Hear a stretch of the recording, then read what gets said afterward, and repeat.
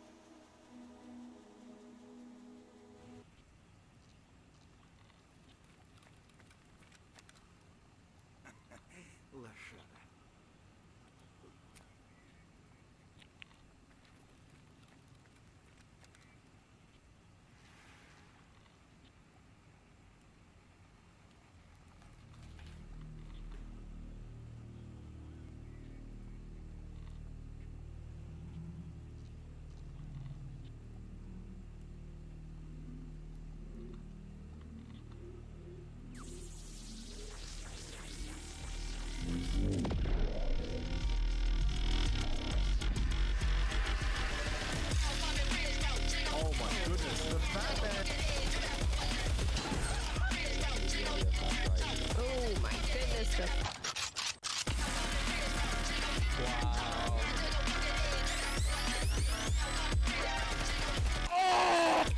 Aiming for the toilet. Let's go, ladies and gentlemen.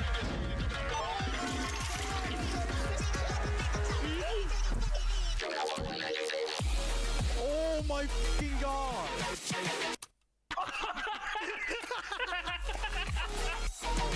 Not like this. Oh my god.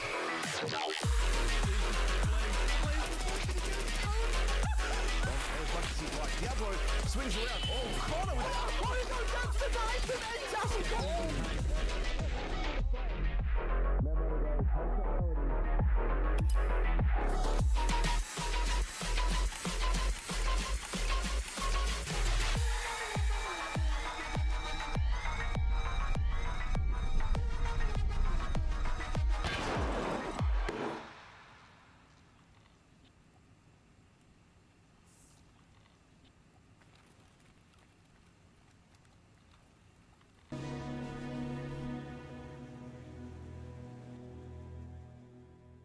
Hello, ladies and gentlemen, and welcome back to the penultimate, the final, the last day for the Hpl EU Season 4. That's right, the league's been rolling for the last 4 days, yesterday for this weekend, and the Saturday and Sunday gone for the one before.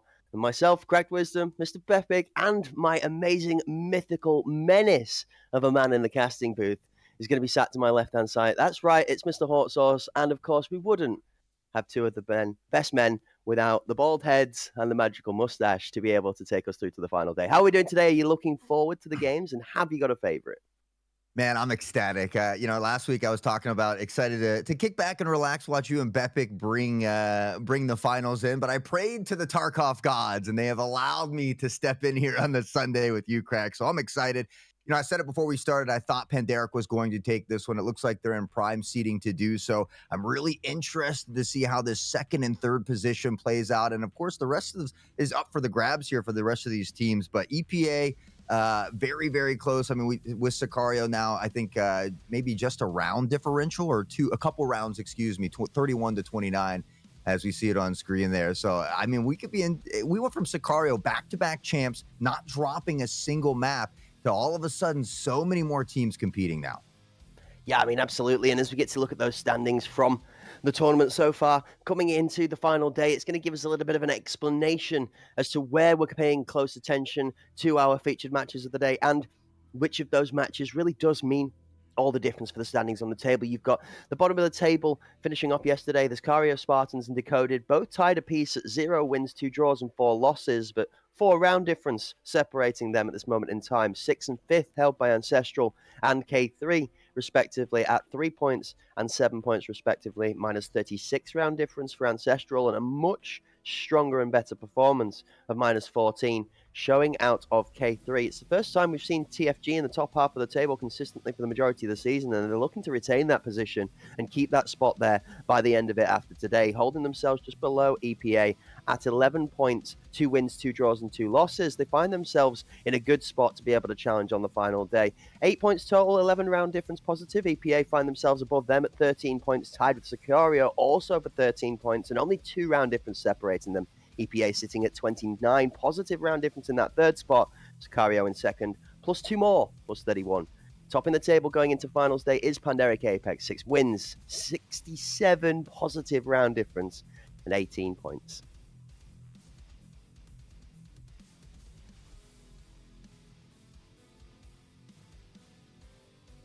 Well, ladies and gentlemen, hold up a second. I think we just need to send out a fishing rod to reconnect our hot. I think we might have lost him a second. Apologies for that, but we're going to carry on talking in the meanwhile. So with the table standing as it does today, let's take a quick look at the schedule for the matches being broadcast for you guys at home. First of all, Sicario Spartans are going to be playing against Decoded live on screen, where we're going to get to see the battle, the clash for the bottom of that table. In addition, Ancestral will be taking on K3 for the second match of the day, and that will battle them out for their position in the table again. Also, pretty much matchups from the bottom of the table. Oh, it is. It literally is. 8th versus 7th, 6th versus 5th, 4th versus 3rd, and second versus first on the final days. You literally have all 4 of the matches you could possibly want for finals day, and everybody's match counts. I'm excited for this one again. Of course, we wrap up the day with Sicario's Pandaric Apex. Not trying. I lost you for a second there, Craig. My internet disconnected, so I apologize. Excited for that final one of the day, because I mean that really kind of decides where EPA might end up as well. I'm sure you probably touched base on this why I dipped off into the nether realm there, but EPA, TFG. I mean, there's so many great games here today. We look at Decoded and Ancestral, how close they are. If K3 can beat Ancestral and Decoded wins, I mean, there's definitely some room to make up some ground here today. But I think Sicario is going to have a huge game against Pandaric Apex if they want to try to topple EPA. It looks like the Pandas have really locked it in. Yeah, absolutely. And we mentioned, like I said, all 4 of these games are going to be stacked exceptionally well for the final days worth of entertainment. Can the Spartans knock Decoded down to the bottom of the table? Can Decoded put it to the Spartans after they put a great game in yesterday, towards the back end of the day, versus EPA to level that one up and show the Decoded squad that they aren't going to be sitting at the bottom of that table by the end of the tournament? They might have been there for a long time, but fighting off of that bottom spot is the goal of the day. Ancestral have played exceptionally well throughout the season. They've impressed us, but they've, I guess, fallen slightly lower on the table than we would have thought, given their performance that they brought to play. So it's on Ancestral to kind of, I guess, resuscitate some of the impressed thoughts we'd had towards their performance and show us that they really are still that dominant, improving workhorse that's got themselves in such a good performance in the ACS and into such a good position Season 4. They've got to do it against K3 as well, who, newcomers, I mean, they broke the curse to make it here. And now that they've gotten themselves over that little hurdle, it does look like they're rather comfortable sitting in the middle of the table, Hawk. Yeah, I mean, they got a couple wins. You take a look at Ancestral, and they haven't quite been able to squeeze out a dub yet. Now, they've had 3 close games that ended in a draw as well. And so we certainly have seen this competition ramp up here in HPL 4, but unfortunately, they just quite haven't been able to get that dub. But the same can be, I mean, you look at Ancestral, Decoded, Sicario, Spartans, all looking for that first dub. And I mean, even if you are kind of near the bottom of that list for that prize pool, you couldn't think of a better way to at least cap off Season 4 to end it with a big dub. That's it, ladies and gentlemen. Before the first match of the day, let's look at your 2 competitors coming in from our Spartans corner. It is your Sicario Spartans, a lineup that we have seen across a couple of different seasons in different iterations. Your Hiding Sheep Propis, Mr. Krabs, Chill Dizzle, Nosebleed Hero, and support from Bran and the other 2 members that are sitting on that sideline there, ready to step up in place of any of the members to step away from the table. In the other corner facing them, Hawk, well, if you're a Spartan and you fight with a blade, a sword, and a shield, then you're going to need a little bit of explosive protection from these adversaries. Yeah, Ashtray, Frost, Duxie's, Wreath, and Agurkus all have been menaces here throughout the regular season. Obviously, maybe not quite going the way that they had hoped for. They've got 4 losses and a couple draws on the board. But again, I mean, these are 2 teams, 7th and 8th position, not many rounds separating, records exactly the same. And so, unfortunately, only one of them can grab a dub here today, but at least one of them is going to get a notch in that win column. Hey, maybe both of them are going to get a notch in the win column. Fair enough. it might just not end up being a win column in the right table we were looking for at the end of the day. Hey, a win's a win. A win's You're a right, win. And you're right. Either way, and they finish it, I'm sure they're both going to chink a glass of beer and sit in the back lawn and laugh about it afterwards. That's the whole point of the competition, folks. I know we get nice and competitive down on finals day, but it's so that we can keep you guys locked into this action and enjoy the entertainment just as much as we do, if not more. So, Hawk, I think it's time. We've talked about the teams, we've talked about the topics, we've talked about the scene, but we've not talked about the scenery. So let's have a look at the maps. Well, Skybridge banned away by Decoded, and Fort is gone as well here from Sicario. So, I think we've seen a ton of Bull in this one, and it doesn't surprise me that we are going to start out the day here on Bull, chosen by Decoded. Yeah, absolutely. I mean, we got the fortune of playing against this Decoded lineup. Like I said, the Outcasts in the from the ASPL side of things had a chance to test ourselves in the qualifiers for this season of HPL versus the likes of Decoded. And I'm going to be honest with you, that map was definitely one of the tougher ones to play. They are an exceptional team that is built different and has got a powerful unit to be able to deliver with when they're all firing on all cylinders. The concept and slight problem they're dealing with at the moment is every other team inside of the league right now is also a powerhouse and is also pretty comfortable. Like, they've been here a little while. So even still on the back foot, Dakota have had, again, a rough season where they're placed lower than we would have expected, but they have performed much better than we have seen before. I'm looking to them to show us that this ball pick they've gone with first, that has done well for them so far this season, is going to be the best foot forward in this first match of the day. The Spartans, again, going to Bay 5 in counter to that. Doesn't surprise us. Definitely one of their better looking maps. And it'd be interesting to see whether we come out of this 1-1 or whether we have a decided winner. Thoughts, Hort, for the future? Do you have a favourite for the grenade? Or are you a man of helmets?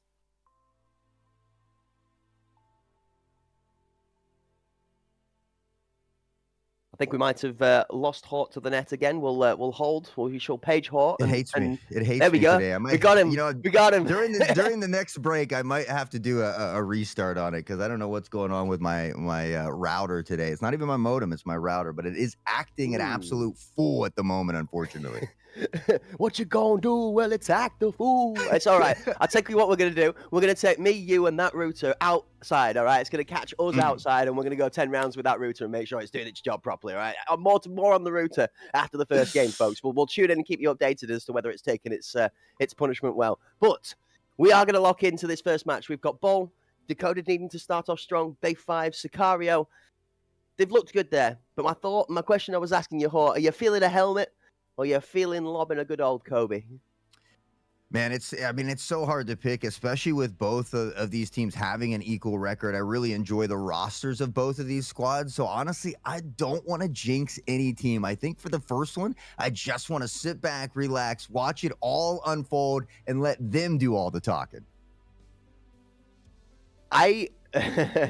Talking's a hot topic. Talking is a hot topic in this game, and we do love a little bit of the banter that's been coming up in the scenes, and there's been quite a few people that have been very impressed with the level of skill which some of these teams have brought to the table. We saw a double kill from the grenade yesterday that went off on hop up from TFG as they were pushing onto a site which had, I think, the majority of the crowd, if not all of them, sat there with their jaws through the floor as the nice cinematic push onto site looked very well executed from the TFG squad that has not seemed to find synergy thus far in the EU seasons. This season looking very good.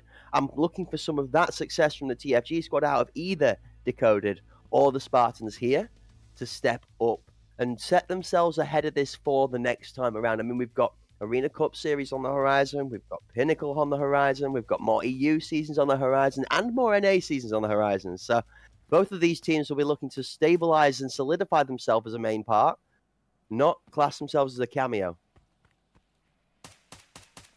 Oh, right into we get almost in Skybridge. Bowl here. Sicario Spartans, Decoded, head-to-head. An early nade that leaves a Gurkus with a little health off the top. Just a slight haircut to start the action. The smoke's in the way, and most likely we will see things slow down until these smokes begin to dissipate here.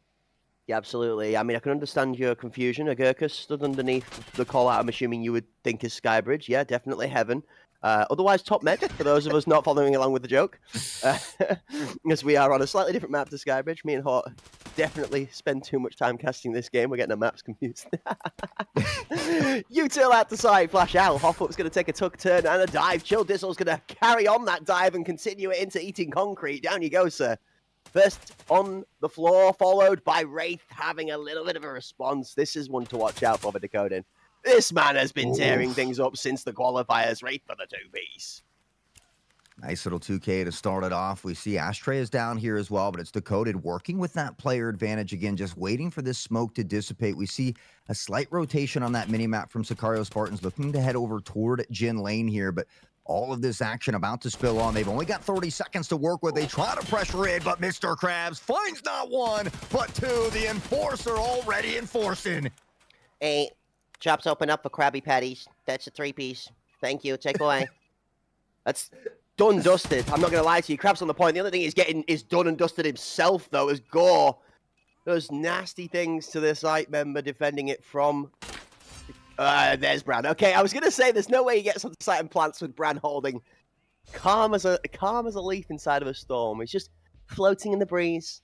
Gonna let him collect that bomb. Nothing too complicated and just close the round out. Spartan's a good start, 1-0 actually, and a great round nonetheless. We're back and forth already, Hot.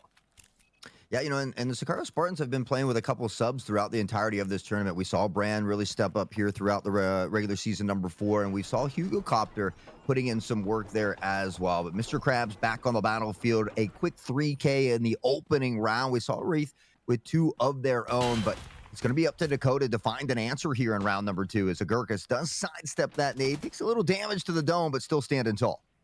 Yeah, and it's not like Chill Dizzle is a sub as a whole, but Chill has been playing on and off in place of some of these people, giving them a chance to step up and play as well. So, not a member that ever shows a lack of consistency, Chill Dizzle, either. Nice to see he's able to step on and off the pitch when asked to do so and still be able to put out a similar level of performance. The whole team for the Spartans is a team of people that are built exceptionally well for the competitive style of this game.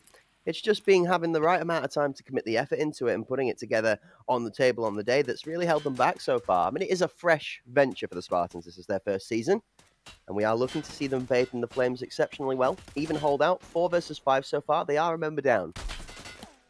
Oh, Ashtray. Nice picker under Mr. Krabs, though, and now they continue to answer back as they look to pressure toward the A site. They've got one lingering over toward B as well. Maybe that's Gorgeous trying to hold that flank, see if anything's coming in. Shots ringing out through the smoke. Dangerously close, but nothing hits the mark yet. Sicario Spartans member on that A site is going to consider himself a public speaker. He's going to have to speak real loud if he's going to keep himself safe on that site. He's managed 2 of the 5 that are trying to push through curtains. 4 of them down low. Ashtray Pot still trying to watch over the chaos from top med. Instead, he's going to watch his members fall over. 2 down. Nosebleed on site will not go quietly. Back to a 3v3 we go. Things slowing down once more. Sheep on the peak. The run across the pre-fire, but it doesn't connect. Denny baits it out and somehow finds Sheep. Decoded looking to take their first round and tie things up. That's a Gurkus with a good follow-up, and that Nosebleed that was the hero for the time being is now no longer. Nosebleed deceased. Top med also. Ashtray is going to find himself being flattened. Bran. Done an exceptional job this season as Bran. Impressed me personally, and I think quite a lot of other people as well for how well they've played. We know the Spartans are a good squad, but Bran is a very new member to this team and the scene as a whole. He's doing a great job of showing up and showing out legs, toes. He almost completes the nursery rhyme for it as he nearly finds a Gurkha's head on the back of it. Oh, close.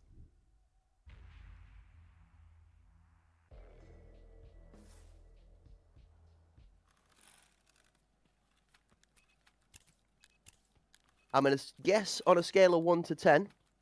We're currently missing Hort. So we're gonna hang on for the moment in time being. Folks, let's say the prayer. We'll wish Hort on his way as he goes and gets his internet connection duffed up. Meanwhile, we shall fly solo for the time being. Don't stress. We shall try and keep it as entertaining as possible. And our dear Hort shall return to us shortly. Bit of a change up now I've decoded. You see the one member not going with the bomb, actually moving over towards this B side to try and put some pressure down. There's an early pick. Ashtray Pot trying to change this game back into their favor a little bit more. A couple of members from Decoded stepping up as I'm getting information in my ear that Ashtray, not just leveling his opponent, he's taking it to the next level. Beautiful little wall bang through. Shark to pick that first blood up. Shots out towards Generator and not going to find a home. Ashtray still just probing and poking his way through. This site member is tucked so deep. Top med doesn't see him. Nosebleed now. Krabs reveals himself. 2 for Nosebleed. Krabs goes down, but Nose has got the trade.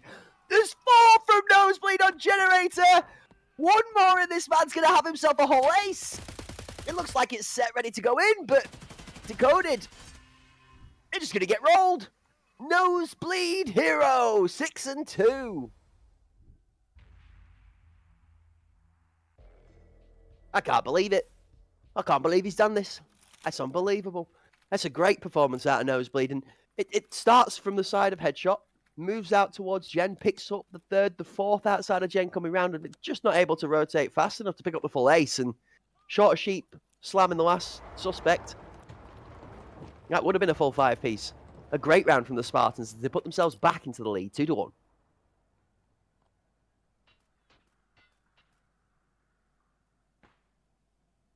You're going to hang on, chat. If you've got a drum roll on your keyboard or on your side of your desk, just tap away. Because that grenade is going to be launched soon. A little bit of dancing.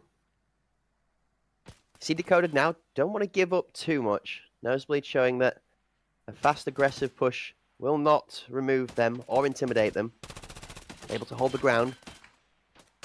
Now Decoded need to try and find a pick. Try and leverage an advantage before they go onto site. Flash goes out to hop up. Childizzle just trying to tuck as best he can to avoid that utility.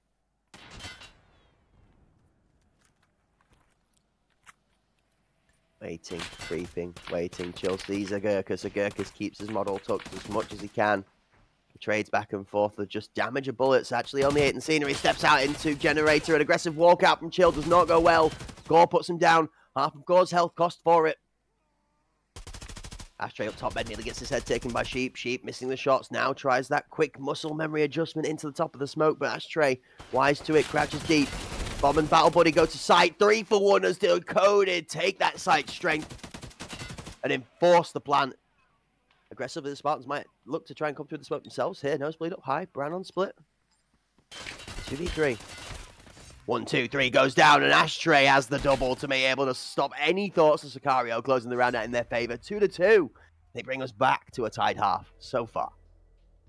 All right. Hopefully we got these problems all ironed out here. I'm glad I only missed a round or two, but it's great to come back and see that these two teams are still tied up at the bottom of the list, fighting for their first dub on the day. And I'm sure neither of them want a draw, but both of them wanting to take this in 2-0 fashion. And I'm excited we get it such a close banger to start off our final day here. I said, chat, say it with me. Hawks back. Hooray! Okay, fun for the day gun. We are back on into it. Sorry, I left it in the top box. The bomb's rolling its way on over towards the A site. The Decoded squad have done a much better job in the 4th round. The 3rd round was a bit of a rollover. Hawk. Nosebleed found himself a 4-piece. In the 4th round, Decoded took their time and didn't pressure too hard. They played smarter about it, and when they moved onto site, their trades were better. This time, Sheep's got an opening first blood without a response. We see Denny slowly creeping forward here. Shots ring out the nade. Looking to pressure on here as well. Won't quite find a home just yet. Sicario Spartans playing back here a little bit. They've got one tucked on towards site.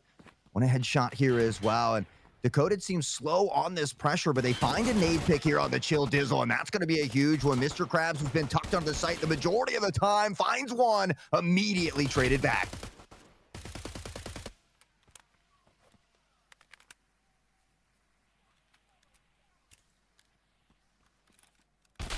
You're not wrong. The plaid stripes in the kill feed, and we're seeing both of the members' bodies bleeds as both sets of teams with the people drop to the floor. I've got 2.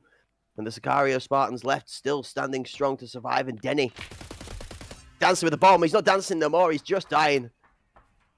Somebody tell Nosebleed this is the first game of the day.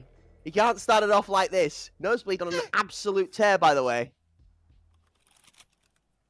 Yeah, I mean, 9 kills already through 5 rounds, almost into the double digits. Ashtray not too far behind on the other side here with 7 as well. So a bit of back and forth here. I feel like that's been the theme of HPL number 4, though. I mean, we've had so many close games throughout both weekends here. And, well, looking to wrap it up, Sicario, they've got the lead here for the moment. But can they hold on to it? I think that's the big question.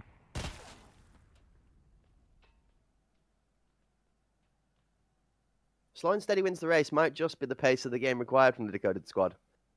It does seem like every time they try and get a bit swifty with it, just a bit speedy with it, that the Sicario Spartans are ready. They're waiting and they're more than prepared for an aggressive push in. We know Decoded likes to play this aggression. Gore, a member that likes to be on the front foot. This is the kind of power that we see, though. Childizzle steps up from Generator after a really deep tower play timing. Comes out for 2 for 3. The Decoded squad are ready for the response, and the member on site's also left with too many numbers still in his face, and Decoded with this tempered approach. I mean, they're going to lose to Ashtray with unfortunate timing. Sheep almost converts into the second as the transfer to Curtain's pretty good too. Keep them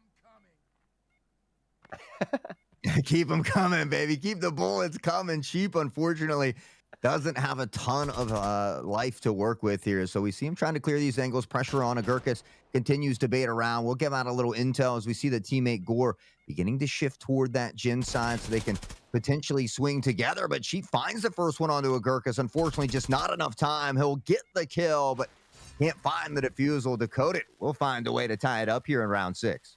Smart positioning from Sheep. I know he didn't win the round there, but for players that are looking to improve their game, I want to look at how he played that very, very wisely. I know that the two members from the defending side are going to continually try and kite that audio, but to give himself a better chance of being able to see the edge of the model whilst he was being kited on site, notice that Nosebleed was stepping back, further away from the fight to cut the angle so that it was less distance he would need to cover to reveal either side of the site. He's stepping away from the sight pillar to cut that cone down. There was less distance required to maybe see the guy and being able to juggle. So always proactively thinking in the micro, trying to give themselves a chance to be able to get shots down against the opponent. Well, a nade over the top here. Followed by another one, an actual nade this time. No, it was a flash rather. Reese stepping forward. Denny finds Nosebleed, crabs onto a Gurkus. And again, we're going to say plaid stripes, I think, all day. Back and forth these two teams go as Chill Dizzle will find Denny. He's not done there. He gets a second before Ashtray will eventually extinguish that flame, but a plethora of kills in a matter of moments. This is an interesting smoke. Gen smoke up for a retake. Two-man. Battle buddy system. Going to walk straight towards... Ooh, it's not even great either. It's slightly boofed. This is a tough one. Ashtray is in the best spot possible here. The only thing the Spartans could hope for is to boost Gen and pick him up. Or Bran. Or Bran. Or Bran. Okay, Sheep gets the trade. But Wraith is there on site. I actually... Do you know what? I had it... Bran's played so well this season. I had faith that he was going to get that there. Really did. It was close. It was close. But back and forth again we go. And this time it's Decoded who has solidified a minimum of a tied half. Can they find this final round to make it a winning half here? It was Sicario Spartans who started off on the right foot here. But Decoded, again, doing a great job of keeping it close in striking distance. And now they find themselves in the lead at the moment.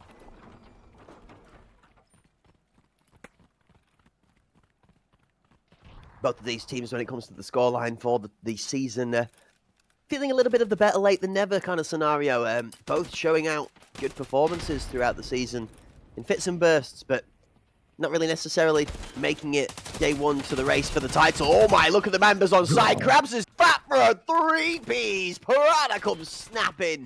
It's sharks in the water. That's a triple Krabby Patty right there. My man is hungry and looking to eat. 9 on the board after that beautiful triple, and all of that momentum that Decoded was beginning to build, I think immediately shut down here by Mr. Krabs. We see Gore and Ashtray drastically slowing down this push. They've got to find a way to get a couple picks before they even consider putting a plant down here. It's not the first time that Mr. Krabs has got himself a three-piece today either. I mean, it's a Wraith, a Gurkus, and Denny patty with a bit of lettuce, a nice red onion and tomato ring to go on top, and the sauce of your choosing. And the only thing you're going to be doing is relishing that as you scoff it down. Shots from top meta paused over as one of the two we're going to get the damage down. Ashtray does get the cross. Nosebleed's going to go down as well. Ashtray got the second. The kill feed was slightly delayed on that, but that's back-to-back. Bomb going to the nose. Does he find it? Runs down. Ashtray's making the round all in his own favor. Gore's got the response to cover off the flank rotation as well. Look at the teamwork. Look at the plays. Let me just go ahead and pick my jaw up off the floor. Sheep's going to find Gore, and it was up to Sheep last time, who almost had the clutch, but just didn't quite have enough time. So Decoded will look to pressure over here and see if they can find this plant. They will eventually get this device down with about 10 seconds to spare. 50 more on the clock. Sheep tries to find that shot over the top of the bag there, but Ashtray just able to dip out. We'll put a couple shots through the wall. Certainly has a little bit of the health advantage here, but Sheep capable of finding the clutch. Honestly disappointed in Ashtray.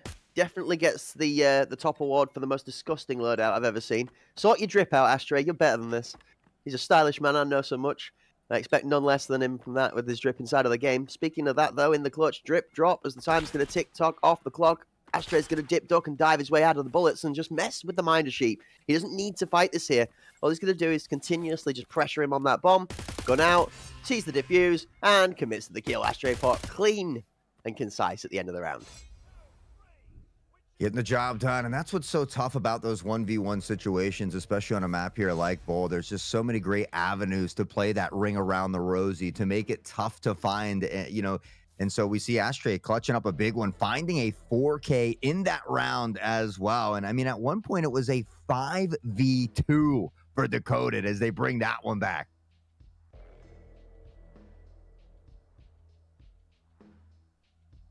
Thoughts for the half?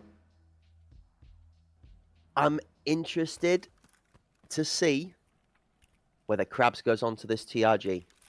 We've seen the shotgun on site from the defending side, and he's played exceptionally well with it. Nosebleed looks like he's on form. Bran, Sheep, and Childizzle are all playing up to the standard we expect from them. They're able to pull their weight. Krabs right now is the deciding factor that's helping these Spartans keep up round for round with Decoded. I'd love to see them keep him on a weapon where he can be forward-thinking.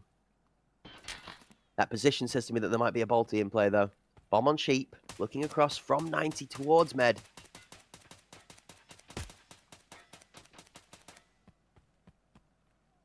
We can hear the pre-fire shots ringing out. Nothing will find its mark here is Ashtray. Looking for a bit of intel here as well. Gurkus just tucked onto site here, and Dakota does have two toward the B site with one in the lane this time as well. There's not as much presence around A that we typically see here from these teams on defense. So maybe an opportunity for Sicario Spartans to work forward. It'd be nice if they had a nade in their pocket here to clear out this close angle on site. A little bit of a boost going on here over the ambulance. Try and gain some information towards that A site. Spot out headshot, spot out hop up. Get a rough idea as to where this member on site is himself.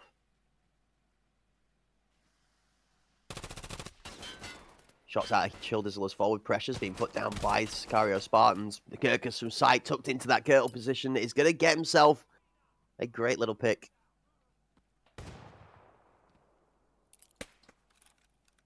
Will Sheep find it? Nade comes out.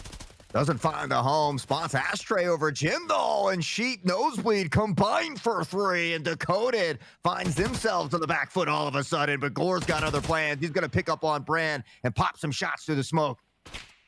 Nosebleed just trying to play with his mind with the audio behind the smoke as well, just running about back and forth, jumps up onto the headshot box. Okay, nearly gets himself taken out from headshot. Gore versus sight. Nosebleed just playing with the ammo. Denny coming in on the flank. This is the teamwork that Dakota need to use together to back each other up. Gore does pick Nosebleed. Krabs is on the TRG, but does find the flank in Denny. Shots from Gore are great. 1v2. Oh! Sheep's been big here again. I mean, throughout both weekends, but a couple of nice clutch plays, even the one they didn't win, finding all of those kills. He'll find the clutch here, though. An inch just a little bit closer. Dakota now only up by 1. Ashtray, 14 kills on the board. Nosebleed into double digits as well. Sheep, Mr. Krabs not far behind. So everybody filling that role nicely so far. And I think that's why we see it's such a close banger here.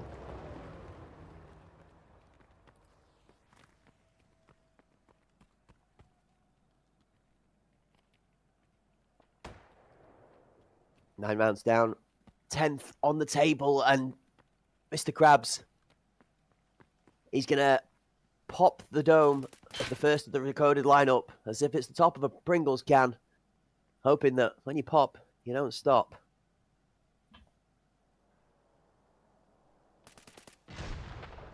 Oof. Denny, find it, Mr. Krabs over here. Nice headshot to open it up.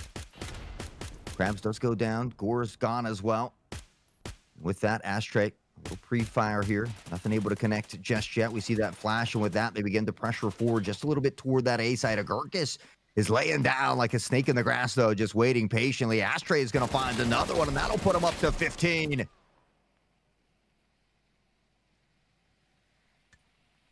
Childizzle has the response. He's also looking for this member pushing up Jen. I thought that he was going to find a shot through that there. Ashtray's going to take out Nosebleed with the grenade on the other side of the site, though. Childizzle is creeping through this smoke. Just looking to find Wraith whilst he's not aware. Wraith's going to do a duck, dive and dodge into the aggression of Chill. Timing a little fortunate there. Childizzle.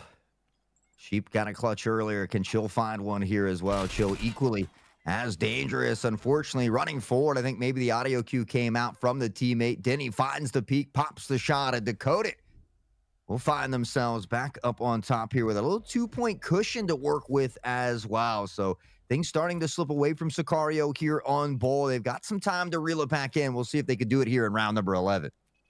It's at the right point as well, isn't it? We look at it when you're moving that scoreline to a position to get that all-important 7th round. Start to put the pressure on, threaten that map point, and then look out for the conversion of that threat into pressure to be on that point. Put yourself one away from success. Good map from both sides so far. But Decoded have put themselves in an advantageous position to close this one out. Only the first map or two between these two teams as well. So this is to set the tempo going into the second map. As it could even come down to the nitty-gritty in this. If one team aside takes map each, we're going to need to work out round difference. Just a lot of guns singing at the moment.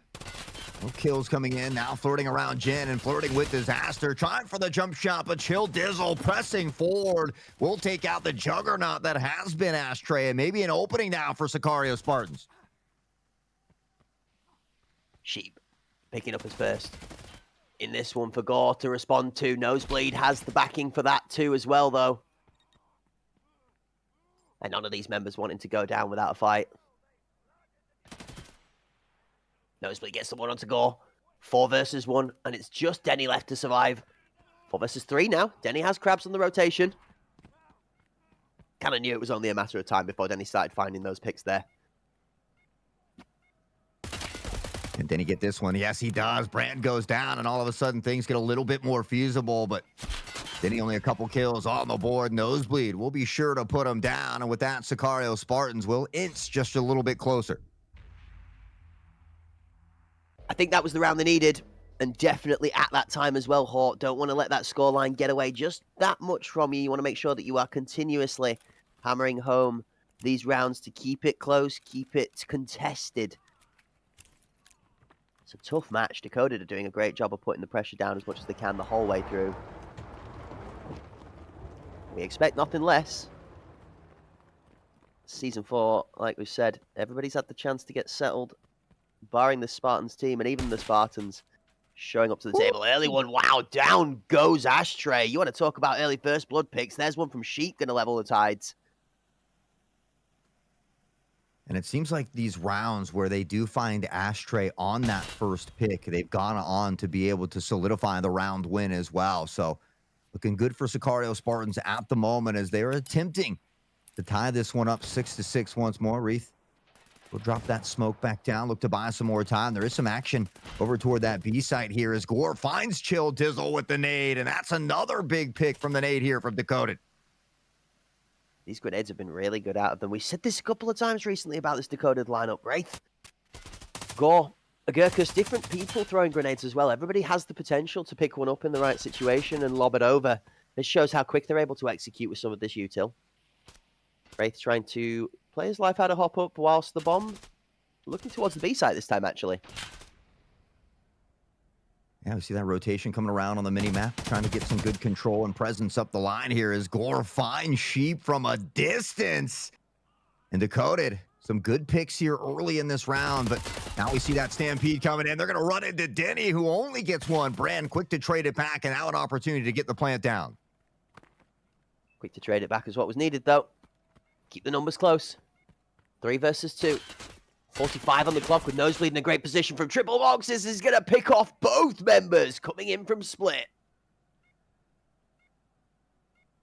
Well, Gore all alone yet again. Sicario Spartans have a real opportunity to tie this one up, and timing almost doesn't play out in their favor. Brand's going to dodge a bullet literally here as Gore begins to shift forward just a bit. Brand holding the angle.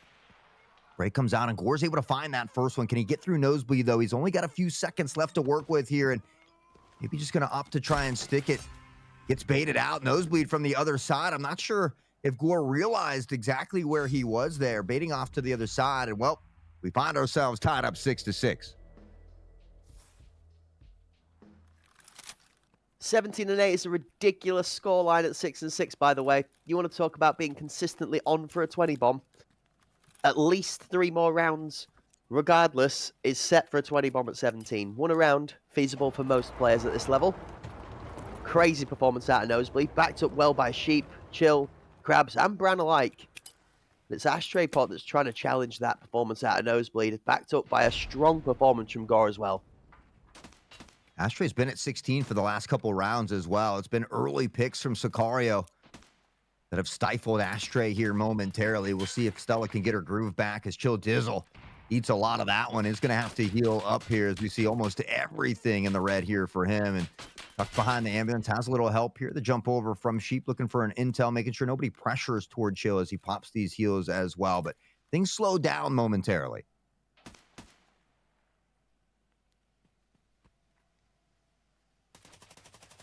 Of a symphony of action popping off around the arena as we hear Wraith. AK-12 just rattling some of the 7M40 towards one of the adversaries. Bran going to pay the price with the life.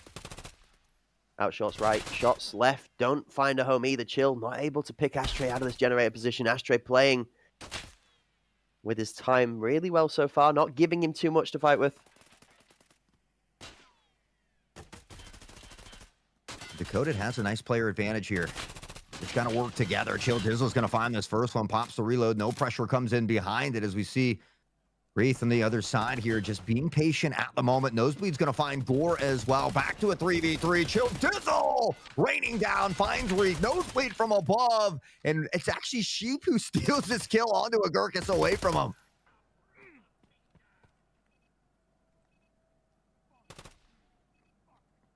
$15 seconds left on the clock. This one's pretty much done for.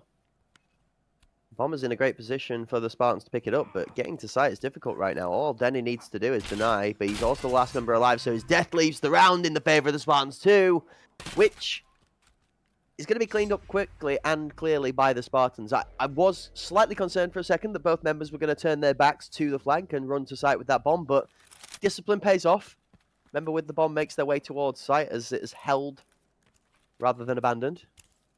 Spartans take the lead by 1. Can they put the second in a row here, Hawk? We're looking for that conversation we have a lot. Consistency. Back-to-back rounds. Yeah, you know, I don't even know if they had the time to get that plant down in that previous round, if maybe they just kind of hung back there and let that time expire, but always easier said than done when we're sitting up here in the booth. Sicario, they've gathered that lead once more and an opportunity to go to match point with a couple chances to close it out for Decoded. A very important round in front of him, one that isn't necessarily a must-win, but you feel like could be a strong case for them to power forward and maybe opt to change that momentum around a bit. If I'm a Gurkus right now, I'm feeling very scared for my life. One of the most dangerous places to be stood for grenades. We actually saw a kill hit the feed. It's Denny taking out Bran with the weapon, though. Catching me a little bit off. Grenade timing has still not come through yet. Chill does not realize that one is close. Gurkus gets a pick actually back. It's not Chill that picks up the member from sight. Krabs has got the one on the nose. What a shot. Krabs has been a little silent, I feel like, in this second half. Had much more success on the Enforcer class in that first half, but you see a big snipe come in when it matters most here, and he has an idea. Wraith is over here on the other side. We now see him begin to backpedal just a bit here, and the device still lingering outside of A at the moment. So you can tell that Krabs has been tasked with the job of watching the flank, not trying to overcook it too much. The generator player is putting down a great amount of pressure. That nade on site is top tier godness. Look at that. Drop it like it's hot is an understatement. Both members down. Bomb not planted either. And 10 on the clock. Krabs is going to have to sprint just to make it.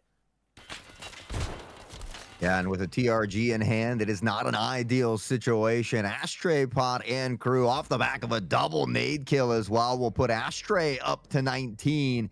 Has now passed Nosebleed at sitting at 18. And well, once again, our teams are all tied up. We've been blessed with some overtimes throughout these first couple weekends. And I mean, I would not complain here as an opener on day 5, our final day to wrap it up. Maybe a potential overtime on the cards. I actually felt a little bit of the mask reference you like to come up for once in a while at the back end of that round. You can almost see Ashtray in your mind turn away from the explosion, looking back towards the map as he strolls off into the sunset. Somebody stop me! Yes. Well, Denny opening up on the Sheep here, looking to slow down Sicario a little bit, but Ashtray almost to 20. Denny's going to find a second on the Nosebleed, who's kind of been that shining star. And now your 2 top fraggers from Sicario Spartans are sleeping in the dirt.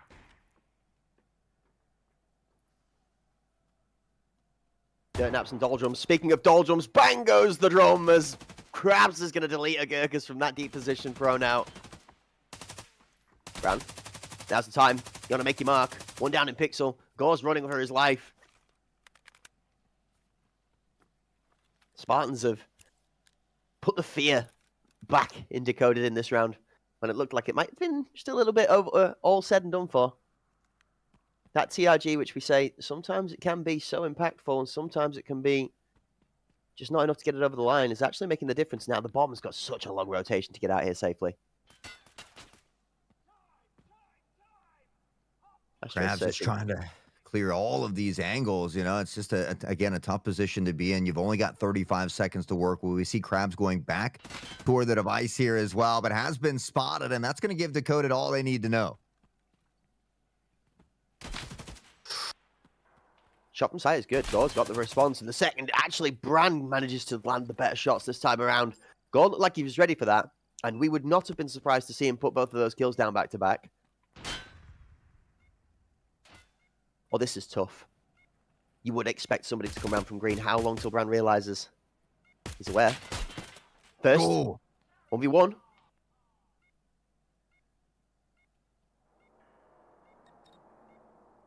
Go on, Wraith, do it. Like a pro. No, he's off.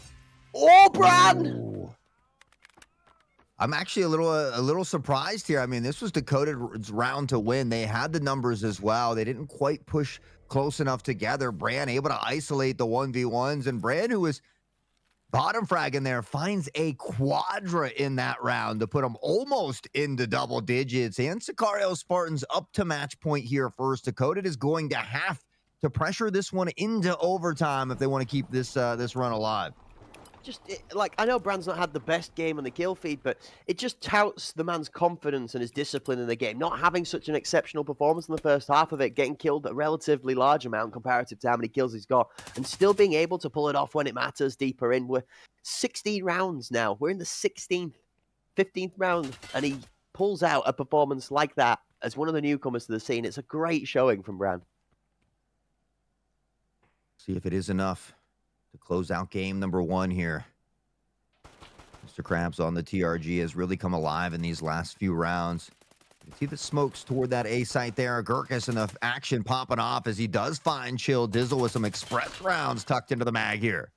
The walkout. Well, Gurkus has been touting this express round build instead of different ammunition. He prefers the express. You might be surprised to see it's a full mag of it, but Nosebleed's actually going to get the hands out of the pockets and onto the weapon in time. Shots back from Ashtray. What is that?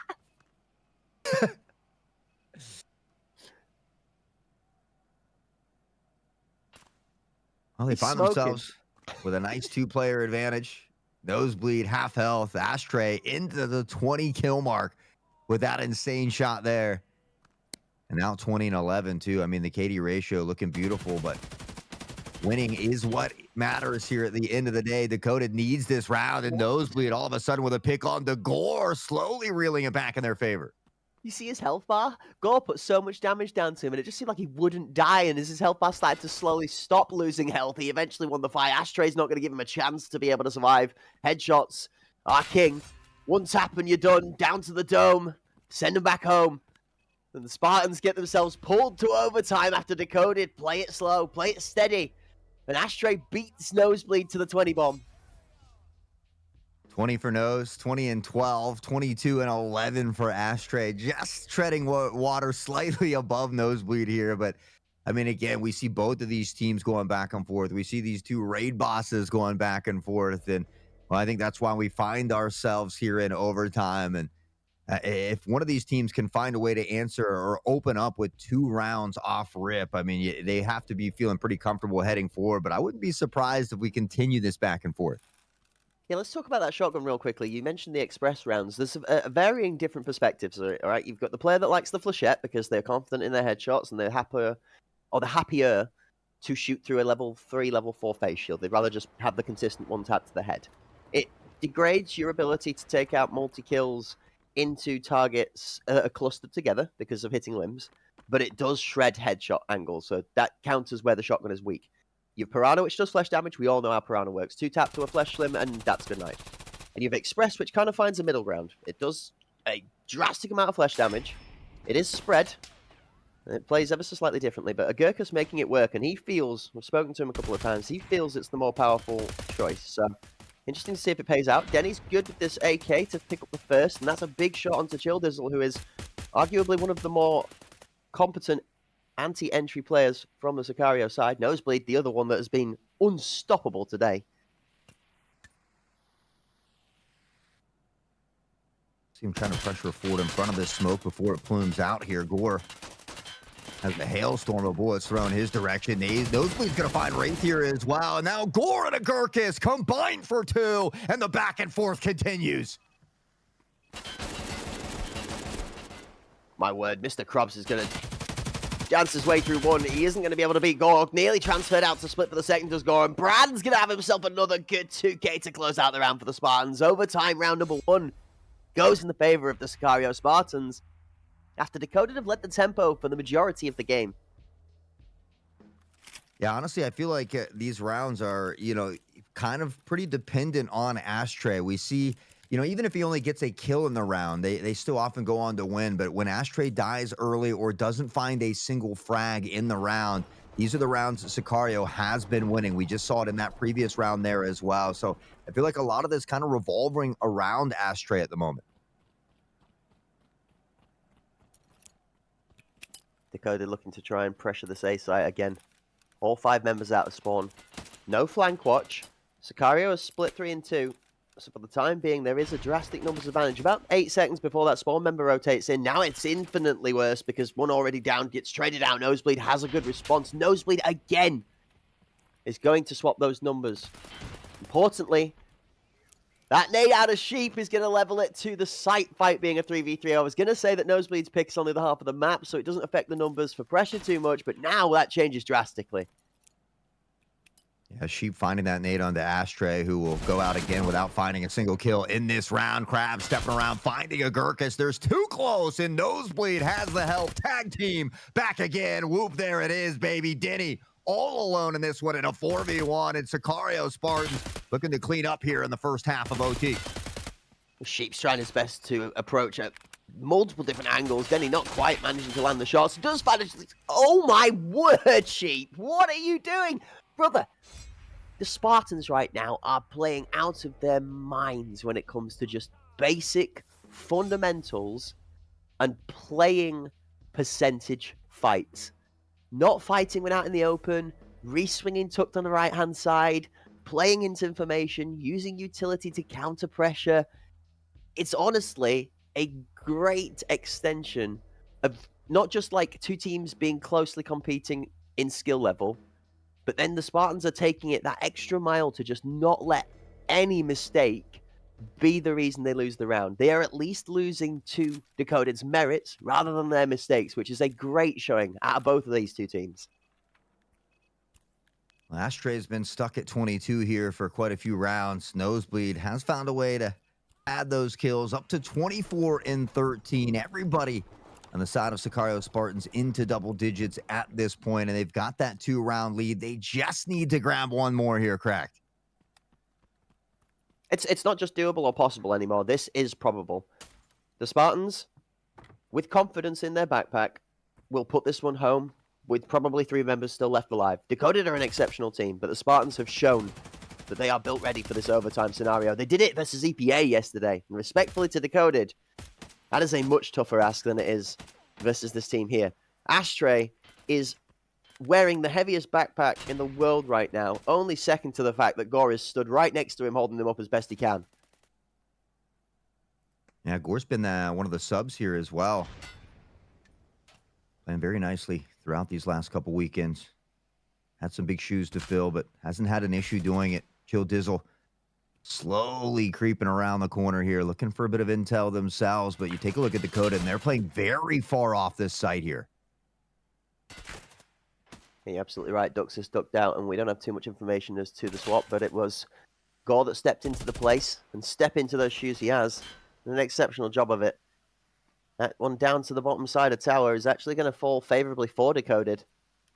And they've got to get 2 of these rounds together to be able to extend overtime. It's not just 1 round worth of trouble.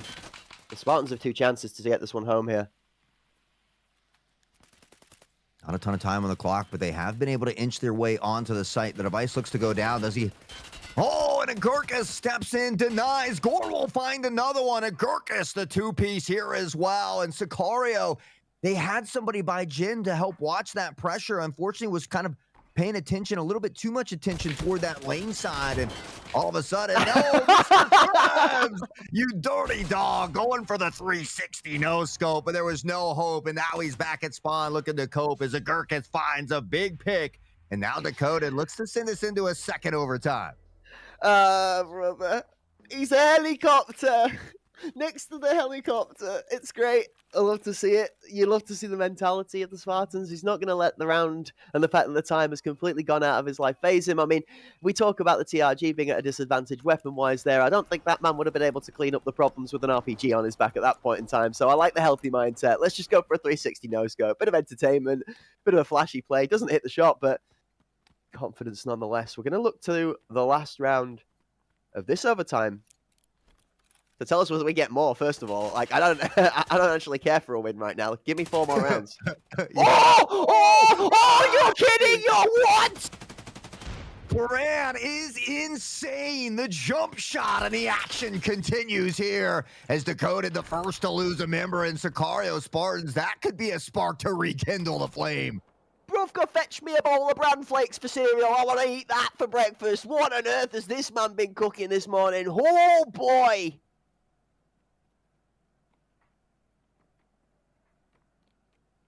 And then they tease us as everything slows down. My heart's pounding out of my chest with excitement after that shot. And then the ebb and flow of Tarkov Arena. We see the subtleness as everything slows down. We hear some ambient sounds before the beautiful chaos ensues once more. But all this pressure mounting. Gore the B-side. Gore the jump. And he finds one. Bran and Chill combined for 2 as Sicario looks to get the plant down. Oh my God, just before the Flash was seeing stars, then he was seeing skulls, and then he saw the sadness of the death and the darkness creeping in. Wraith is going to claim himself one from Chill. This is Ashtray trying to save the day, but Sheep and Crabs combine.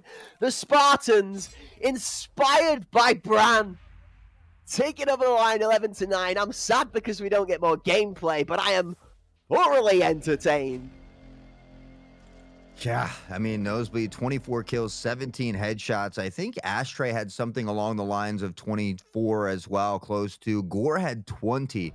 So, I mean, 40-plus kills between the two members, but at the end of the day, not enough to get the job done. That nasty jump shot from Bran kind of propelling them forward here in this final round. And Sicario Spartans take bowl 11-9. Again, neither of these teams have a notch in that win column. If Dakota can find a way to win Bay 5, I mean, that drought will continue for both of these teams. I don't know what to say. I don't know what to say. It's you made the point. 4-9. Okay, 4-9 is a scoreline that you would consider that an underperformance. All right, Stripey, being the great sportsman that he was, had a good laugh with us about meeting 0-12-4. Which, you know, as much as a lovely guy as he is not the greatest to score and to go out of the match with as well. And we had a good laugh about that yesterday. He had a rough game too. You have a rough game, but we've talked about this yesterday with Mr. Bepic as well. It's what makes a great player. On your rough day, when you're not having everything go your favor, finding that extra mile, being able to be 1 kill for 1 death, worth your person, and stay relevant is a very tough thing to do at this level of the competition. Tip the hat to Bran.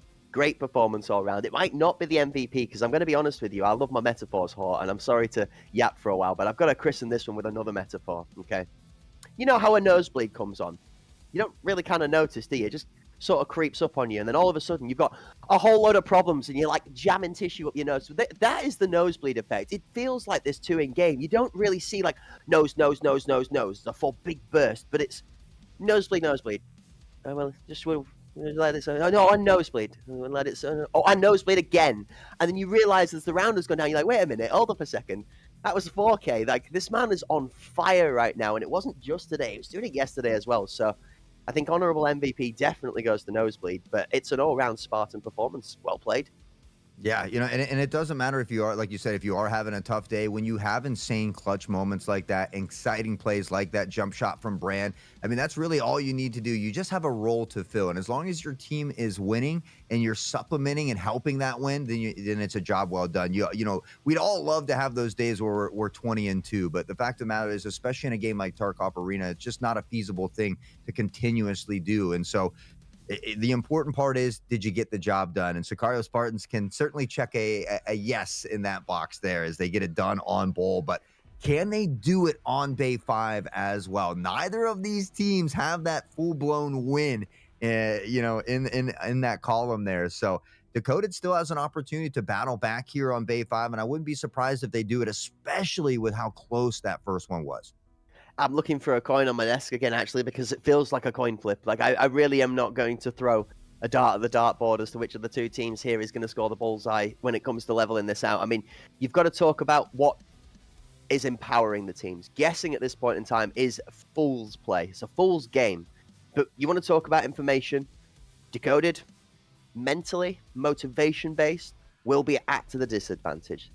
Just had a loss, tough one, and respectfully so, a little bit of flair and a slight little bit of Salt Bay on the top as well from Sicario, as how Brand dished out the back end of that. And even Krabs' 360 Hugo Copter impression off the top med is not going to, that's definitely not going to put a smile on the Decoded face. It will probably make the Spartans laugh, but that's probably going to get Decoded more riled up, ready to come back to it. You talk to the flip side, poke the bear, you anger the beast. And here comes the flame. And we know Decoded, with that grenade symbol for their icon, I mean, they're built to bring heat. The 5 players are all exceptional. Astray beat Nosebleed to the 20 bomb. Yeah. Can Decoded beat the Spartans to the 3 points by denying them it and splitting them one apiece? And the question is now, Hort, I'm wondering if Production has that beginning of the day table for us so we can give the folks at home the round difference picture. Because we've got to think about this now, right? 11-9. It's +2 round difference for the Spartans, which means it's -2 round difference for Decoded. So right now, Decoded will be at -44, and Sicario Spartans will be at -44. You see? You see where we're at right now? Whoever wins this game's going to win, baby. It's a dead game, brother. It is literally a dead game. It doesn't matter about rounds. Winning is winning. Whoever takes it takes the spot. Decoded can cope with a draw because they forced it so far to overtime. Well, I don't know. I hope everybody's having half as much fun as I'm having up here. I've been like a little schoolgirl full of giggles here today as we've had a ton of fun, and Philbo is going to keep that going for me because we've got an arena standard key to give away. Reminder, as much as we love our friends over at Battle State Games, you do have to be in that Hunt Premier channel, !mustache, if you want to get in the giveaway to win an EFT standard arena key. And you got plenty time to do it as we take another wonderful look at all the amazing highlights from our first game. Yeah, absolutely. If you want to be the next player to be featured in one of these amazing highlights, then get yourself inside of that hot prize line giveaway. That's right, ! Just like the mythical man himself, Mustache, to get yourself your hands on the prize. Love to see it. And speaking of love to see it, gonna be honest with you, Hot, our kill feed at Hunt Premier this week has been fashionable as anything, hasn't it? The plaid stripes in the kill feed have just been laying tartan all over the place. It's been beautiful to watch, and the destruction from both sides in this match was a delight to feast their eyes on. We got disciplined plays, we got good clutches, we've got some great crosshair placement, a nice snap from Sheep backed up by Nose, and then this from Agurkus. You've got a feel for him. Like, he's playing as tucked in as he possibly can, but Nosebleed not only gets one, but without backing out of the peak, gets a second, and it's there for the team to convert on. Yeah, I mean, honestly, I hope you don't enjoy breathing or talking about other things because they don't really give you much time to do either here in these games. I mean, it has just been go, go, go, kill, kill, kill, and a ton of deaths in that kill feed. So, I mean, we take a look at it again. Gore finding some big plays, who is not too far behind Ashtray, 16-12 for them already through these first 11 rounds. And I mean, you look at the other side, Nosebleed just slowly creeping up on them there, as you talked about earlier, making that reference. But honestly, a phenomenal showing here by both teams. Both of them should hold their heads high after this first game. But, man, Decoded going to need to find a way to bounce back here on Day 5. Yeah, good shot there out, Mr. Krabs. Saw a little bit of action from the TRG. That one dangerously close to the top of Astray's head. This is a nice shot. Not sure about the variables in there. I think I'd have liked to have just quick scoped into that one, but preference to do each of the player. Can't blame the tools. Got to hit the headshot. The body hit the kill feed nonetheless. This was disgusting. That's just filth. I mean, Brand really came alive in the second half here, and then in overtime, we talk about that jump shot. I mean, just chef's kiss, as we like to say here. Gurkus finding a nice pick there. I mean, bringing it back to a 10-9, almost closing it up, and that shot from Brand deserves to be on a highlight reel somewhere. The man is a monster. Eating them all up for breakfast. You'd almost be forgiven for thinking he had piranha in his bullets, but the way that it was snapping for those heads. An exceptional set of games from both Decoded and Sicario throughout their season so far leads us into a first map barn burner set up for a great finale to close out their seasons, which we're going to be coming to very shortly. Yeah, you know, I'm excited for it. Again, both of these teams right there, 7th and 8th. One of them is going to go on top after this match. But with that being said, I think we need to take a quick moment to get these players loaded back into the lobbies. Oh, I thought maybe you had something for me there, but I just wanted to check. So, guys, stretch those legs, but I assure you, you don't want to go too far. We might have another overtime on the cards, but for sure, when we come back, we've got more Tarkov Arena action.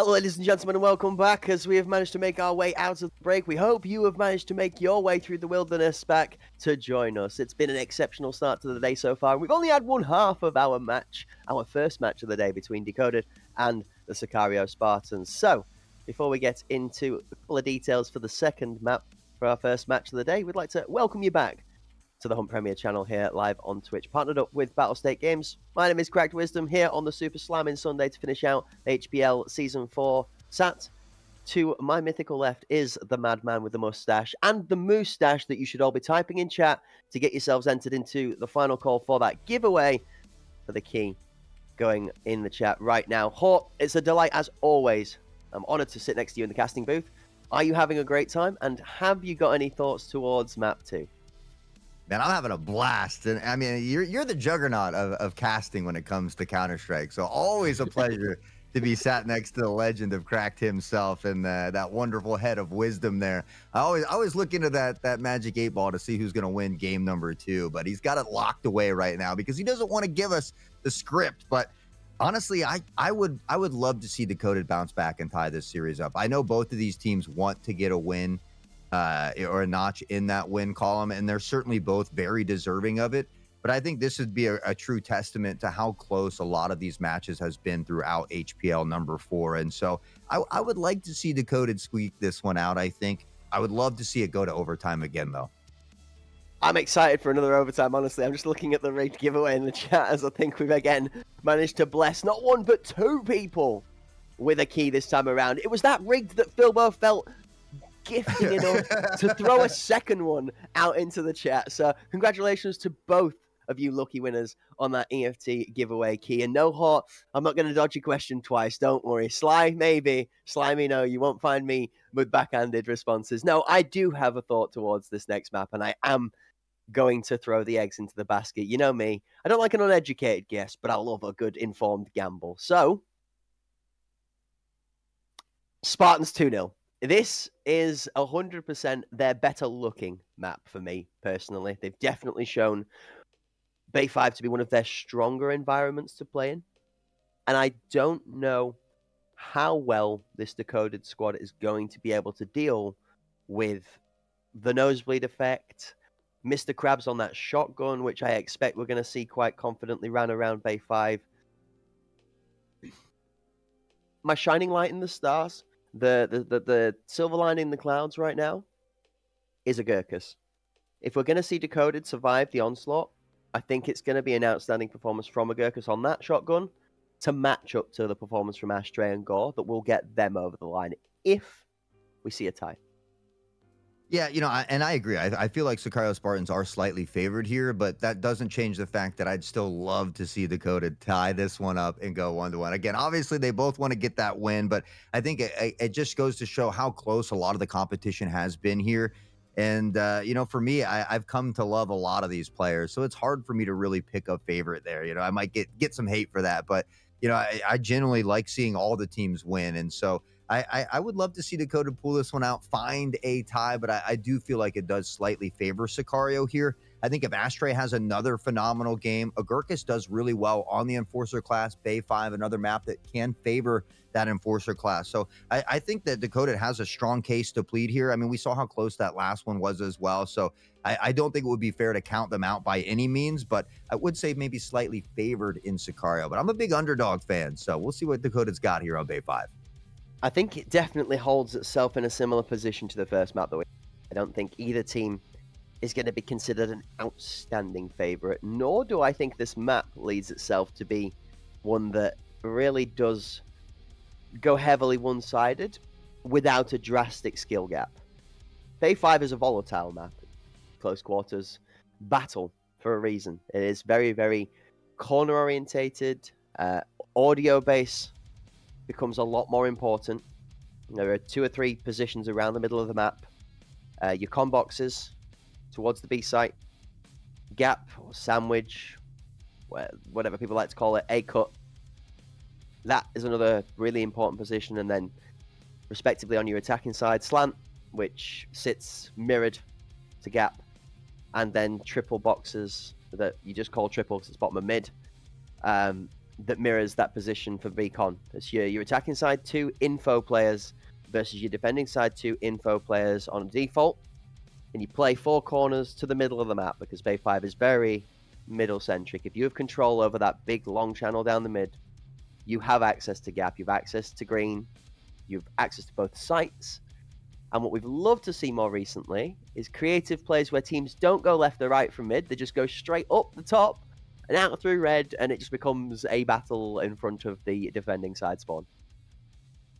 Honestly, I think I just want to see Wraith step it up just a little bit. Wraith has been a force to be reckoned with here throughout both weekends. But here in game 1, we saw Wraith did struggle just a little bit. I think ended up 8-17 there. So I think if we can get just a little bit more from Wraith, Dakota certainly could take this game away, especially if Ashtray and Gore continue the onslaught that they've been having.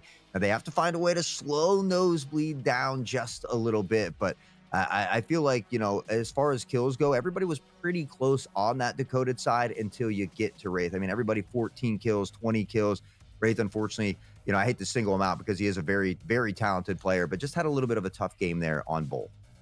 Sometimes it happens. I mean, we've spoke to this effect this weekend. In fact, it might be a little bit of a curse of some of our stronger players. I mean, Stripey got caught by it in one map. Kana, we said, had a rough map for EPA yesterday in a similar situation where the utility just did not seem to leave his toes. It's just one of those games where he was a grenade magnet. Maybe one of the shoes had been swapped out by the enemy team before he got onto the bowling green. But, the pinballs of pain just happened to go his way. And sometimes that's just how she rolls. It's how the cookie crumbles. And, I mean, you've just got to make it work, really. You've got to cook as best you can. I'm the Balti. The Balti. Do you think we see the Balti come out? I don't think so, personally. Surely there's no way on Bay 5, right? I mean, I'm looking and I don't see that ace out there on the battlefield right now. So I think we put that Balti away for the time being. I mean, Mr. Krabs had some really nice shots on it, but again, there's just not a lot of great spots for it. Now, a lot of times we see teams kind of pressure up on defense specifically, get really good control of back alley and try to slow that push down with the TRG. We have seen some teams have some success with it, but overall, like, how much of a valuable asset is it? You can have 2, 3, 4, maybe great rounds, but can you have a ton of consistently great rounds with the TRG on Bay 5? I feel like there are maybe just a couple players that can do that. And so I think that both teams would probably do themselves a little bit more justice if they stay away from that here, specifically on Bay 5. But certainly they know their play style a little bit better than I do. We could always kind of give our best educated guess up here, but it's up to the player and what they're feeling on any given day. Are they feeling that TRG? They got it locked in today, so who knows? I don't know if locked in is going to be the requirement. We talked about this, didn't we? It's like you said, it's that over expression, that over skill expression that's required for it to really just be the next level of impact that gives it a good enough argument to not be swapped out for a different class that could be more consistent at a slightly less impactful level. Regarding, it's taking out that enforcer, right? Let's be a little bit more accurate about the class identity. Let's get a little bit deeper into it now. People have gotten more familiar with how the TRG plays. Now we've seen it a couple of times, and that with the shotgun as well. Its bullet is a tank buster in the essence that the enforcer kit runs around, and even with an MCX with CBJ, for example, an AK with 7M40, common pick, those bullets do have a good chance to be absorbed or deflected by the enforcer kit. The TRG, not so much. You hit center of mass, you hit the helmet, you hit the face shield. That bullet will penetrate, and it will go through every time. That's where the difference comes in. The argument that a lot of players are going for at the moment, and the reason we see a slight shift in the meta, is this AK that runs 545 BS. That sits in that middle ground between the 7N40s of the world and so on, and the TRG, where it does get through consistently enough that players are like, okay, I'm going to forgo a little bit of fire rate, which is controversial to Tarkov's golden rule of TTK, wanting to be as short as possible. A slower fire rate seems to get through those enforcers just a little bit better. I think we saw Blitzer Girl on the first weekend rocking that as well, and had 2 really phenomenal games. So I think, you know, these are all things to take into consideration. Again, you know, when we see that ace or those players like that, that TRG, you know, we know that they're going to be using it. But how much value are these two teams going to get out of it? I mean, we saw Mr. Krabs have a couple really nice snipes, but was always that last one alive as well. And so I think, you know, if you're using that TRG, especially on a map like Bay 5, you have to be comfortable getting up into that close quarter action as well, trying to find early picks because, you know, 1v4 clutch is pretty rare, even more rare when you have a TRG in hand, just because you can be overwhelmed by the competition. They can use that buddy system when you're in that reload animation. So I think if you are going to use it on a map like Bay 5, you have to be comfortable, you know, getting knee deep in it and just, you know, seeing what you got. It's good ones to go to Bay 5 as well. We've not seen a whole load of Bay 5 throughout the season. It's been a lot more heavier volume of, how do we put this? Skybridge And Bowl. And Bowl. Yeah, Bowl's been the. I mean, I'm trying to avoid Bowl because of how much we've been there. I've been loving having some Bowl because it's been too long since I love the it season. too. People have favoured it. But here we go. Oh, here we go again on my own as Ashtray Pot is sent back home. Sheep first with an aid.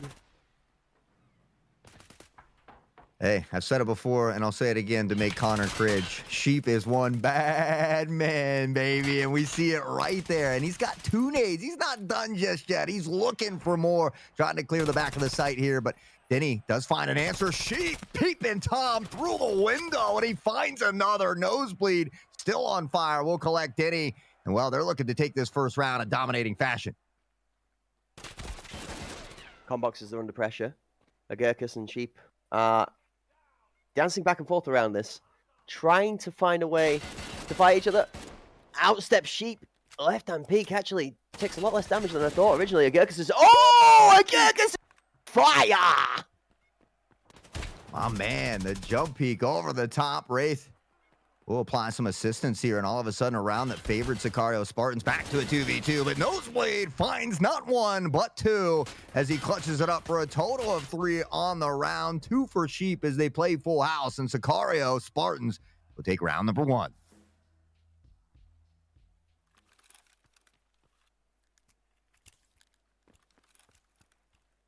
Oh, almost a case of the double mute on the mic syndrome there. We're getting ourselves a little bit quiet before we go into round number 2. That's because, unlike these professional players, Corrector's a little bit clunky on his keys. Speaking of clunky, the first round feeling a little clunky for Decoded as they do not manage to score a point on the board, but they do get a good couple of kills. Agurkus is... I mean, we talked about the performance we're looking for from him to be able to take this over the line. Shots like that might just do it. Denny, facing up against Chill. That's going to be an insta-deletion. Goodbye. And hit him with the old Control-Alt-Delete. Chill Dizzle goes down. Chill, Brand, Mr. Krabs not able to find their first kill yet, but we're only into round number 2 as Krabs says, yeah, I can still use the TRG here on Bay 5, and he finds an opening pick here for Sicario Spartans. Denny tucked into the corner, finds one, can't give a second as Sheep will find the trade. Shots to the right-hand side as the Balti ends up looking towards Mr. Krabs. Doesn't find it. It's Sheep that picks off the kill into Gore instead.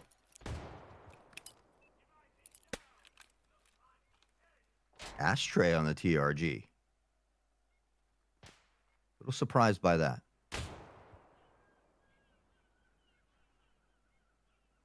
Gurkus waiting patiently here for Mr. Krabs on the repeat. Doesn't take the bait just yet. 34 on the clock here as time begins to dwindle down. Gurkus stepping forward, knows there's one over here. Can he find that? He does. Krabs goes down. We saw another pick, though, from Sicario on toward that site. Now on a 2v1, it's all up to Agurkus. Shots ringing out. Sheep finds that one as well. And Sicario Spartans will take their second round. So a nice start for them. We'll have to see if Dakota can begin to reel it back. Ashtray, who had a phenomenal game on Bull, now on the TRG, hasn't been able to find that first pick here just yet. 0-2. Denny, who started off with a little trouble on Bull, having a nice start here on Bay 5. So maybe the roles swapped up a little bit. Sheep's already sitting at 6-1 through these first 2 rounds. Nosebleed right behind him at 3 as well. He's trying to find another early nade. Chill Dizzle. Shots ring out. Denny takes a ton of damage here, but we'll have to back off momentarily as the nades rain down. Chill Dizzle doesn't bat an eye. Now on the spear. Has a teammate here as well. They're trying to pressure forward together in toward con side. Dakota has a couple members on site. The smoke there to help as well. And Gore's going to find the first one on the Chill Dizzle. Sheep again finding that pick as Bran was looking through the window here. But with that, they'll be able to pressure towards site. Denny tucked into the corner. We'll find one. Bran able to answer back yet again. We'll try to dip onto site. See if he can get this device here planted. Explosions continue to rain down here. Now trying to get to a safer position. Ashtray catches Bran on the back pedal. Krabs trying to rotate around here, and it's Decoded who's got the numbers advantage. Ashtray up close and personal will find the snipe shot as Wraith will collect on to Sheep. And Sicario, what started off looking like a very strong round for them, is Decoded this time. Able to reel it back. Ashtray will find their first couple kills, and Decoded will get their first round on the board. Denny sitting at 4 here as well as you see Decoded looking to tie things up here. Starting off on the attacking side, it's Sicario Spartans this time, though. We talk about how this map can favor that defensive side just a little bit, but if Sicario can have a nice start here on the attacking side, it could lead to some smoother sailing in that second half here. Early nades again from Sheep. Had success in that opening round, but I want to mix them up here just a little bit. Coded not falling for it this time as Nosebleed will find the pick on to Denny Chill. Has to be careful of this back alley as well. Timing won't play out in neither favor here as we see that rotation backwards from Decoded now. With this, an opportunity for Sicario to begin to linger towards site here. They're pretty spread in a default position at the moment. 2-2 is the split here for Decoded, and we see again, on the minimap, Decoded beginning to work back toward the back alley here, looking to gain some control. Chill Dizzle, I think here's this audio cue, does spot him. And now the gun battle about to ensue. We see him tucking in toward the corner here, but does Chill Dizzle know that Wraith has went this way? Agurkus now looking to apply some assistance up close and personal. The jump shot, but it's Wraith to find the first one, and Agurkus for the second. The teamwork making the dream work here at the moment for Decoded. They'll regain that player advantage. Now Nosebleed and crew will slow things down just a bit more. We see Sicario with that device beginning to rotate back toward mid. Decoded kind of mirroring that just a little bit. The jump over. Nosebleed not able to connect, but Krabs will find the snipe on to Ashtray as the two snipers continue to duke it out. The device begins to go down. Nosebleed finds another one from behind, but Wraith able to answer back now in a 2v2. Sicario has that plant and the ability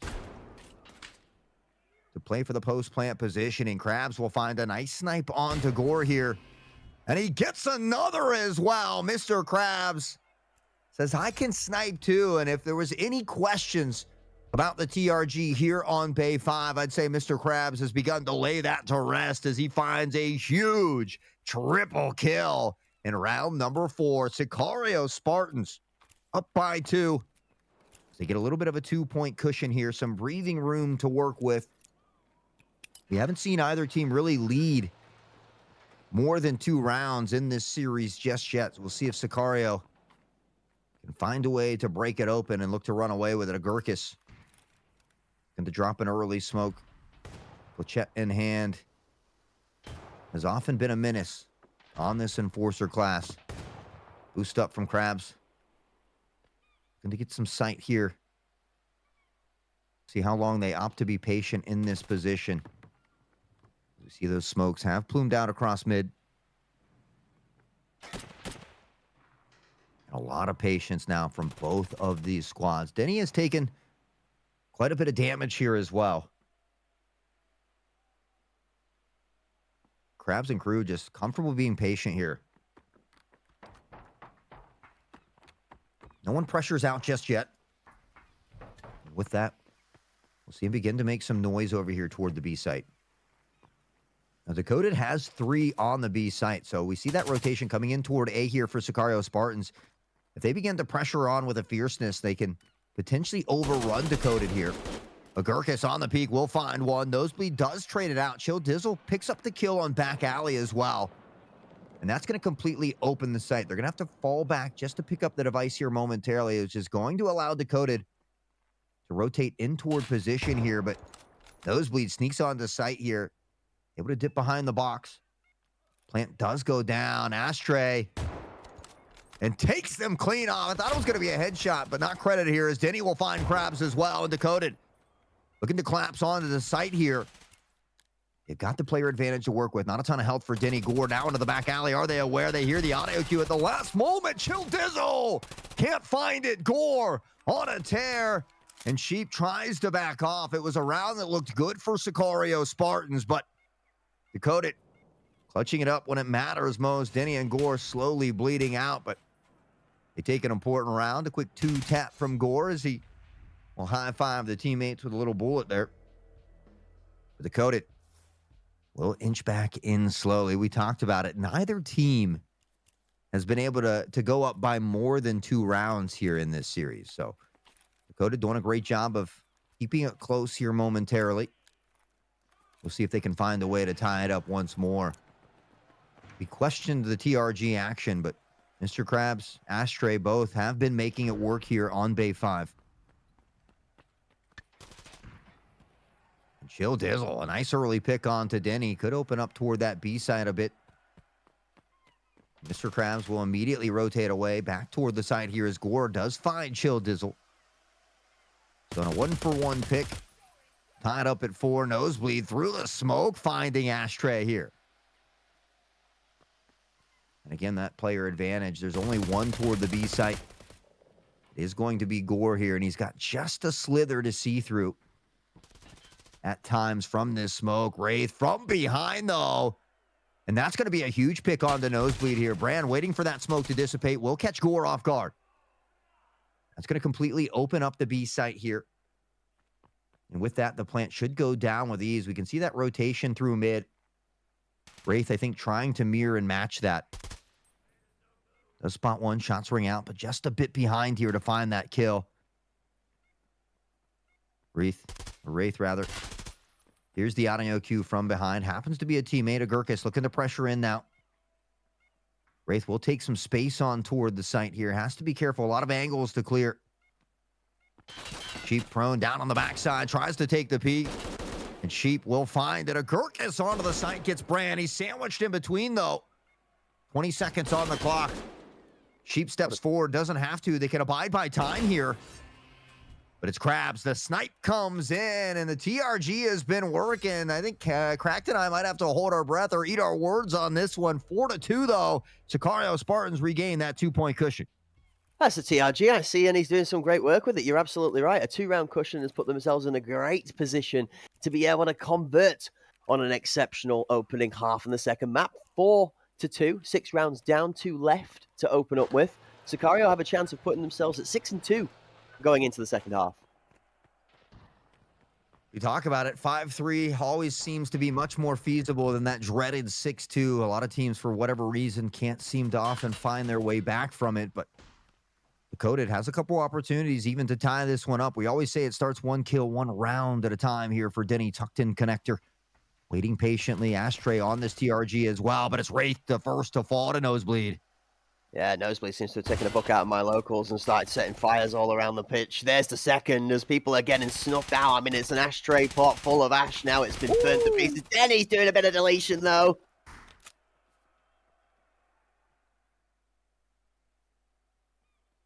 Control-Alt. That's 2 of 3. Where's the delete? Krabs is deciding he does not want to get involved in that equation. Denied. Runs. Fleeting to the hills. He's calling the squad with him as well, actually. This A site is only single-man stacked. Agurkus, though, on the shotgun. Agurkus. 1, 2, both cross. Agurkus doesn't get any. That's a crazy push in from Sicario. They better be thanking the Tarkov gods for that one. Agurkus realistically should have got at least 1 with an opportunity to take 2, but Sicario Spartans, even when in a little bit of a trench or a hole, they always seem to find a way to dig themselves out of it. Decoded, can they do something similar here? Denny and Gore look to pressure in. Shots out from Bran almost. Find the deeper member. Denny's got trades up onto Krabs. The bomb with 25 seconds left on the clock is in the hands of Bran and Sheep. Separated sides. Gore steps out, manages to isolate front flat, and that's the first kill going down. Now Sheep has to move. Oh, Sheep! It's hiding Sheep! Hiding in the office with the MCX from the corner. What a play, what a transfer. That'll do, Sheep. That'll do. My man's a menace out here. And again, it doesn't matter if they dig themselves in a hole. They've always got a way to get out of it, it seems. And I mean, Sicario Spartans had the player advantage. Decoded reversed that. It was a 2v1 to wrap it up. And honestly, Sheep kind of stepped out far there, exposed themselves. That first kill was a little bit squirrely, but able to turn on a dime, find that 90 and the second pick. Sicario Spartans now a nice lead here, the biggest one of the day so far, and an opportunity to make it 6-2. I'm not even sure if this is considered an opportunity now. This is more a case of it's a formality for them to potentially lose if they don't play this out right. Confidence that the Spartans are showing is resplendent of that. The performance that got them over the line in map 1. And the reason they were able to take a map from EPA in an overtime situation as well. Let's just remind ourselves of that yesterday as well, because that was another phenomenal performance. The shots off top. Nosebleed not managing to find this tucked member because they're not there. Fighting demons and ghosts right now in Beacon. The deep red member and the tucked con defending member holding the Spartans hostage. Chill Dizzle finds Con though. Denny steps early. Ashtray's got the response on the TRG.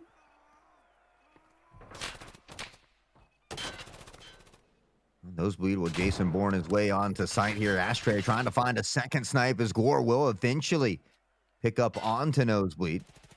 With that, retain a player advantage. Chill Dizzle quick to answer back. And again, it's been a day of back and forth yet again. It's been an HPL of back and forth as Chill Dizzle will find the pick on to Ashtray. Both teams opt into this Balti duel. Ashtray loses his. Krabs wins his. Agurkus now on this shotgun, last left alive, and he's going to feel he's in a really tough spot right now. He does not check Krabs the right way. This is going to be done for. He finds Mr. Krabs, and it is totally playable. 38 on the clock. Keep right angle the hardest, and Krabs hits the shot. Well, I think Krabs is certainly pleading his case that he too can compete with the likes of members like that ace here, as he has been putting in some work with the TRG. A triple earlier, a double here in this round, and I will gladly be eating my words on this one. You'd absolutely take it if it is proven. If you can put it on the pitch and put the performance in the book to back up using the Balti, it is valid. But it has taken so many players, so many attempts to even make it look relevant, let alone deadly. The one we speak of so much and so highly because of how consistent he is with it. Not just a top tier player, but it is rare to see him miss a shot is that ace. If you want to put yourself up in the highlight sections of some of the top players in the arena scene, you got to match that level of consistency and caliber, and that is a tough ask for any player. Ashtray is cooking out of spawn. I think I've only ever seen that ace miss twice in a row, one time in my history here. The guy just doesn't miss. So, but I mean, Mr. Krabs, the rest of the crew showing that they're capable of something similar here. They're doing a great job on day 5 at the moment. They solidified that 6-2 half, and now a few rounds away from punching it home. Agurkus finds the first, and now things get a little bit scrappy. Wraith taking out a teammate there as Denny couldn't find Agurkus. And Gore, they combine for 3, and Decoded clean up that round. That got a little messy for a second there. It looked for a moment like I was going to see a really, really strong retake from the Sicario side that had given space on site. But did you see how aggressively Denny got up in their face? Not having any of it, straight through the smoke, jumps the first shot of the Balti, pressures Mr. Krabs out of the site, and then tries to swing into the office challenge, but a little bit of nightmare fuel for a second gave us thoughts that that might have gone Sicario's favor. That office was quite heavily packed. It looked like it was meeting day for the management, but Decoded had no care for management. Everybody's an equal inside of that slaughterhouse, and Agurkus puts the shotgun to work in its best environment. I mean, the only death that was credited for Decoded was from their own teammate Wraith finding that TK there, but Ashtray Again, opening up onto to Brand here. It's a nice early pick. And Ashtray already having much more success here in this second half on the attacking side as Nosebleed from behind will find a Gurkus. Oh, back. One apiece. As the sides twist again and the kill feed goes the other way as well. He'd be forgiven for checking the kill feed into hospital for a contusion. The amount of back and forth that's going on. Sheep is just sneaking his way in and out, doing sheep things. That back alley member from Sicario is holding discipline extremely well not to give any audio cues. Chill Dizzle, though, spotted that rotation. Shots ring out. They don't quite hit the mark here. And so with that, that device will look to go down on the B site. They've got to be careful of this mid lurker here, though. That's going to be Gore hanging out. And Chill Dizzle has a little bit of an idea that someone could be here. Isn't going to look a second time and somehow makes it across, but his teammate does not. Yeah, Gore gets distracted at an unfortunate timing, but distracted doesn't matter whether it comes to a dead player or not. Gore for good for 2. And now Chill. Left to try and put pressure out on his own. Out towards Forklift and 30 on the clock. Got to start dipping, ducking. Dives in, out. Good dodge, good shot. And a Denny. That's an empty magazine. The dreaded click, click, click with no boom to follow. And honestly, he was right on his tail there. Very well could have got that kill. You take a look at the time on the clock now, and it's just not going to be feasible. It's well played. Denny's just done the best job of wasting that time down. Chill has to respect the con angle. And the time on the clock is going to tick away. Then look to play for confidence, try and pick up that extra kill. But Gore, of course, is going to be good for the extra kill to finish it off. It was 5-2 at half, but now it's already 6-4 as Dakota begins to slowly inch back into this one round at a time. And I mean, they're playing very well here on the attacking side of things. Denny in double digits, the first for his squad at the moment. But I mean, I feel like a lot of times the defensive side seems to be favored, but here in this last week, I don't know, it's been all attacking here for Bay 5. I feel like these strategies and these metas are continuously shifting.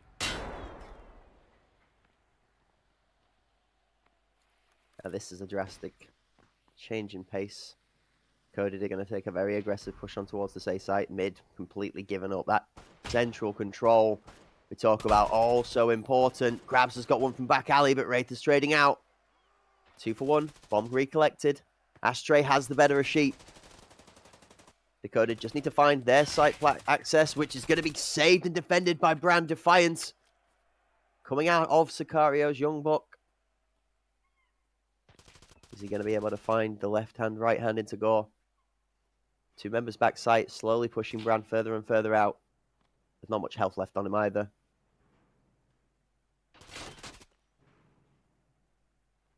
Brand, yeah, just not a ton of health to work with here. We do see that device eventually going down, but Gore's got the cross, finds the first. Timing doesn't quite play out in his favor. He'll catch a glimpse of the second one pressuring onto site. Chill Dizzle will get a consolation prize on the way out, but all of a sudden, I mean, Dakota, they have made up some big ground here, and they are 1 round away from tying it up. Somebody's got to deal with mid. Somebody's got to start getting some control of that information. It's okay that we lose the fight towards back alley. You go 1 for 1 trade, but your A-plat member gets 1. It's fine until Gore is in a position that once your A-plat member has backed off and given the space, they are then held there so they can't retake it. That is site pressure, and that is the key in Bay 5 as to how mid control is so important. You come in from the enemies connected to mid and you get yourself a good push. Sheep's got 1 for the grenade. Out into alley with an offensive grenade for space. Dakota don't find their response. And he's got a lot of bleeds to deal with here. Looks to take care of that. 2 tucked in toward the back alley. Krabs on this TRG. Had a nice time on the attacking side, but that's been a little quiet here to start out the defensive side for the time being. We talked about TRG. This is the place where they have a lot of success, is in this back alley. So looking to utilize that here. The device still lingering over toward this side as well. This slow creep out of Denny might find Krabs. He's going to be waiting for it. The step timing is almost unfortunate. Krabs adjusts well, and the bomb goes down. Just Mr. Krabs. Now Mr. Defender. Blast pack. In the middle of nowhere. This is going to be scooting alley. First, Krabs misses. Aggressive swing across. Ghost is close. Rare second miss. Bro. He said, bro, Sheep and Brand will come to the rescue. And that's where we talk about it. You know, you can have a lot of great shots. A Gurkus around the rosy, and he finds two, but Sicario will wrap up the round. But again, it goes to, you know, we talk about it. You can have several great rounds with that TRG, but consistency is king. And we saw 3 misses from Mr. Krabs there in the back alley. That's something that you really can't afford to do. Luckily, they had teammates close by to come and solidify that round win, but that could have got very dangerous. I have to give it to both teams in execution there. The fact that the team backs up Ali after 3 missed shots is actually kind of the impressive thing for me. It's like sometimes you just feel like that on the TRG. It's not hitting the shot. It's not registering for whatever reason, whether you're just not managing to hit that snap that you were aiming for or just a bit too much pressure. Calling those other 2 teammates up to help is massive. We're hesitating a little bit because the open of this round is really active on the A site. Shots are flying all around the inside of the building, but it's actually a pick from the outside that catches first. Ashtray for 1. Sheep picks Ashtray back up in the response, but Brand's going to take out teammate and grabs Wraith. Slams Brand on the backside of it, and that's going to give 4 versus 2. And this site is fully decoded to own. Definitely got the numbers here. Bill Dizzle, Sheep. The cards stacked against them at the moment. You take a look at the mini-map, too, and this rotation has gone pretty much unnoticed until now. We see him begin to shift the other direction, but Decoded will find that plant with ease, and now in a 4v2 retake, not an ideal situation for the Spartans. You're going to realize one's probably lurking towards mid. Sheep trying to find this pick.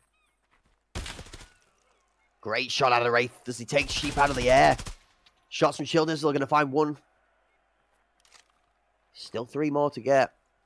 25 seconds. This is nearly impossible. Second goes down. Chill Dizzle shots are good. Crosshair placement even better. 1 versus 2. 20 on the clock. Just about enough time.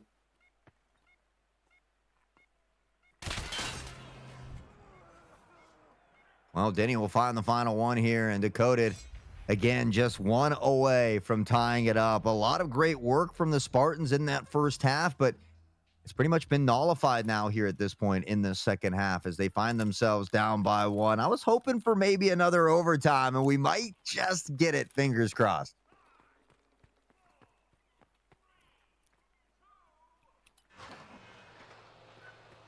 Seven to 6, the Spartans have a lead. Only 1 round to their favor. But again, we like to speak about timing for these rounds, and it's crucial. 7th round on the precipice of match point and match point for the Spartans here. They put 1 more in the bag, and then it's on Decoded not to drop the ball every round to overtime. Grabs back into the back alley here. Again, a little patient, looks to pressure back towards side. Here's the footsteps, and we'll find a nice shot. Of Gurkus, though, does find this pick onto Sheep right back here, and so Mr. Krabs, they know he's back in this back alley. They've got an idea. We see some help beginning to shift in here as well. If Krabs can find 1 more pick, though, it could be huge. Can't quite snap the shot there.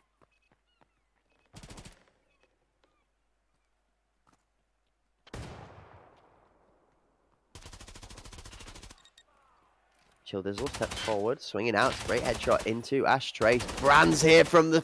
Oh, the shots! He does get picked up from a teammate helping him out there. Trades back and forth as the Gurkus gets 2. It's just a Gurkus. The kill feed catches up, and the Gurkus realizes that he's all alone. Grabs. And now, bit of damage down. Nosebleed's normally been good for this all day long. Nosebleed goes up, and Nosebleed goes down. Grabs is there to finish it off. That was kind of a dangerous round, but Sicario Spartans, again, it doesn't matter. We talked about it earlier. Even if they are in a hole or a trench, they always find a way to dig themselves out. They get to go to match point here first. They give themselves 2 additional opportunities to close it out as well, and they might just be able to put a notch in that win column here after this one.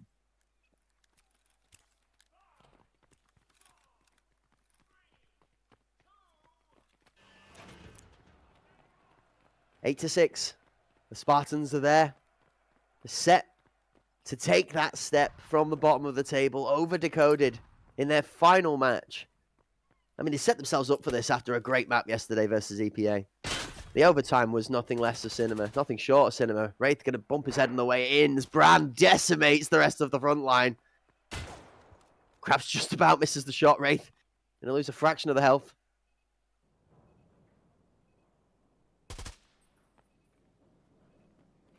Fire doesn't quite connect. We'll take some damage on the jump across, though. Wraith dangerously low here as well. And it's Brand. They'll find another. He's got 3 on the round already and a potential ace on the cards.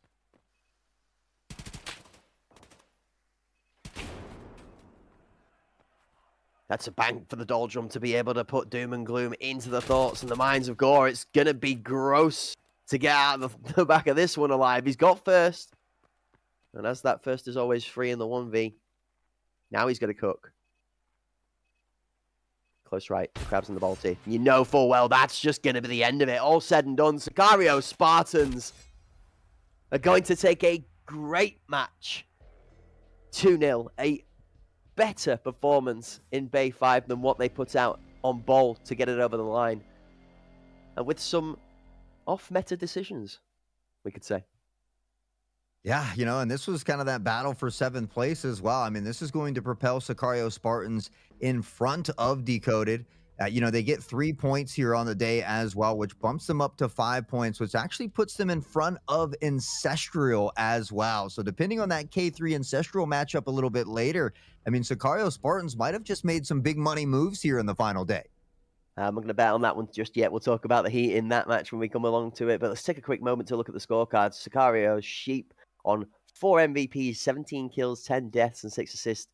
Matched only by the strength out of that from Mr. Krabs at 14 and 10. Decoded put a good effort in. Gore 14 and 11. Agurka's 13 and 13. And an honourable performance out of Denny as well at 11 and 13. Just not quite able to make the difference needed to be able to pull back the draw and keep themselves their spot in the table and that position. That being said, that is our first of 4 games done, dusted, written down in the history books and slotted away to be recorded for later. The 3 more matches we've got to feature for you folks today will settle the rest of the ties in the table with, like you said, Hort, a very important game coming up just next.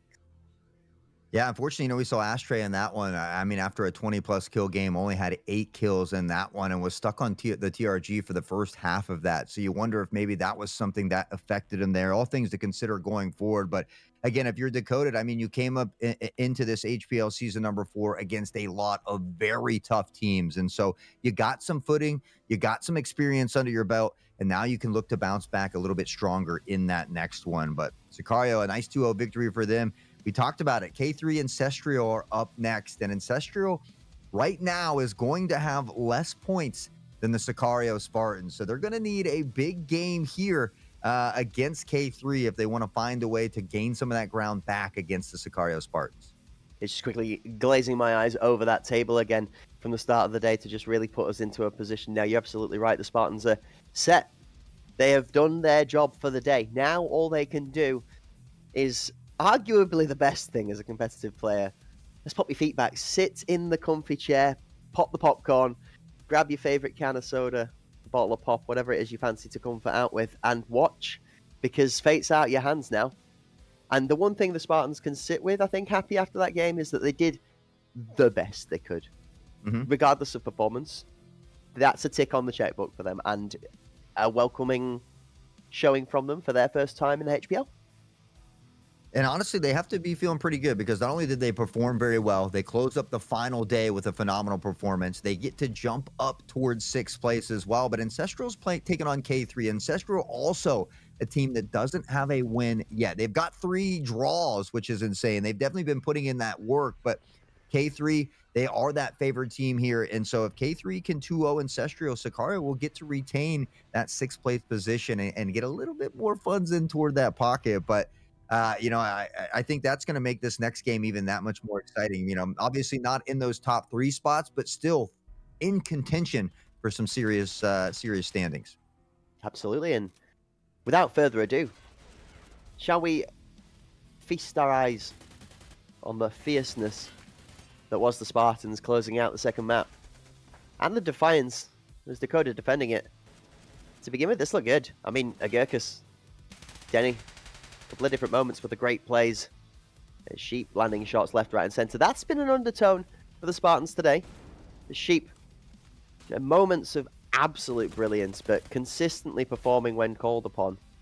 Nosebleed played out of his mind as well. This is a good shot from Ashtray. Yeah, I mean, Sheep was sitting at 8 kills through the first 4 rounds and really continued that onslaught. Brand stepping up when they needed to. We see a lot of nice 2 and 3 Ks from Brand, including that final one to wrap up the game here in that final round. Nosebleed continues to be in the kill feed. I mean, Denny and Dakota, we're going to see some moments of shining greatness. We're going to see them in the kill feed popping off, but it goes back to that consistency factor here. And so, Sicario Spartan's just a little bit better at it here today. Bonk. Nothing more needing to be said. And I'm going to be honest with you, that was gross. This was great to watch, actually. Good little finds from the Coded squad. But we're going to see a couple of the rounds ended with that from Mr. Krabs there. Just the one and done. Again, it's going to take a little bit of practice, it looks like, from Decoded. That's all. Just a little bit more synergy between this team, but every single one of these members, the absolute potential to pop off. I mean, we've gone from gore to gore to gore to gore there in the highlights reel, because that man has been tearing people up all season long, regardless of the real result of the team overall. And the Gurkus there, even good for 2, but maybe just a little bit too much overcook. You killed 2 in that position, not necessarily needing to jump about, maybe just tuck into the back alley and take a bit of a chill pill and work your magic even further. The one thing that the Sicario Spartans did exceptionally well here was when called upon to play discipline, they held the time well.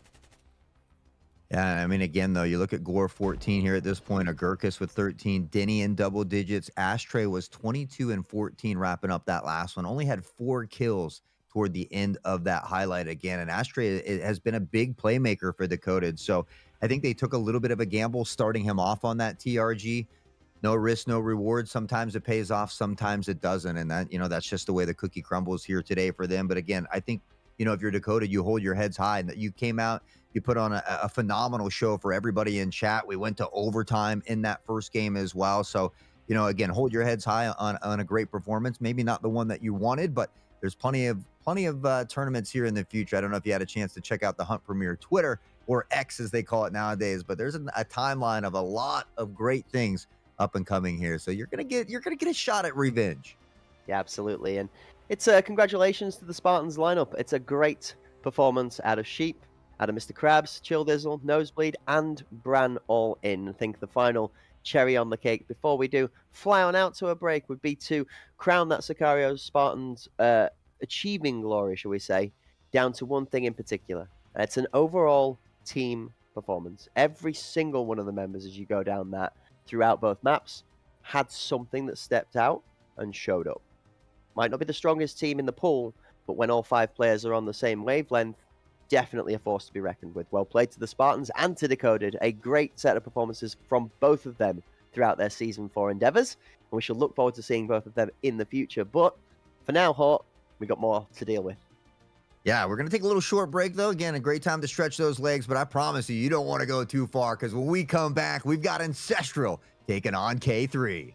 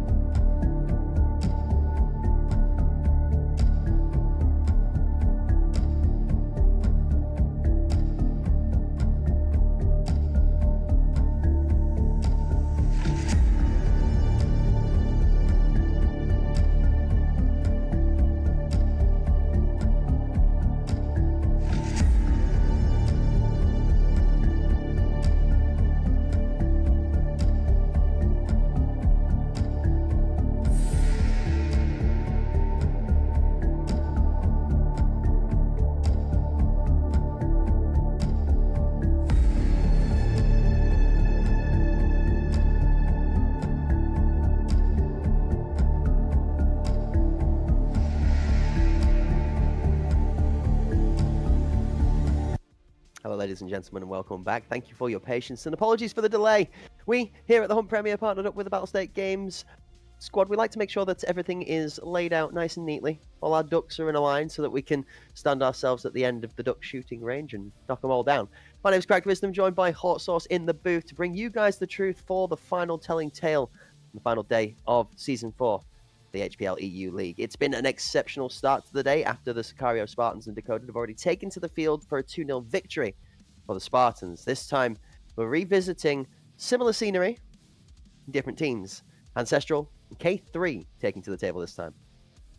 Yeah, again, Ancestral K3, we talked about it. Two very talented teams, and I'm excited for this one. I mean, this might just be a day full of overtimes. You look at Ancestral, Selfish, Geistrus, Kofinas, J4, and Svetus looking to make it happen here. Again, another one of these teams that doesn't quite have a notch in that win column, looking to upset K3 here today. Ancestral and K3 have more on the line than just their position in the table from the result of this game too. Those friendly guys looking at this right now would love to see Ancestral take just one map.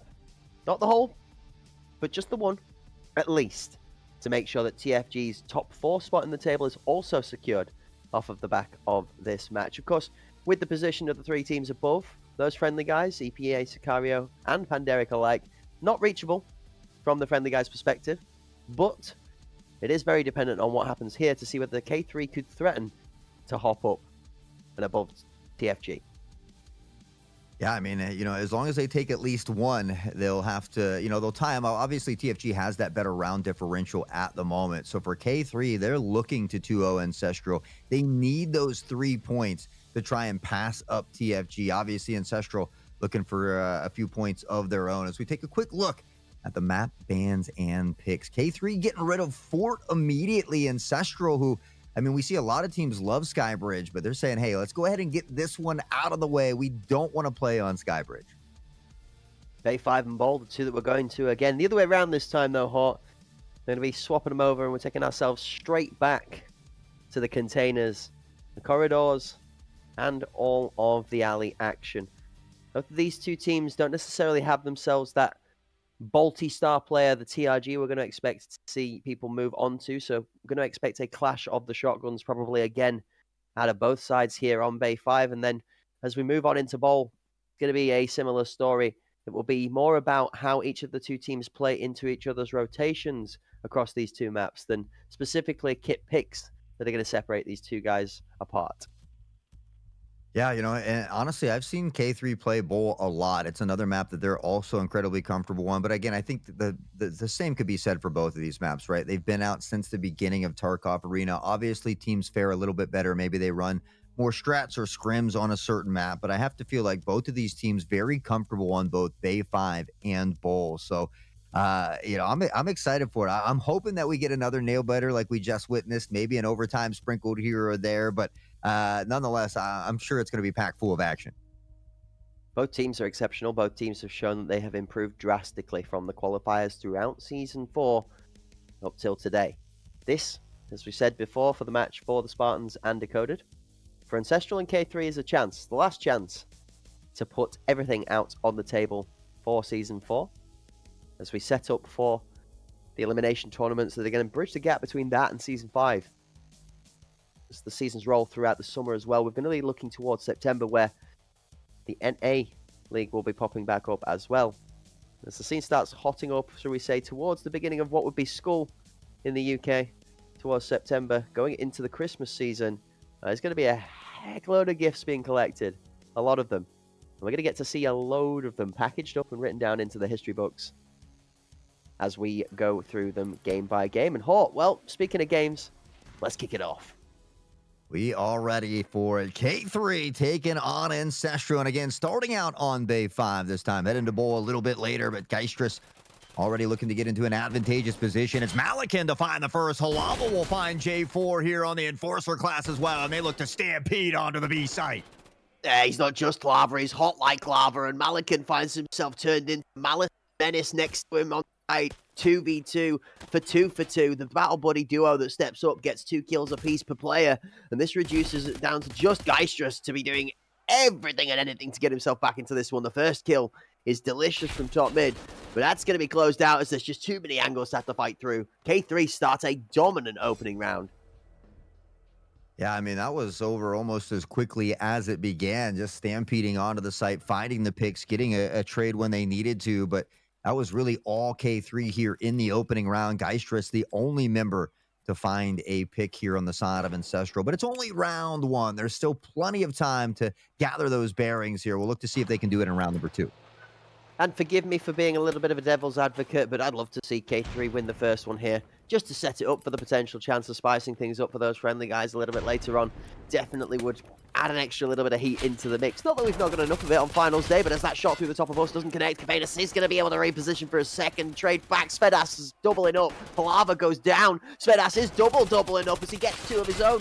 Third from the teammate backing him up as mid push with Malikan going to hold that one off, but it's not covered long enough for the rotation to come through. Back deep into spawn. Svedas is finding more action on the backside as Reynolds goes down. Malikan now last left alive, pinces between the squad, and it's just deletion. There's no time to stop the action as Ancestral are trying to match pace for pace and heat for heat. Round 2 just as dominant as the first. Yeah, Svedas really stepping up there, finding a 3K in that round. And I mean, that's what we want here from Ancestral. Able to battle back, not allow things to get too far out of hand. K3, again, I mean, the theme of the day, the theme of both weekends have been back and forth. Plaid stripes, tug of war, you name it, overtimes. We've truly been blessed here for Season 4 of HPL.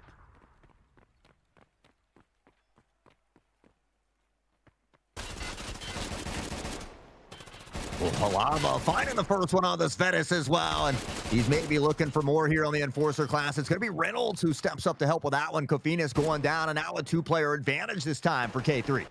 Round 1 was an explosion. Round 2 was devastation. Round 3 is destruction. 4 slams his shotgun into the mix, and it's 2 apiece. Both teams reduced to 3v3, and we did say it would be a battle of the slammers. There's a slam that I didn't expect to hear coming. Selfish is on the TRG after the quiet performance of the first 2 rounds. We finally hear the dooming thunder as the crack of the rifle picks off one. K3 had a nice start to the round, but they find themselves at a big disadvantage here. Griffin all alone in a 3v1. Shots continue to ring out. In a very tough position is Griffin going forward, trying to find the first one at Selfish, but from behind, Geistress and Ancestral, after a slow start, will find themselves up on top by 1. It's going to be a tough match, but you know full well that if K3 are going to bring the heat, and Ancestral are going to be more than happy to match it with pace. The one form of this Ancestral squad that has looked so ruthless and deadly when it's challenged the top teams at the top of the table is when they have been on pace and on tempo, not willing to hold back and just putting it in the eyes of the beholder. Normally, it is either the beholder or the a-holder. Yes, that was a terrible pun, but it was referring to the site. And speaking of site, line of sight from Reynolds not required. That nade, homing artillery inbound, does not find a place. Here the nades explode around the battlefield as things slow down just a little bit more as we look to crown a winner here in this one. We'll be searching for a winner in chat, guys. Giveaway going on, ! HPL.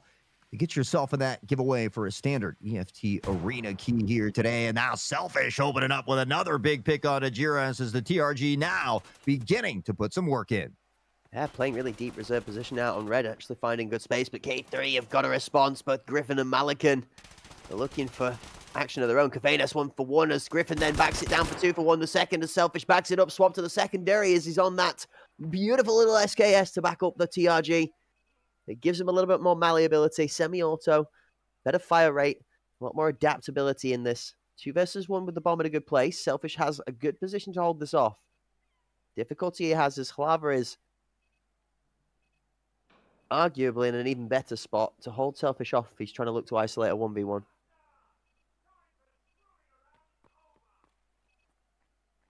Hear that device beeping here as they look to make their way toward Con. They've got the numbers advantage here in favor of K3. 34 seconds left on the clock. And with that, Griffin will gather it up. He hears the audio cue here as well. And there is enough time for him to transition to the other site. That's maybe what we're going to see here is Selfish tries to rotate as well. K3 doing a good job of cutting him off momentarily and slowing him down. If he would have hit that shot, it would have been huge.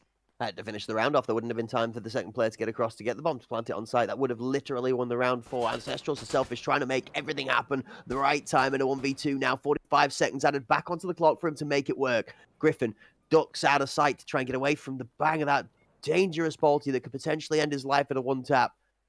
Pincer on either side now, though. K3 have good position and forced into a Magic player. Selfish down to minimal HP. He's struggling to stay alive, let alone find a kill.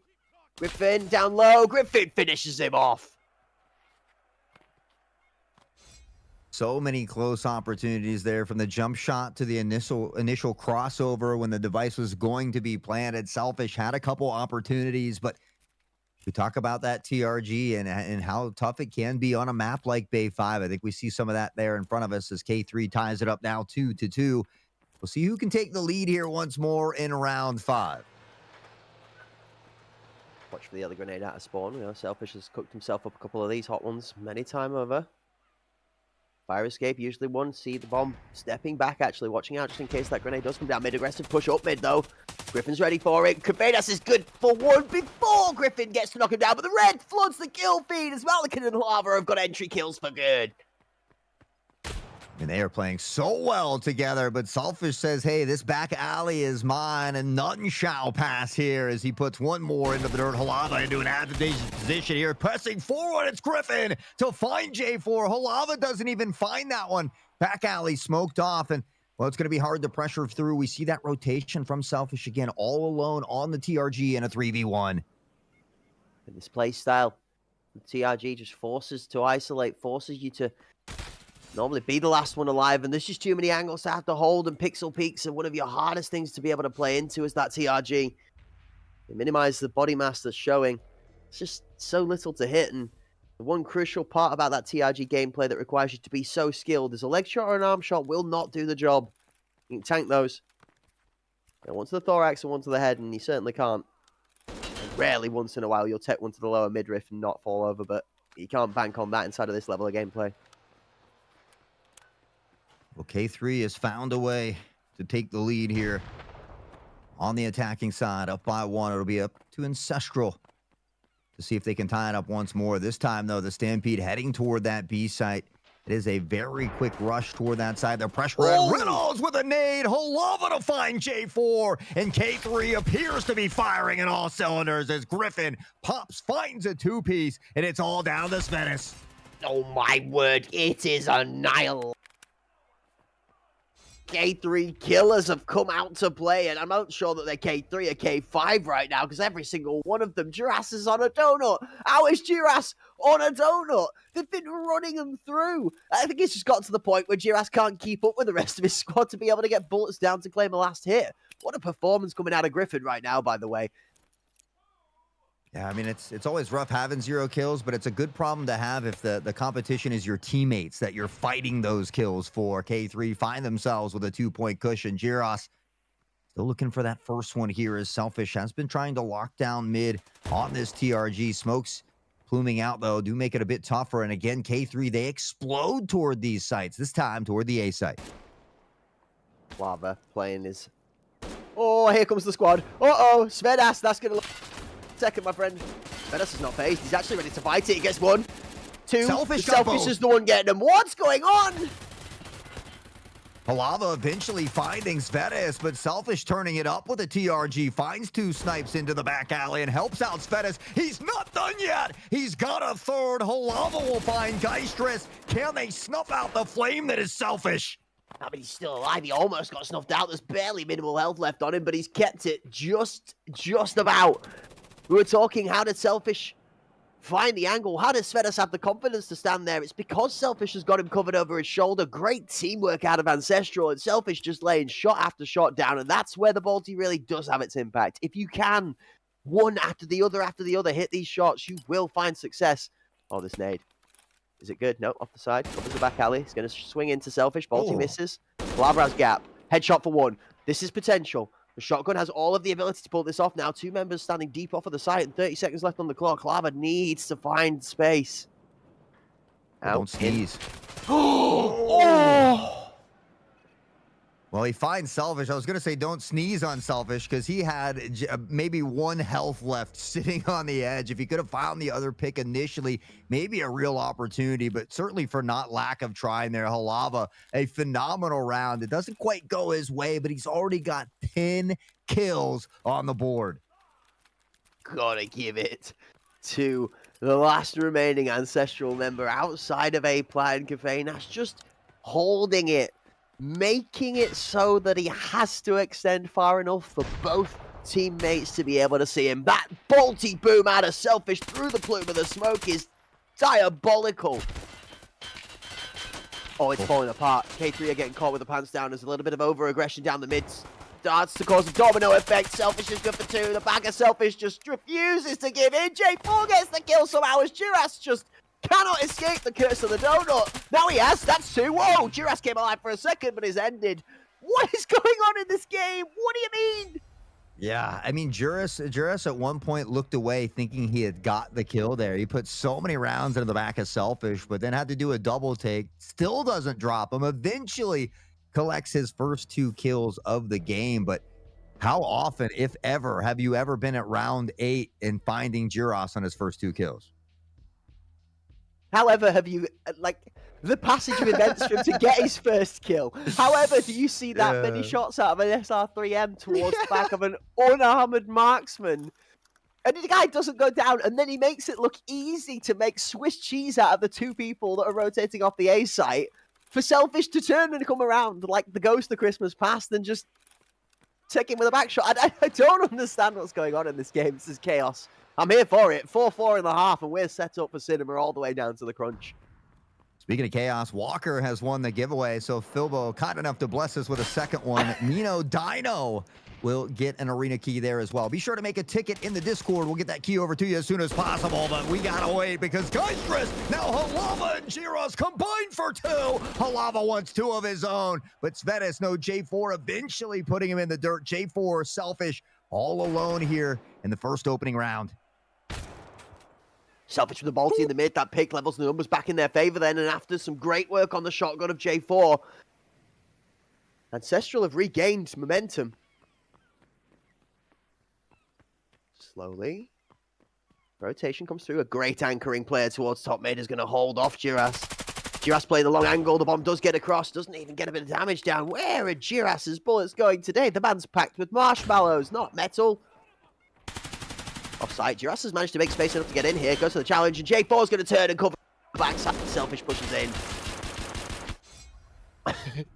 Poor Giros. I mean, a lot of these shots have looked good. The one behind Selfish was definitely a little squirrely there. I mean, yep, plenty of shots hit, but it was a bit sporadic. That one there, I mean, they looked like they were on target into the back. The opponent doesn't take a single lick of damage. Yep. And Giros just kind of maybe putting his head in his hands like, what is going on? But you can't allow it to affect the mental. You have to take a deep breath, reset, try to power forward because you've only got a few rounds left to do so here in the first map. Yeah, Duras feeling a little bit like Duren as he goes up against Ultra Instinct Goku in this kind of a fight right now. He's just unable to get any damage through. Malikan making magic work as 2 back from Geistress causes grossness in the back of the site to match up with Malikan. Deep tuck. Duras has found the bullets and he's found a kill. Shutting down Geistress is a big pick for K3 as well. 3 versus 2. This is actually set well for K3. The bomb's in a tragic spot too. I want to know what Selfish is on. Dude must have drank 10 Red Bulls today.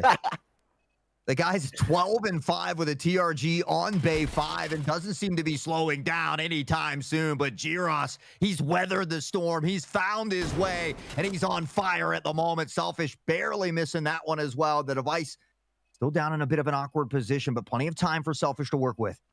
I mean, Duras is just playing with Selfish's mind here. He just needs to play the patience game and wait for an unfortunate timing. Now he's going to be stepping behind this container. He just doesn't need to move. This is smart play from Duras now. Not trusting the bullets is not the case. It's just discipline. Doesn't need to overextend into the fight. The teammate is coming for support to be Connor. Now that that bomb is covered, Duras is going to back right off and leave it to Halava. There he goes again. Around the side of the container. Almost getting out caught. Beautiful shot out of Selfish. Banishes him from the back of sight. I think he heard him shift to the left there as well, or it appeared that way, but maybe just checking all the angles. Halava We'll let the shots ring out. Selfish looking for another clip. The man's been a clip factory here today, but Halava make sure to put him down when it matters most. And all of a sudden, we find ourselves yet again tied up 5-5. Gives himself the best shot. That tier 3 face shield will tank the Piranha Shell. It jumps up over the boxes for the shot with the Bolty there. Not trying to flex too much, but actually trying to play a little bit smarter. Hide as much of the limbs from that flesh damage as you can, as well as still being able to take that all-important one-tap shot. People will argue you could crouch peek and jiggle peek it quickly for the shot instead, but against the shotgun, I'm going to tell you now, it's not that easy. You can two-tap arms just as good as you can knees. Reynolds is set up really well to hold this off here. Halava's got an aggressive position. He's going to back off immediately. Reynolds goes down. That's crucial. Svedas has entry. Here's Halava for one. Kafeinas responds. Ancestral Hall, this control toward back alley. Jiris is able to find Kofinas, though. And the device isn't down on the site just yet. They begin to make their way here, but the rotation from K3 has come in. They're going to send a long lurking flank toward the backside here as well. Griffin finding J4 makes things a bit easier here. They've got one tucked in toward back alley, now rotating around. That is going to be Selfish on the snipe. That's going to be Selfish killing as well. He's crushing with this weapon right now. 14 and 6. You made an accurate point. The folks at home should be paying deathly attention to where his positioning is right now, because he is playing out of his mind. Guy's just going to come under a bit of aggression and abuse from the front side. Selfish's minimal health is going to get removed from him by Jiras, who's now feeling himself. He's gone through the wall. He's come out the other side of the flames, and he is carrying that Maelstrom. Tucked up. Down on site. Defuse through. Malikan's just going to finish off the adversary and allow him for a free defuse. K3 looking good. Yeah, I mean, both these squads looking great here today, and I think that's why it's been back and forth. But I think Jiris now finding his way has been that extra piece of the puzzle. We talked about it, 8 rounds to find his first couple kills, and now he's been a menace. K3 finds themselves up on top by a round with a chance to extend that lead, but Selfish, I mean, he's still on my mind. 14 and 7 on the TRG. I'm a little bit of a fanboy for snipers, but man, the guy's just putting on an absolute masterclass at the moment. Roger that. Hort's birthday this year. Book him a room with Selfish in a hotel. Job's a good one. Bomb going over towards the A site as the the Heat sign to roll. The Crack might be starting to troll, but Selfish is not stopping. I paused because you can see it before it's about to happen. Hot topics as plaid stripes hit the kill feed through the newsletter. Action all over the site, but it's Selfish that starts the chaos. Geist just is going to close it out for the favor of Ancestral, and instead of it filling with more plaid stripes, it's a twofer that opened with blue and ended as a 3-for-1. Griffin not quite able to find the headshot on the planner, but he'll catch J4 lacking here. Now on the reload, and he finds it. Kofinas goes down. Geistress, only 4 kills on the board at the moment. Griffin, not a ton of health as he checks the mag. And now he has to be cautious. So many angles to check here. Is he aware of Geistress in this back alley? He is now. That cheese. You've got to feel weak in the knees as he's holding. He just squeeze himself into that corner and pray that Geistress doesn't choose that time to swing. Geistress has been on fire for the majority of the tournament. Shots out from Griffin, put a lot of damage down. Geistress below 50% as Griffin, forced on time, has to get on the bomb. And he's done it at the right time. Geistress is too far away. And a big brain play out of Griffin. He goes for the bomb instead of the fight, and it's all they need. K3 moved to 7. And it was that peek at back alley where he put so much damage onto Geistress that he had to fall back. And I mean, well read here by Griffin, well read by K3 as they find a big round here as we get close to finishing off on Bay 5. They extend that lead by 2. And if they can find a way to win this round and go up to match point with 3 opportunities, that could be absolutely huge here for K3. I'm going to say, find the call of the eagle and add a little bit of grit to it. And then you've got the claw of the Griffin as he is scratching and clawing his way through that site. Then multiple kills. Jiras is set up for greatness. Selfish looking towards green position as Malikan melts J4. Okay, it's just going to find a pick onto Reynolds. Selfish trying to figure out what to do at mid here with this smoke. Is just kind of anchoring down, and most likely here's the audio cue of this rotation from K3 coming in. Potentially could flank himself here. Lava's playing this position well. Oh, it's full rotate.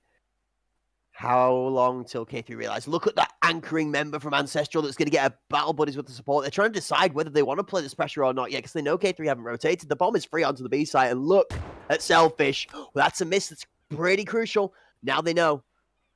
Through gap. They're not going to contest this, surely. Selfish gets one. If they contest this, this is done for. Trying to overwhelm Selfish. Unfortunately, he does back off a bit here, and he's got help prone at mid. Jiro's going to find Geistrous, though. It was that long lurking flank that Selfish that allowed this rotation to come in, and Algo Phoenix finds Halava as well. Griffin back onto Selfish, and I can't even catch a breath with all these kills. Yeah, Selfish has done the work he needs to, though. He pulls the action into the net. Every single one of the Ancestral players that are anchored in different spots are holding this bomb and found themselves in a good spot to fight it off. But Griffin is the one that's left alive, and Griffin's got the dome of one of the two foes that he needs to find his way home. 10 on the clock. There's no time to fake this. You just got to kill him. The time's going to go out. A smart positioning out of Svedas, and Patience claims the round back for Ancestral. The gap closed to 1. Yeah, unfortunately, they for K3, they found that rotation a bit early, and because Selfish was hunkered down at mid behind that smoke, he heard the whole team rotate over. He was able to call for a rotation from his own team. The B site left wide open. Great plays here from Ancestral, and Selfish making big moves, even when he's smoked off and maybe not using that weapon, just using the big brain. It's one of those points of play we talk about when you're not making it count, when you're not having the most of luck, not hitting so many shots in that one. Gets a couple of good picks, but instead of trying to over-aggress and over-ego peak for the second for the kill, he pulls them back into the net. He lets the rest of his team work to his advantage and just pulls them through angles that other teammates are holding, and slowly they get picked off and traded out. Reynolds good for 1, Lava for 2. There's no way Lava is winning out of this corner again. Unreal. I mean, Halava, 17-8, has always been a menace on this Enforcer class and continues to showcase exactly why. K3 has set themselves to go up to match point first. They've just got to get through these 2 remaining members. It's a round that they should win on paper, and they need to solidify here. We see as 2 members of Ancestral jump past 2 defending members of K3, but they don't have the silhouette that we have to be able to see through the wall. Selfish able to respond to the kill on the trade, though, as the information is very, very prevalent after the teammate goes down. But as the last alive with the bomb on his back has too much to do. He's going to look away at the wrong time. Timing very unfortunate. Baits out the gap. Almost takes the head off the member up towards the top left of Maze.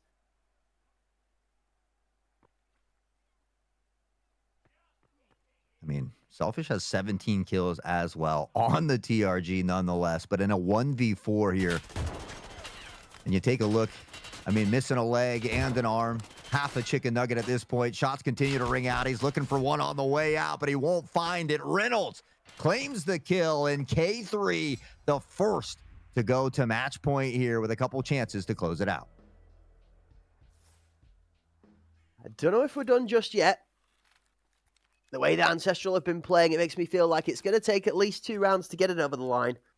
I do feel like Ancestral might pull one back here. Their attacking side has been very good. They have committed to which site that they have played towards and rotated off of it with equal amounts of strength. That's huge! Cheers for the 3 piece as he stacks himself up the animals like a chicken nugget box due for delivery. Let me pick my jaw up off the floor. My man just cooked up a 3-piece chicken dinner, and they are looking to be the winner of map number 1. Selfish on the snipe, and he threads the needle. Jiros goes down.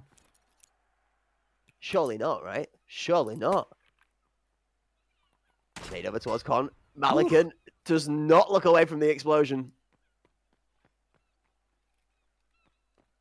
Selfish. He's fishing. You know that this is going to happen in some way, shape, or form of deadly destruction. He almost sensed this member behind on A-plat. So you read the close angle.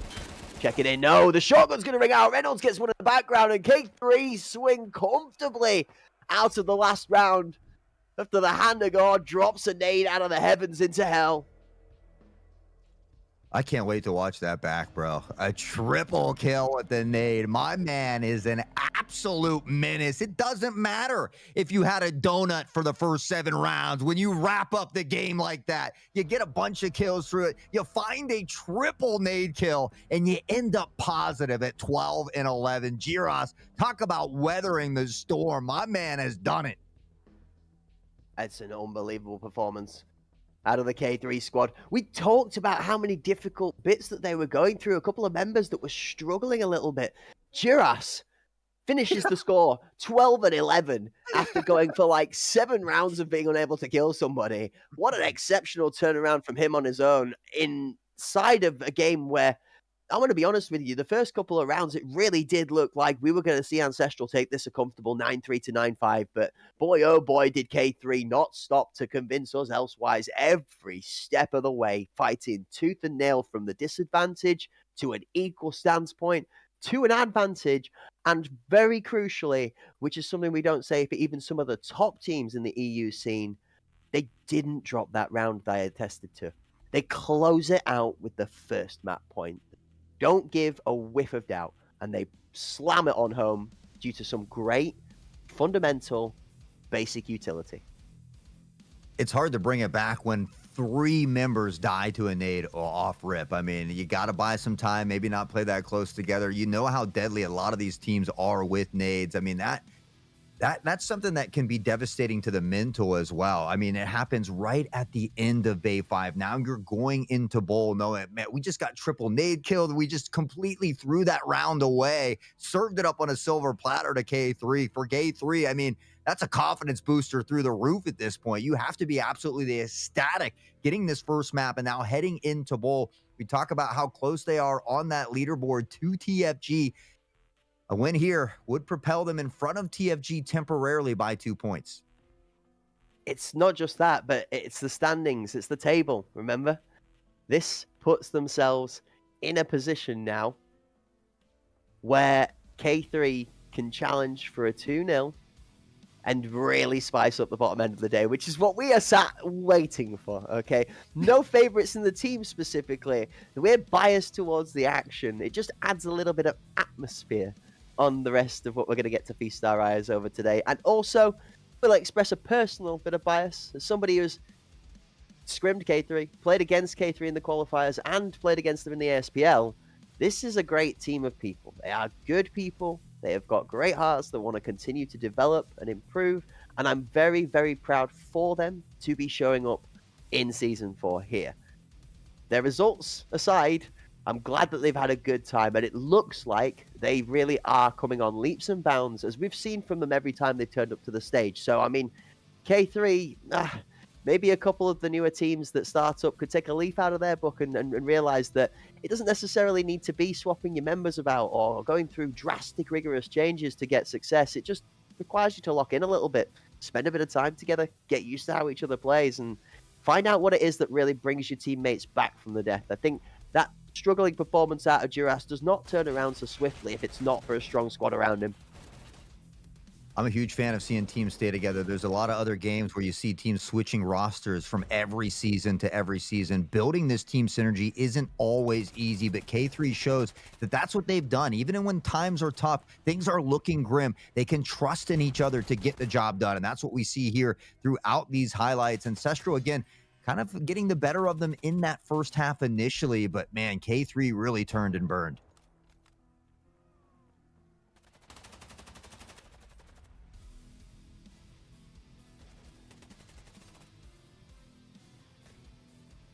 I do feel like it was a motivation that got catalyzed by execution from Griffin.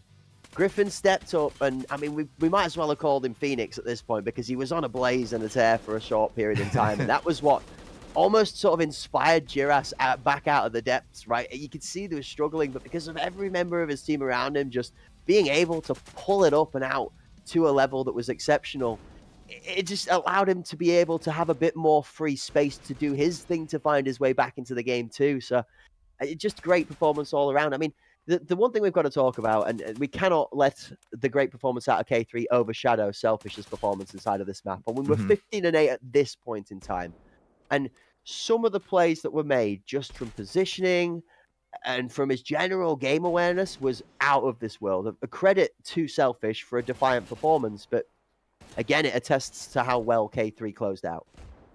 Yeah, and we saw that round here where he was kind of sitting at mid and called out that whole rotation there. Continues to find these snipes. 18-10 at this point. But at the end of the day, it just wasn't enough to get it done. And I honestly, I love watching Halava on this Enforcer class for two reasons. One, he's a menace, and two, people hate the Enforcer class. It's something that just frustrates people. They can't seem to get over it. So I'm always that guy that's kind of stoking the fire myself.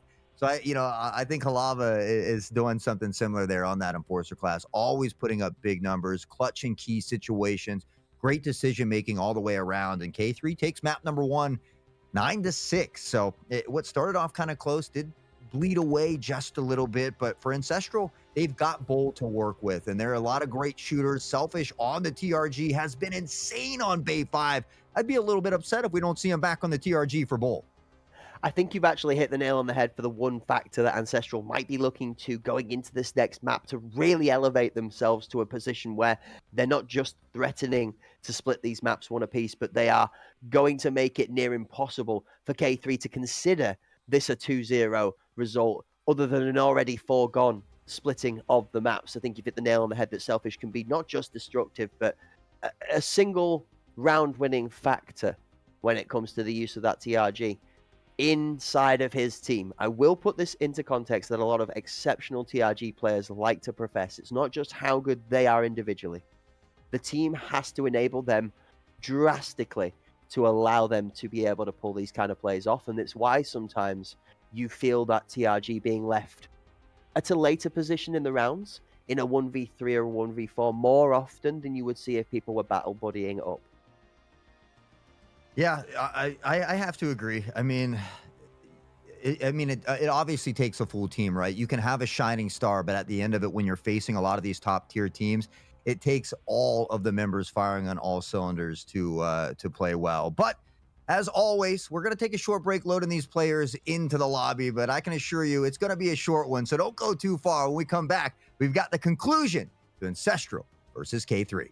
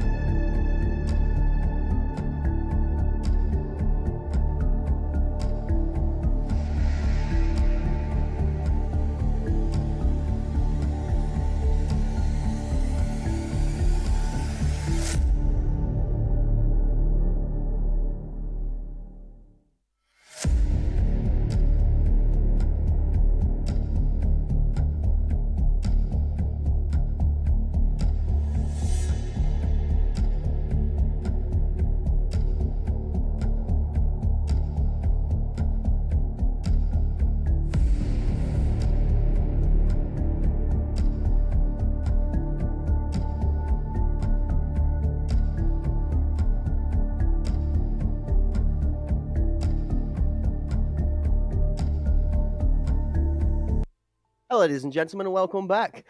This is the final day, the last chance for all of our teams to be able to change their position on the table for Season 4 of the HPL EU Clash. Welcome back to the Hunt Premier channel, partnered up with Battle State Games. My name is Cracked Wisdom. Alongside me is Hot Sauce, ready to bring you guys all of the amazing action that is going out on the arena for the day. We've seen 1.5 games so far. I keep always catching myself when we do this. We come back in and we've got a 2-halved match to play out, and we're not quite decided as to where the end result is. I feel myself overwhelmed from a K3 perspective after an overperformance from them in the first game. I do feel hesitant for Ancestral, but also enthused that I feel the environment does suit them slightly better going into this next one. So I see them looking good as we go on into Bowl. Yeah, and especially with the way Selfish played on Bay 5. The fact that he did so well on Bay 5 with the TRG, I mean, he's hitting the shots. So you got to feel like he's going to have even a little bit better of time on Bowl here. Now, if the rest of the group can kind of fall in around him and continue to kind of play off of him as well, these early picks solidify rounds that they're supposed to win when they have those numbers advantage. I mean, we saw at least 2 crazy clutches from Griffin that Ancestral probably should have been able to reel out there. Including on that long rotation on A site where he just stuck the defuse. So, but I feel like K3, they feel that momentum. They feel that confidence. It's been exuberated out on the battlefield there on Bay 5. And I'm pretty sure they're looking to let some of that spill over here on the Bowl as well. I love the pick on the defuse on the bomb site. I think that's probably one of the biggest mental factors in that one for me, is that presence of mind in the fight, like you said. And we talked to it at the moment in time. So much damage dealt, that the pressure that was forced and being able to react to that on the spot was equally as good to see. I'm actually really keen to get involved with the chat for a couple of seconds to sort of lock in on where their perspectives are regarding this next match coming up. That channel point prediction has been popped up for guys at home. If you want to bet your channel points on which of these two teams you think are going to win, because right now, Hall, it is extremely closely tied up. Ancestral currently 43% versus favorites K3 at 57% to take map number 2. Well, maybe I can help landslide it a little bit. I don't gamble too much, but we'll slide in there for this one here as we get ready for map number 2. And they're wasting no time. It's Halava and Geistress that open up with picks of their own. And Geistress says, I'm not settling for one. Yeah, he actually shuts Lava down with the back end of the 2-piece too. Diffuse the rest of that K3 aggression that was pushing out from Generator very quickly. Giras on site. Have to be good for 2. He's going to go down immediately. Svedas going to collapse that model with the flechette. Day 4 onto the snipe this time. We'll find a pick onto Griffin here as well. Geistra Selfish is going to go down to Reynolds. Reynolds looking to find a clutch of his own. That one a 2v1 situation. Reynolds. Hold up. We might be calling him Ryan very shortly. No way. There's no way he sticks this. Too close, guys. Just Geistress is going to nail into the ground. Very good attempt by Reynolds there and came up just close. I mean, had 3 picks on the round, almost got the 4th there as well. But it was K3 that was kind of a bit on a slow starter in the first half of Bay 5 as well. So with only 1 round in the bag, it's hard to get too far ahead of ourselves, but Geistress opening up with a triple of his own. So it's great to see here for Ancestral. Slightly better on the first round out of Ancestral than K3 on the scoreboard. 3 assists to 2 assists, 4 kills to 5 kills, 5 deaths to 4 deaths. It's marginal differences. 1 player's with a difference, but that can make all the differences. Geistress somehow survives the opening onslaught of utility. Smoke over towards the curtain section is going to push Kafeinas through. And an over-aggressive sprint to clear that smoke. Claimed life by Giras on site. First down. Reynolds picks up another one. J4 going down. I'd like to see a nade clear that close site as well. That way, when Kofinas is running in there, he doesn't have to run blindly into that corner there. As we saw him dropping immediately in that opening pick. And now things slow down once more. Halava on this Enforcer class, often tucked around Jin here as well. Seems to be the case. Selfish does spot him. Shots ring out. And it looks like J4 sniping here. Selfish off of that TRG, surprisingly. In, out, Selfish with confidence and discipline takes himself as man on Gen. Lava down on the floor is just a distraction. That pronoun and audio causes the Gen members to look the wrong way. Plaid stripes in the kill feed, though, sees Ancestral not getting too bad caught in that, other than being left in a 1 versus 2. And I mean, you're going to tell me that's not a full 1, isn't it? Oh, I mean, it doesn't matter when you can hit shots like that. Geistrous, with virtually no health, still finds that pick on the Reynolds. And now Jiris, who had a little bit of a tough start to the day as well, has been firing on all cylinders and reads this one well. We'll find Geistrous on the crossover here, running up lane. Big pick for Jiris, and with that, K3 finds a way to tie it up once more. He almost felt like Geistrous had that within the realms of possibility. 5-0 and 1 before going down there. In the death column. He does finally go down, but only when the odds are so heavily stacked against him that it's just not quite enough to be able to close it out. Makes it look possible. But this time around, it levels the score. And I'm not surprised at all to see K3 starting to look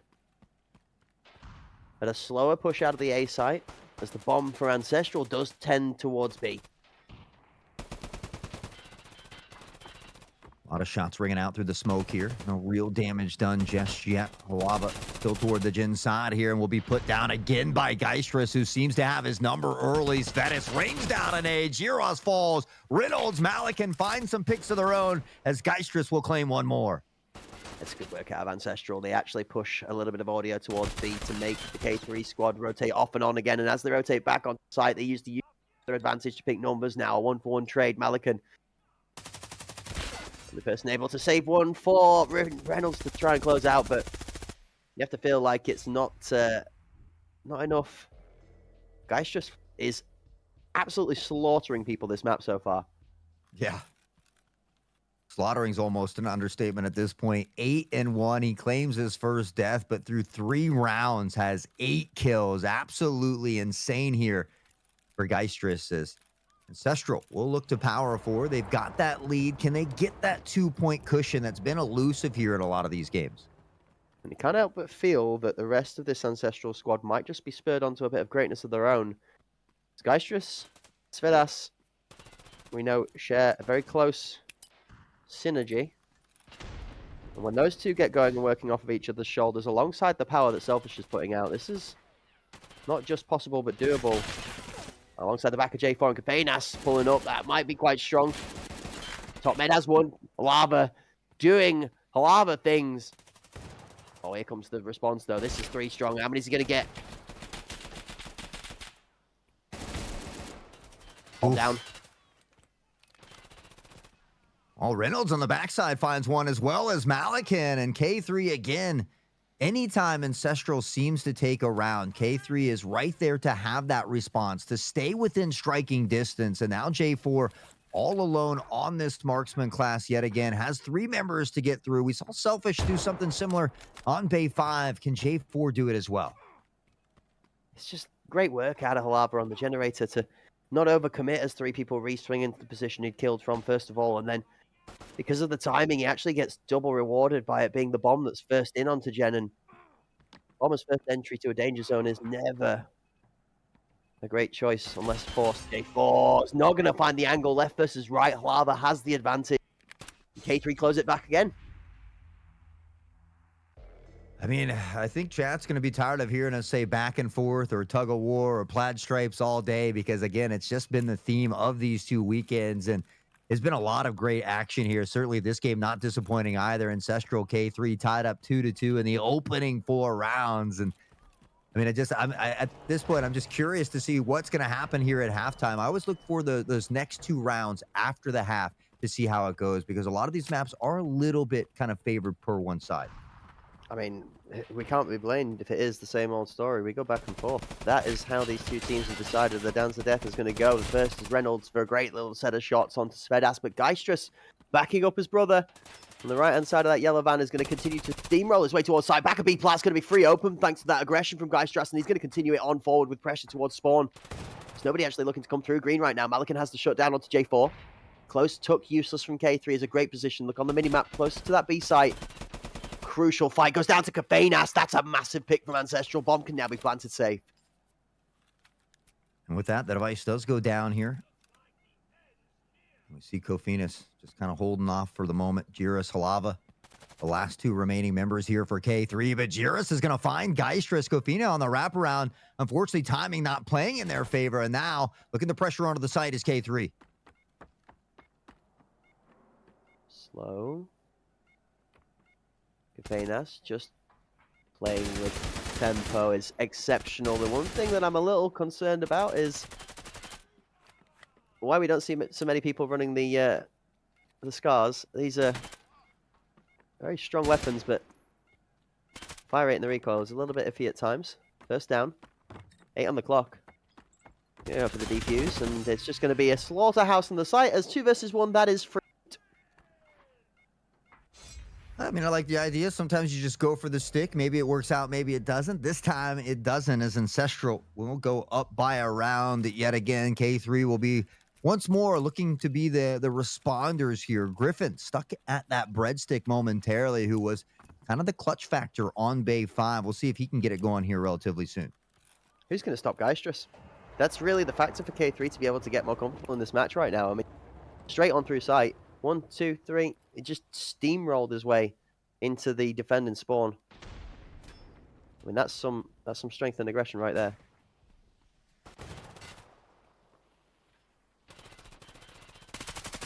A lot of shots ringing out here. Malikan's going to find Geistress, and Malikan said, I'll be the one to step up and put him down. Malikan finds Fetish. Jiras on the Selfish, and again, K3 always finding these relatively quick responses in the following rounds as Kofinas will drop Malikan. K3 needing to close this one out. They've got the device down as well. Probably Ancestral have got, it's one of their members that's pushed into tower. Kofenas, I know he's prone on the floor right now, but it's because he's trapped. This deep position from Reynolds held in spawn just means that that wide tower member is going to really struggle to get out of this space without fighting it.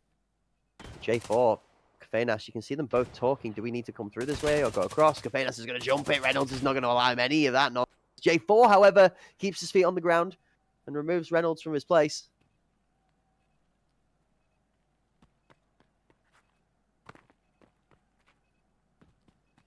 Oh, 47 on the clock. He's got some work to do. K3, they get the luxury of just kind of hanging back and controlling the device here momentarily.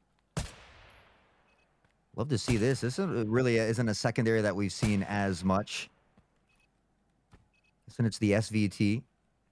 Not sure if it's the auto there, the AVT, but it doesn't matter because Jiras isn't going to allow him to use it. J4 does go down, and K3 will respawn. It's another case of those bullets being particularly large and particularly damaging. Semi-awful auto, that thing shreds tanks too. So, this is a choice. You could probably speak to one Stripey about that one. He used to run around with an AVT to great dismay for many other people, as he would just run rampant with it. It's a ruthless weapon. It's got a very Ash 12 feel to it, which It's the new explains Kill why 100, those, which makes sense. That's it. Yep, 100%. It's cheap too for kill hunting. That's the other thing that's good for base game, cost-wise. Alaba, good shots. Shotgun rings out onto Smedas. That's one of the shotgun versus shotgun battles dealt with. Kofenas does shut him down only for 1, though. That's rare from Alaba. We've seen a slightly quieter performance from the shotgun. Good for 2, maybe more in the previous games. Jiras comes around the backside. Selfish does close Jiras out. Immediately there was a response. Oh! Through Jin. J4. Finding that one through Jin. Griffin tucked onto the site. Does he know there's 3 here, though? He sprays through the smoke. He's worried about curtain side here, but all of the members are now beginning to shift back the other direction. Are they going to go on a full rotate? They're not going anywhere. If J4's got anything to say about it, that Bolty's going to claim another one.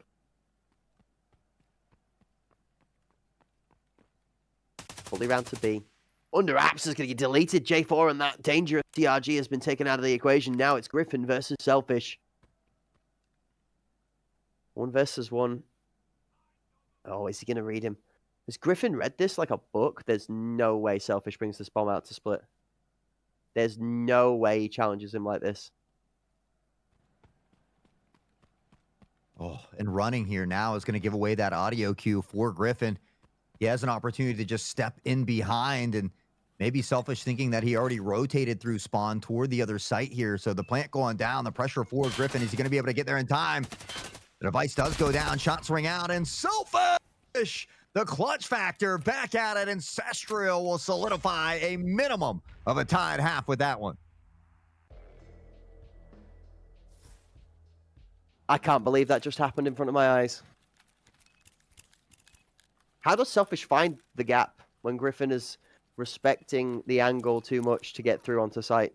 Honestly, with Griffin's position there, he should be able to pick him off before he crosses split. That's crazy that Selfish gets across. That is illegal that Selfish makes it to site there, but you've got to give it to Selfish. There's no way he makes that happen if he doesn't take the chance. You miss 100% of the shots you do not take, and Selfish commits to the play, and it rewards them with a round. They pull themselves back into the lead, and this time the aggression's coming forward with that confidence. Fedas for 1, Duras for 2, though. Site's getting swarmed. 2-for-2 trade.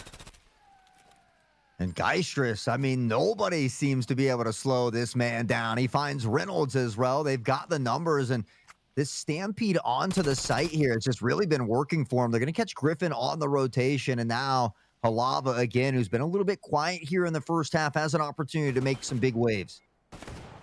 Top edge comes show, and J4 is not going to allow anything else to happen at the back end of the round. Ancestral move to a confident closeout of the half, 5-3, 2 in the lead. It's all in the hands of K3 to bring an equally strong attacking side back into Ancestral if they have any hopes of a 2-0 result on the day.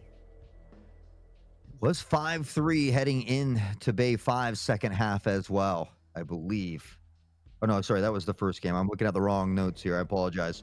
It was 4-4 in that first one. So a little bit better here for Ancestral on bowl. An opportunity, again, to close it out. They need to get at least one of these games. K3 is hoping for both if they want an opportunity to try and pass up TFG. So Ancestral has all the power in their hands right now to stop that. Got to look at the man, the myth, and the menace on the front line in the Ancestral squad. It's 13-5 for Geistrus. Duras with an opening piece of utility. Griffin and Selfish. Everybody's playing with the grades.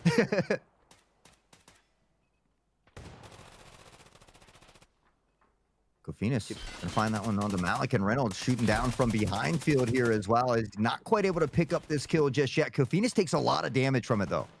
Look at the bomb though. Crucial important pick is that it's the bomb that's gone down in mid short.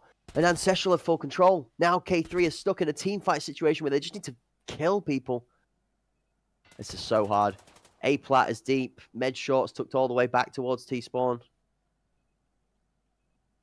This is so rough. They got to find Selfish and quickly. There's 1 minute and 5 on the clock, so there is time, but it's not going to go in the way K3. Selfish holds his ground. See him. Gonna go ahead and leg it away here as well. Griffin trying to spot him as he does.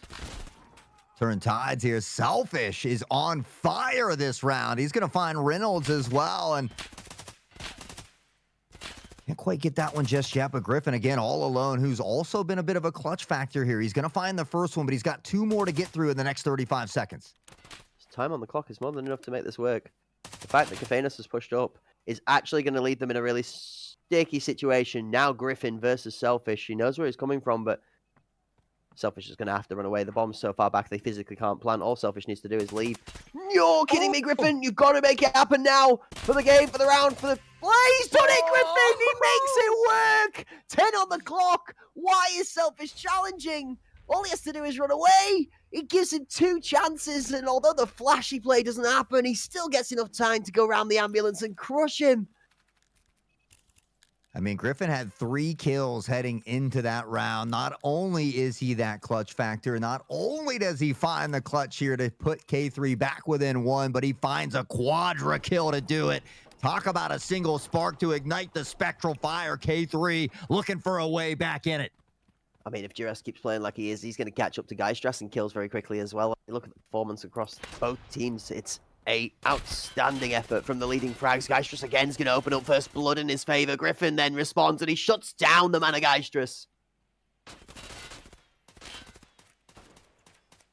Take a look at the mini map though. There is a big flank coming in and a potential double flank.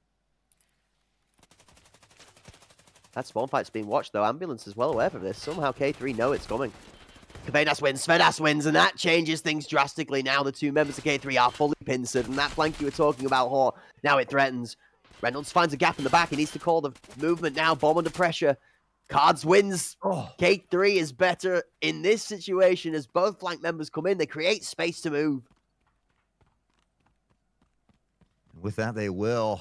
Not sure if he's going to spot him on the crossover. He does. Shots ring downfield, so we'll have one kind of take control of the lane here as Juros begins to pressure all the way around and look to find this plant. That rotation from Ancestral coming through spawn is going to be a bit late. Reynolds finds Fettis. The plant should go down, and K3 now a real case to win it after being down 4-2 at one point in this round.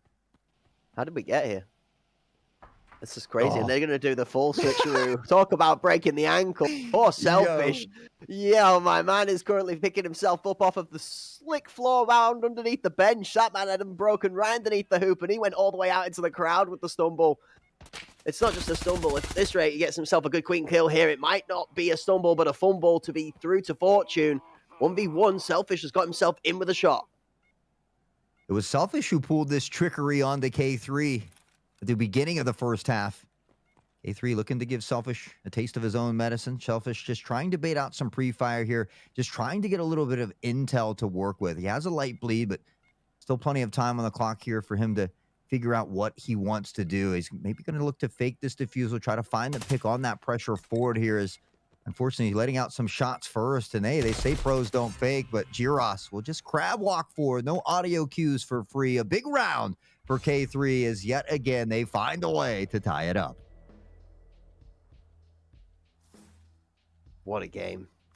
5-5. I didn't realize we were going to be straight out of the half. I knew Ancestral were going to have it brought to them by K3's aggression in their attacking side, but I didn't expect the gap to be closed this quickly. Reynolds now crossing the double-digit threshold. This is something I want to attest to as well. In Bay 5, Reynolds had a quieter game. This ball performance out of Reynolds has definitely been a shining performance for K3 to help them gain their advantage. But Geistress is going down to a grenade just as I'm about to compliment him with Curse him instead. Then it's Griffin to claim his life again. Now Reynolds finding J4, and he's been on that boost peak a couple times. It was a great job by Griffin here to take notice of that and just send a nade downfield. With Geistress already out of the way, he's been that juggernaut here for Ancestral. An opportunity as K3 begins to spill forward. Shots from Svetis, good for one, can't get the second is Juros. He may have had a tough start on Bay 5. That's not the case here on Bull. You hit the nail on the head, and I mean, a tough case is what's going to come to Selfish, but it might be a cold case of karma. It isn't quite. I thought Selfish was going to claim himself a clean double there, but the second set of shots are just not quite enough to mark his man. Feynas, with the double weapon combo, is set to be able to do this, but got to find this first pick.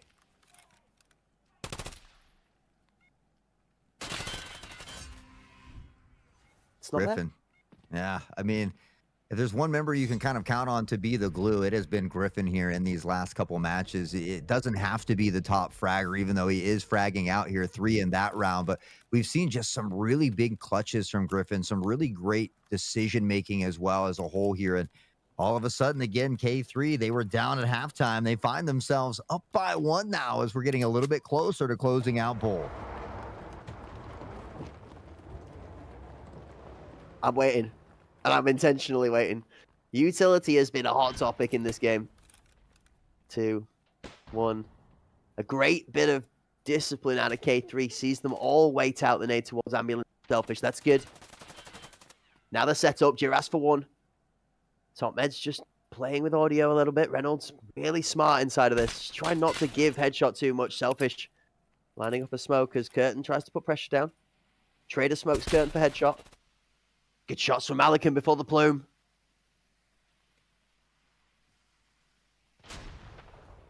Ancestral is going to have to find something here. They find themselves down by 2 members. Svetis is going to fall to Juros here as well. And Juros has been a menace here on Bull. Continues to do so. They find that plant. J4 on the snipe, though, will pick up on the Malikan as they try to work back into this round. It's got to start now. This is the crucial gap between here and round 7, which we talk about. So important. Shots from J4, not quite finding a home. Where's the model? Where's the peak? There's the peak. Again, it's not quite where it needs to be, and Griffin is claiming lives in the backside. Griffin, again, the final one, and K3 all of a sudden 1 away from match point. With maybe that, again, the opportunity for additional opportunities to close it out. We said Ancestral was going to be able to battle back in those final rounds in that previous one. It was a crazy nade from Giros that really stifled that momentum. So they have to be careful here as we get very close to the end of Bowl. Makes me think back to an old team from the EU scene, 'cause it feels very much like Griffin is all out of gum. Because he is taking names. He's done all the chewing he's going to do for a century, it seems like, because every shop on the outside of the arena has been sold out. Duras with an opening grenade. Malakin for one. Selfish response back, but Reynolds has got the name of Kafenas under his line of sight. Hop, skip, and a jump is just about towards the site. Lava's going to make it. Nice shot from Selfish, though, on the Halava. Pick from K3 just before that will leave Selfish all alone. We talked about Giros and the triple nade stifling the momentum. He opens up this round with a nade as well. And Reynolds continues to hit the shot. Selfish goes down. Ancestral, they started off well, but K3 have been the consistent kings here. And now they are at match and series point.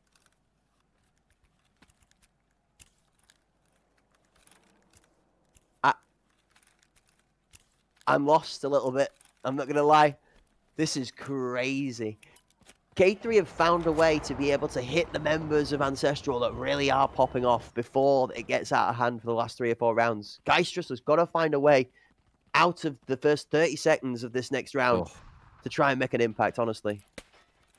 I mean, this could be huge. They're looking at the 5-player, rush it toward B. Malakin finds the pick on the J4. There's nobody over here. We see him shift into the lane. The rotation is coming heavy through lane and spawn as Griffin waiting patiently in the shadows. Finds Kafenas. Malakin is ready for the push through spawn as well, but it's Selfish to find the pick. Shots out as both of the Ancestral members from Green stand defiant and clear out the adversaries in front of them. Halava's creeping. Halava's sneaking. If he gets in between, this could be gross. But Svedas has got top ramp first. Griffin responds. No shock there. Shotgun versus shotgun. Halava manages to find his man in Svedas. Griffin and Halava look at each other and consider this the time to plant. There's a sneaker. Selfish. Can he make the difference at the crucial time? He has to do it now to save the game. Almost planted. Halava's not moving. He's sticking. It doesn't matter. Griffin's there. Of course he is. Like glue that he's been to the entirety of the first and the second game. Once he started going, he did not stop. K3 slamming home 9-5 on ball. 9-6 on Bay 5, 9-5 on Bowl, and well, K3 certainly deserving of that MVP. 16-12, the clutch factor, the clutch master, but Giros, maybe the nade master here in this one. The whole crew playing so well together here today, and I think that's what really solidified the double dub for them. Now they get to progress in points on that leaderboard. They actually pass up TFG momentarily, as we will see TFG take it on EPA next, which is the number 3 and 4 team as well. I mean, this whole day is just packed full of action. Been a great performance out of all 4 teams we have seen so far on, which I am thoroughly delighted to be able to yap about alongside you. And we've got 2 more stacked games to be able to feature to close it out. And not only that, one of those 2 games is going to be the battle for the crowning glory at the top of the table. It might not change the overall standing, but it is the number 1 seed and the number 2 seed as we go into the beginning of the day that will be duking it out for the Pride bare minimum. Just to be able to say that regardless of where the table ended after the season, that when they came head to head and the Clash of the Titans was put on the pitch, the result was as it stood. We could see a draw. They could split maps at the end of the day. Do I think that that's going to happen? Not a chance. We've been set for cinema since the start, and we are going to continue to carry on up that mountain magically and merrily without anything in our way. I mean, it's been Sicario in the past that 2-0's their way to victory. Back-to-back champions. They might not be champions this time, but they have an opportunity to still take down the Pandas here and maybe get a little bragging rights of their own. 10,000 euros on the line with the top 6 teams taking home a little piece of that pie here a little bit later today. But man, I just got to take a step back and take a deep breath and get a little weight off of my shoulders. I don't know how I feel like I'm out there playing in this game at the moment, but man, it has just been exciting. The triple nade kill is going to be on my mind for the rest of the day. I need to wait for the stream to end and go back and watch that on repeat a few times. I'm so glad you brought us back to that. Okay, it's hard to not let the second map overshadow as the most recent in our minds. Us humans have a short attention span at the best of times, as we need to say, yeah, we all doom scroll every now and again. Trust. That's how we keep our brains active, I guess, at the time being. But no, it has been a back and forth match across 2 maps, but that triple grenade was very akin to some moments that we saw throughout both maps, where you want to talk about going and watching, let's say, your favorite Counter-Strike map, and those crucial moments that make the difference in the tempo, where the tides change, where somebody just turns the light bulb on. I mean, we've got to look back to Duras and that first set of kills. It didn't win them that round where Duras got his 2-piece out the top maze, but it was 2 pretty gross kills after he'd been robbed. If we were going to TLDR the total mayhem, let's be honest with you. He'd had a rough game from that point where bullets looked good, spectator cam can, debate us at the best of times, but it is what it is. He pulled it back from the brink, and his team helped him do that too. So K3 definitely thoroughly earned their 2-0 victory, I think, here today. I mean, it was 8 rounds before he got his first 2 kills, but then at the same time, that triple nade came in at the very end of Bay 5, when we were looking for Ancestral to gather around and maybe consider tying it up for overtime. It comes right at the end of Bay 5. You talk about taking the wind out of a team's sails. You completely destroy the mast as a whole. The ship begins to sink, and they have to deal with that in transition from Bay 5 to Bull.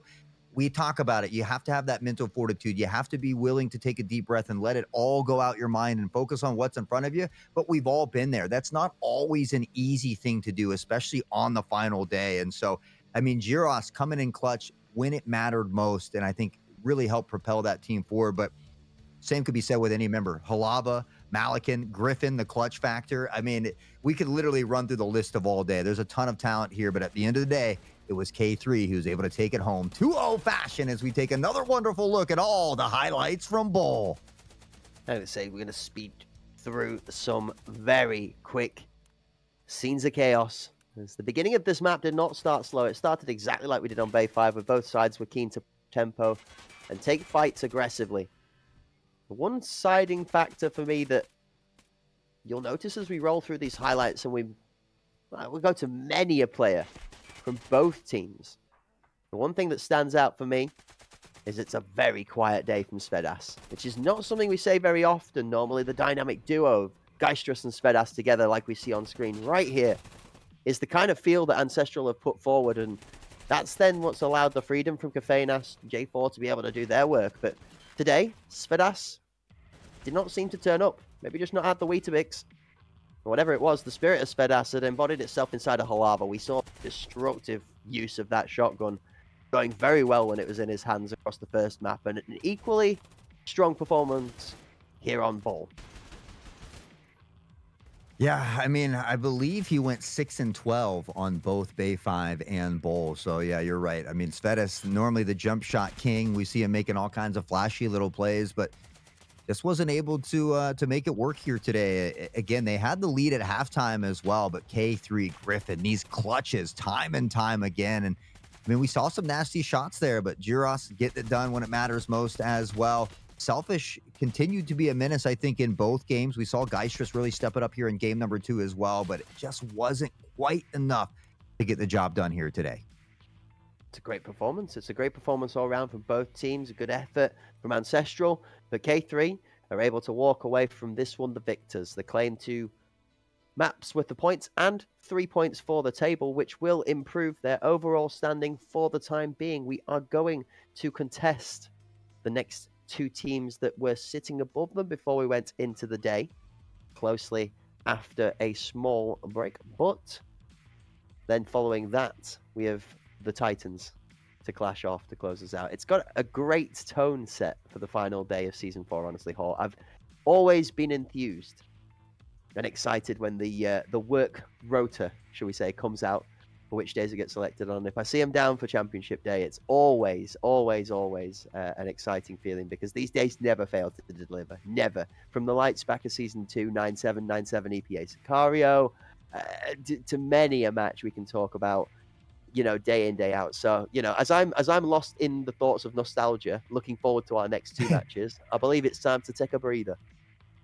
Yeah, I mean, K3 up to 10 points. TFG is going to need both of these maps against EPA if they want to, again, gain that positioning back, which is certainly not a thing I would be looking forward to. EPA has been playing very, very well, but that means that, as Crack said, we need a little break to get the moments or the players ready for this next matchup. So, again, great time to stretch the legs, maybe grab a snack or a drink, but don't go too far. When we come back, we've got more from the Hunt Premier League 4.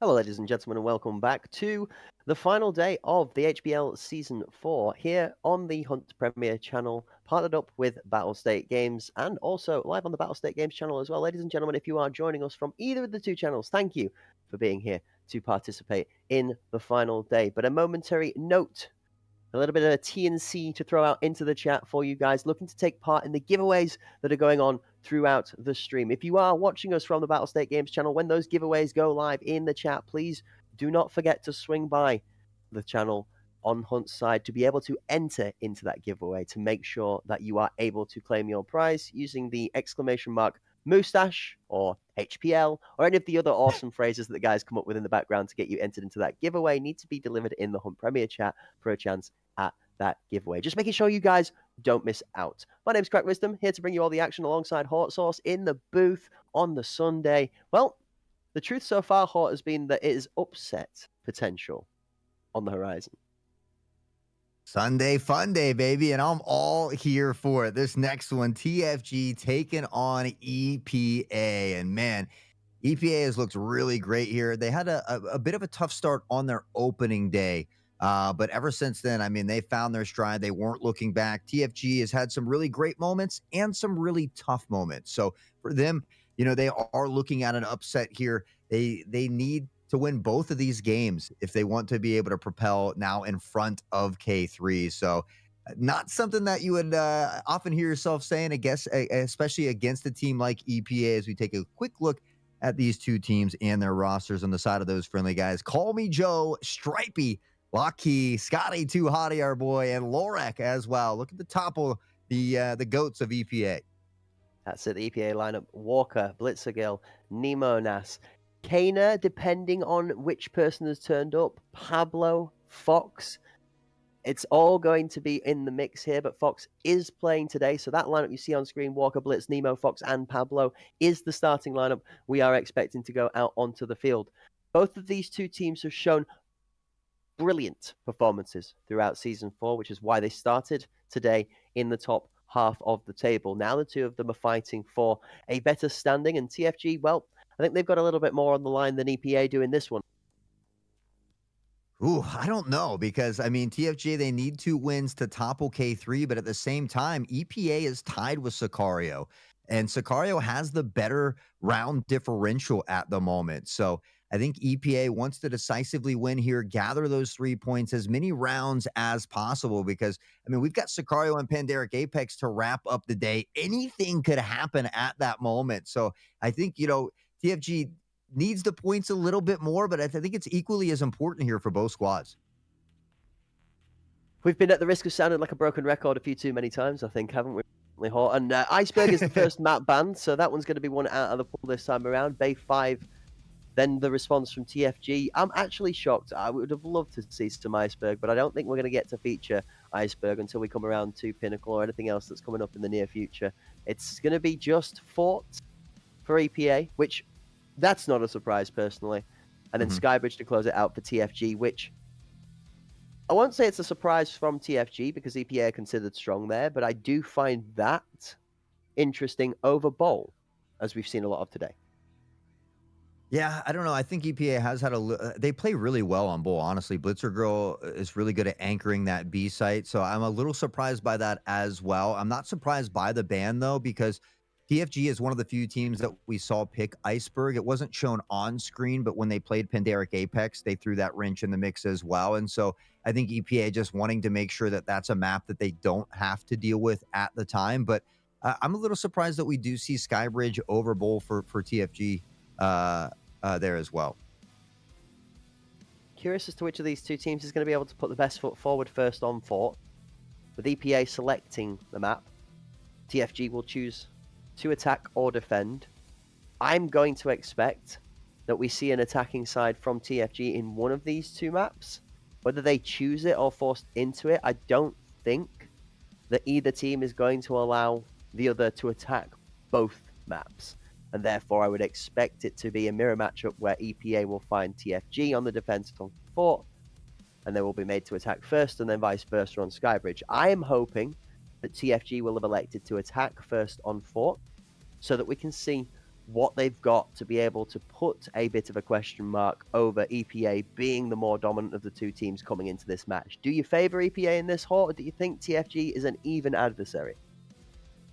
I think if they're playing at the top of their game, they are an even adversary. But they've had some struggles along the way, and if they are not at the top of their game here today, I think EPA should be able to outclass them. But yeah, you make an interesting point about the attacking side of things, because we know maps like Skybridge are a little more favorable for the attacking side. But at the same time, you almost like to start out on defense, because if you do weather that storm, you have a 4-4 or a 5-3, then all of a sudden that second half does become a little bit easier. So it's always interesting to see how these teams opt to kind of topple what's in front of them, or how they, take the plan of attack here. But I say that TFG is certainly capable of competing with EPA and beating them when they're at the top of their game. But they can't allow any of these minor mistakes that have haunted them in the past to show up here today. A slow start from the TFG squad as they step up in towards Donut. EPA are looking like they are holding in the spawners. We do need to reset that lobby for the folks at home. So, ladies and gentlemen, do not stress. We're going to make sure that everybody is able to participate in our first map of this contest, as this one is set to be a hot one. I'm looking to, honestly, the return of Fox to reignite the power that EPA had yesterday. I think that probably was a rather missing factor from their performance versus the Spartans that may have staved off the 1-1 draw and put them over the line in the overtime that could have made the difference. I mean, not that the 5 that took to the table from EPA weren't able to get the job done, but Fox is considered to be one of the top tier players in the scene for a reason, and to have that powerhouse not on the table would be something not to disrespect. So you got to look to that today.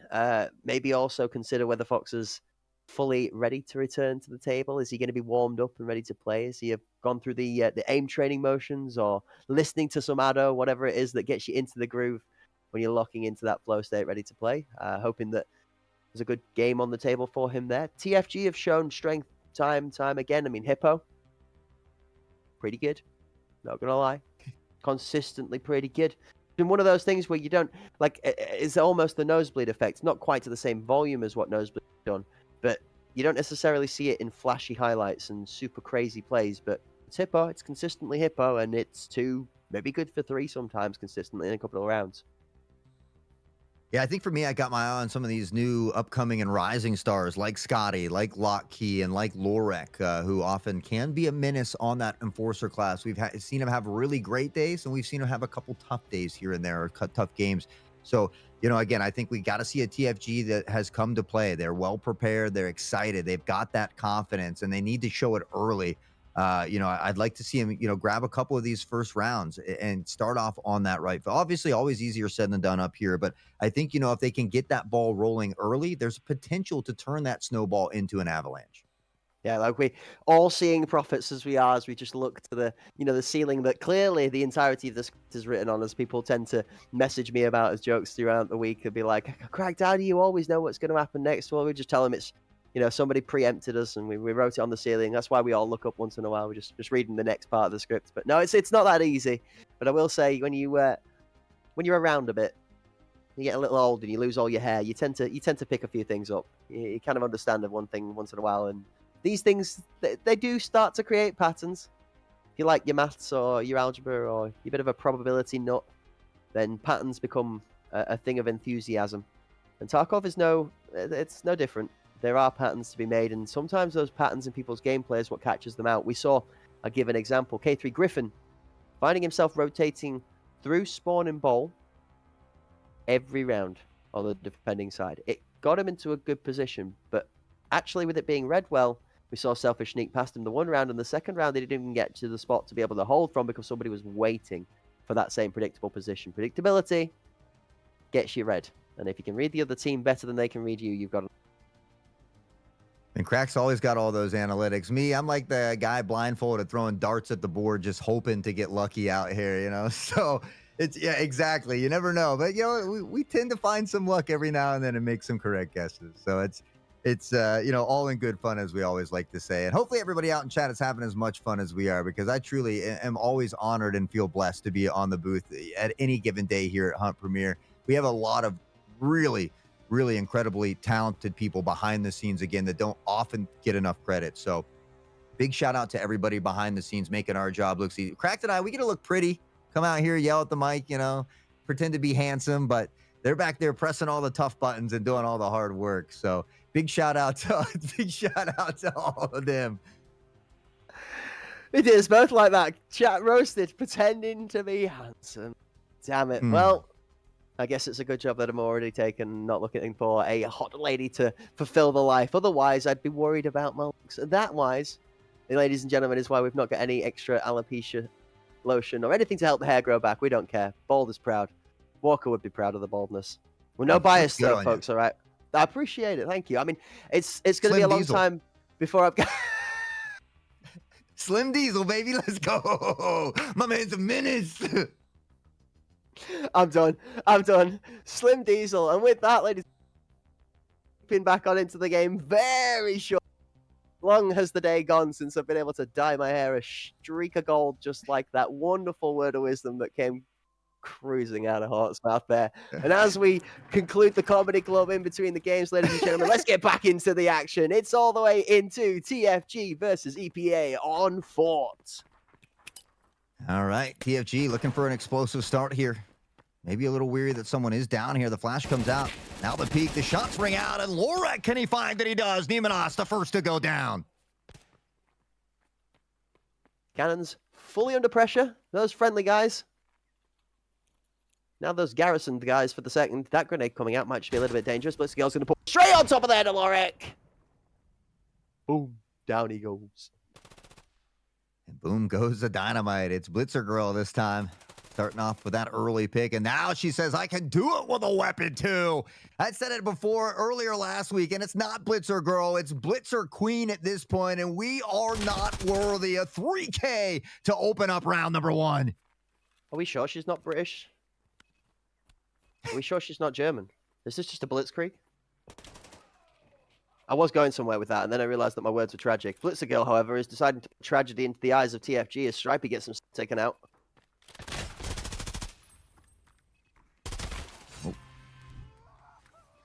And an ace for Blitzer Girl. All 5 kills on the board. It is Blitzer Queen. And if you're in chat, you better bow down. 5 in round 1. That's not a typo. That's not a bug. That is a bona fide feature of Blitzer Girl.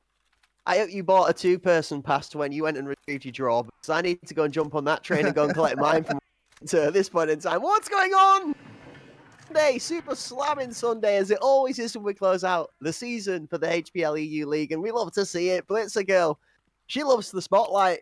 She fancies the limelight, and she's out there with the ace, straight off the rip. Certainly deserves that limelight as well, but Walker says, having all that fun, not without me or not. We'll collect a kill as well. Fox dangerously low on the health here as Walker. We'll buy a little patience here and wait for Lorak to creep forward. We'll see. Lorak's already taken a ton of damage here as well.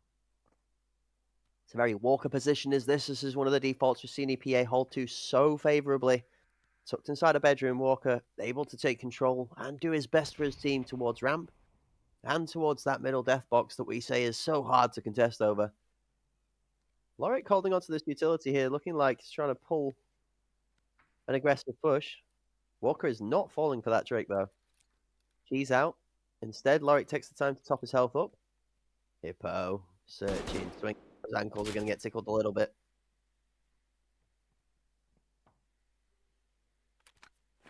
I mean, Walker just tucked into this corner as Hpl eventually snuffs out that flame. Didn't give me enough time to give me my little rats on top. I was pulling for Walker there, but it's Scotty to find Pablo and TFG looking to work back into it here in round number 2. I mean, rats on top might be right. There's 30 seconds left on this clock. It doesn't matter that Walker didn't get anybody. If they're able to get this off, Fox on site with that shotgun's going to slam the Piranha into the legs of Lorak of the minimal left of his health.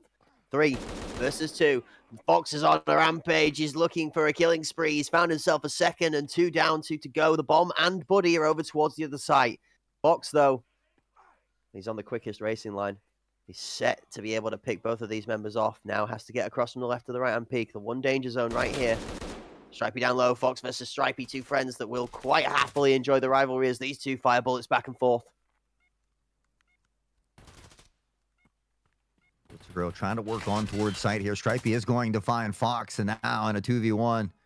Blitzer Girl's got to find a way to get some picks here. She's only got 23 seconds on the clock to work with, and you need about 5 to 6 of those to find that defusal.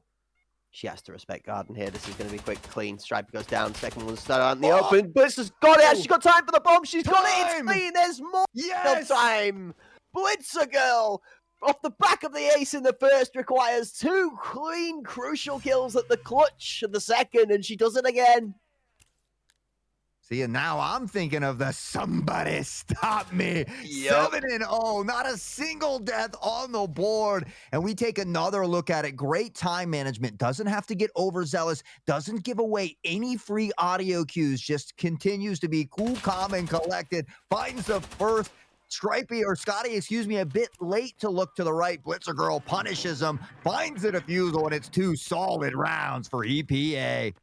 Like you said, it's playing the edge of the time perfectly. Just realizes there's enough. There's 5 seconds with a window to play it completely slow and still have it work out. This time, TFG look more aggressively towards Lobby. Lorex is across. K1 safe. Now has backup from Lockie.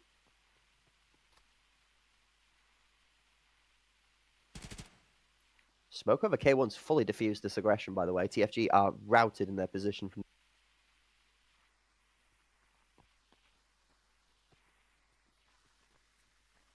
Well, we slow things down drastically here momentarily. Lockheed maybe looking to find one of these nades to clear out the back of sight here, but we do see a bit of a rotation toward mid. Walker always lurking in the shadows. He'll find one before Scotty puts him down. There isn't much left of Scotty alive, but with Lockie snapping the neck of Pablo at the deep side of mid, Nemo gets one back. Scotty takes out Stripey and the bomb goes down. A little bit of miscommunication from TFG leaves them down numbers. 3v2. Mini from Nemo versus Scotty. Got to find an opening pick here, Scotty. Mini crosses. Scotty's now in a tough spot. Has to back off down the ramp.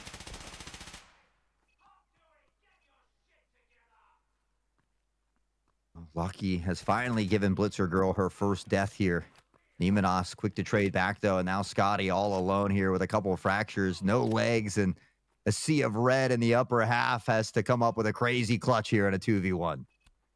Popping that cheese is going to give an audio cue, which is going to be read comfortably. Neither EPA member is going to need to push over aggressively. Mini has the long angle towards where Scotty's pushing in from, and again, a little bit of Scotty's last remaining health gets chipped away, and surprise! Don't forget to check your doors and your corners, because Fox is hiding, waiting for you to step through. Yeah, and a great job by Nemenos. I mean, creating all of that diversion, seeing him run across, making the auto cue as they press, further forward there, and just really keeping all the attention of TFG there. So allowing Fox to just wait patiently like a fox in the corner. EPA up by 3. It's a commanding start and a commanding lead to open things up. TFG's going to have to start to reel this one back soon.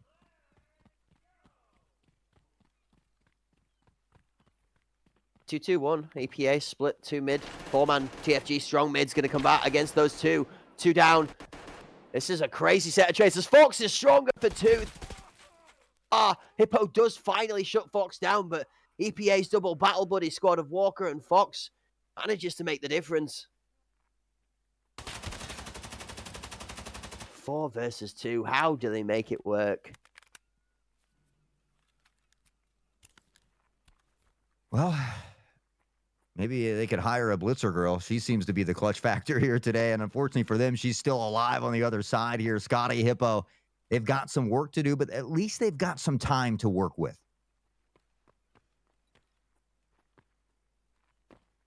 Hippo's going to be able to cook this up if he pays attention to the angle. Good shots out of Hippo. We've known he's been good for this all season long. Down goes Pablo. Nemenas. Blitzer Girl left to clean up the back end of the round. 2 versus 2. Mid control falls mostly in TFG's favor. Beacon check. Scotty across.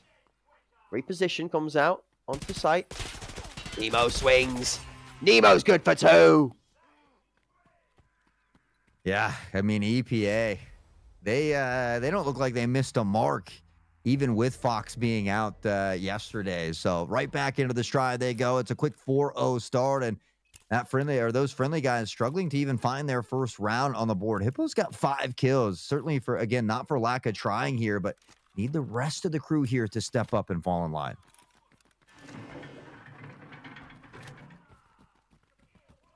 You would be forgiven for thinking that the lineup other than Hippo from those friendly guys were just being a little bit too friendly so far in the game.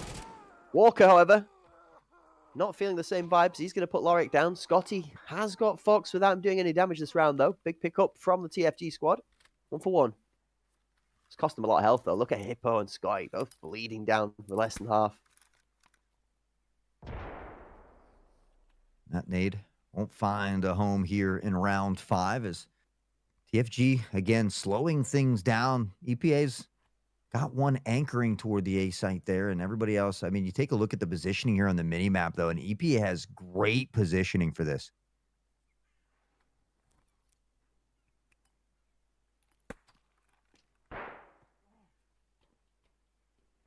Flash goes off towards bottom section of mid.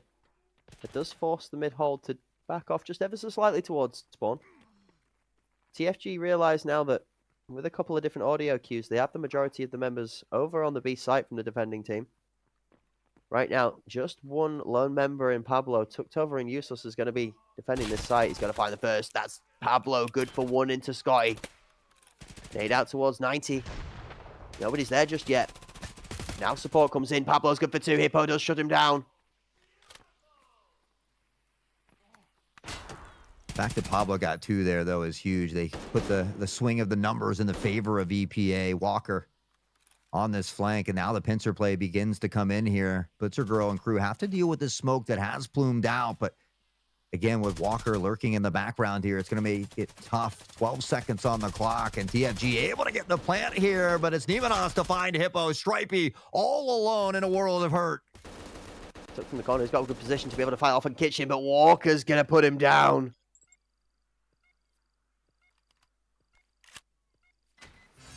EPA, 5-0. Looking confidently set for 9-0 at this rate if they do it out an 8-0 high. Yeah, you know, I almost flash back to day 1 where Panderic, Apex, and EPA met, and it was EPA who was still kind of finding their footing. I'd love to see these two teams clash again now that EPA has been on this tear since day number 2, but as we always say, that's how the cookie crumbles. Sometimes you just got to deal with it as it comes, and so far EPA has done a great job with that. Hit the nail on the head. Couldn't have said it better myself. As we see both teams fly out of spawn. TFG this time moved the majority of the battle barge towards Donut. B site under aggression this time around as 3 look to push up the ramp. 2. Thinking about cannons, 4 of them are going up this ramp actually. Cannons. They've not got anybody in mini. TFG have full B site control because the positioning from EPA is really deep. Fox gets one of the shotgun on the way out, but Stripey has the better of Nemenas. 1 for 1. TFG have full plant. Donut picks off the rotating Walker. Scotty with a huge pickup. Oh, Fox able to bait out that pre-fire. Has help from Blitzer Girl. Always in the right time, at the right place. That's a big pick there. Now to a 3v3. 34 seconds on the clock, and Scotty will find Fox. Blitzer's walking in onto the side of Hippo here. Audio's not going to be in the favor. Hippo swings and actually wins it out. Lockie gets a pick in the background as well, and that close hit for TFG. First round on the board. They will not go swept. Love it. Love to see that never say never attitude as they are not ready to go silently into the night. Unfortunately, they're not out of the deep water just yet, and they're dealing with 5 cold-hearted sharks of EPA that smell blood in that water. 7 and 5 from Hippo. 1 and 6 from Lorek is quiet so far. And Lockie also, as well as Stripey, struggling to get kills on the board. Flash out to what cannons. Fox is good for 1, 2, 3. Fox has got a 3K on site. It's up, down. The running out of bullets at that point in time. Stripey closes him, but he's left last alive in the middle of the Hornet's nest. He's just got nothing better to do than to run and give the member a kiss inside of the mini. Nemo headbutts Stripey. Stripey puts him down. Blitz has got a response onto Scotty, and now Stripey has taken up residence in the enemy territory. 3v1 though, and Stripey at half health. Needs maybe something along the lines of a miracle here. Little audio cue coming out. Stripey in between a rock and a hard place, and 3 members of EPA just slowly closing that grasp. But again, with the device down in such an awkward spot, EPA has that luxury of just kind of hanging out.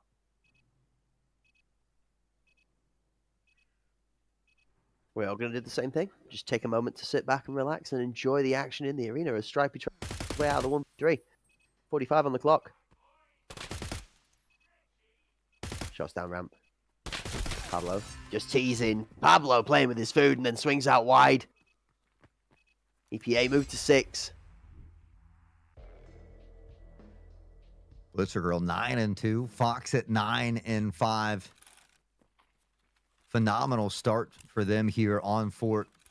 What is the final day of HPL number 4?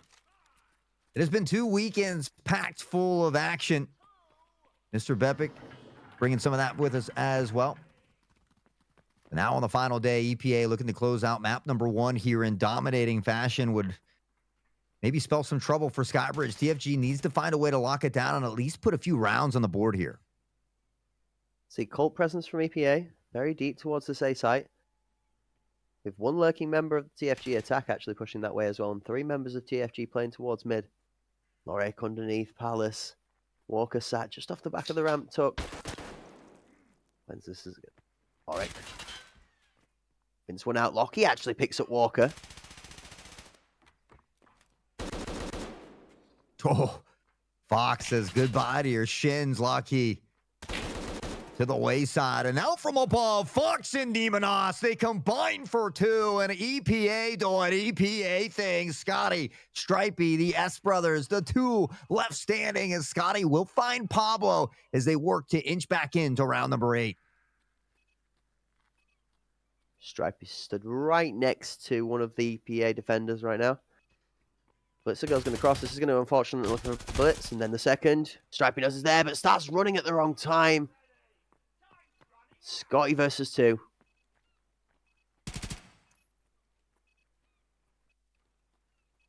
And again, I mean, with where the device is down and how much time's on the clock, EPA gets that luxury of just kind of hanging out, chilling. He's going to check this corner first, though. It's a nice pick from Scotty, and now a real opportunity to find that clutch. Running the other way, he has a chance to just leg it toward the other site. There's still enough time, but the indecisiveness, and now the 180, he's going to head back. Does he bait EPA away? No. It's Nemenos to stop and turn on a dime. He's got to try to find this final kill. You know full well Nemo's good for this. He's just going to stick to plant. Nemo swings and takes him off of it. EPA moved to a 7.5. 2 rounds away from finishing the first map with a dominant victory. Yeah, I mean, if it's a little closer there, I say, you know, screw it, go for the plant. But because you're in a 1v1 situation, I almost would have liked to see him take that gunfight and try to grab that win. But as always, easier said than done when you're sitting up here in the booth in these split-second decisions when action's popping off. You know, sometimes you just do what you think is best for the team. But unfortunately for TFG, they find themselves at a big deficit here heading into the second half. Yeah, the only thing I'm going to say to that one is good luck trying to out-gigabrain Nemenas. I don't envy anybody trying to complete that task. That man does mental math for breakfast. He is exceptional at the macro gameplay and the mental chess match. So good luck to anyone trying to do so. Hitting your shots is a different concept altogether. Speaking of hitting, that's the smoke. Intentional. Yep. Slight one way right here in the corner. Scotty finds Fox. Gonna get another. No, it's Walker to drop the nade to his feet. And Hpl finding Blitzer as TFG looks to battle back here in the second half. Stripey's got a good run picking up on the back end of it as well. It's just Walker last alive. He's the only person to have got a kill, and he's the only person left with his health. The bomb going to be going towards mid. Member tucked in on the right side here. Locked in. Not needing to move. Lorek just anchoring this mid chamber for the B site as TFG have full A control. Oh man. Does Walker know he's here? Surely you can't read this. Shadow's going to give him away as well if you look to the bottom left of Walker's model. That'll poke through. He knows. How does he know? He needs time to put a couple of extra bullets in for the mental. 45 on the clock. The rotations come in, and now Walker's giving himself a chance. The health bar's gone real low, but he's given himself space. I'm not going to lie, Walker sits there a lot as well on the Enforcer class, so I think it would do him injustice if he doesn't at least check that corner. He had to do a double take, though. Realistically, Lorak should have found that kill, but it's Lorak who's struggling a little bit today at 1-9. We talked about some of these young shining stars and needing them to show up here for TFG. That unfortunately hasn't been the case. And now Walker maybe putting a little razzle dazzle of his own. And it appears that I thought he had bamboozled him, but Stripey down the lane finds that pick at a distance. Walker almost sneaks away with it. TFG do a good job of playing defensive rotations. They don't fall prey to getting aggressive, rotating from site to site, so Walker can get more than the one pick. He gets the first kill, which you can't fault Lorek for his position there. That is his role. Hold that mid position underneath Heaven and give the call out if the rotation comes through. Not necessarily even expected to win that fight, but if people come through too fast, then he will pick up victims to the trap. Bomb this time looking like it's going the opposite way. A site under aggression again. There is one member contesting mid. Retreats back off to statue. Fortunately, Hpl can't find that kill. He's the first to fall here to Pablo, who doesn't really take any damage from that exchange. Scotty looking to lock down the site here. You see a bit of a rotation coming through on the mini map there. There's one lurker from EPA to potentially deal with it.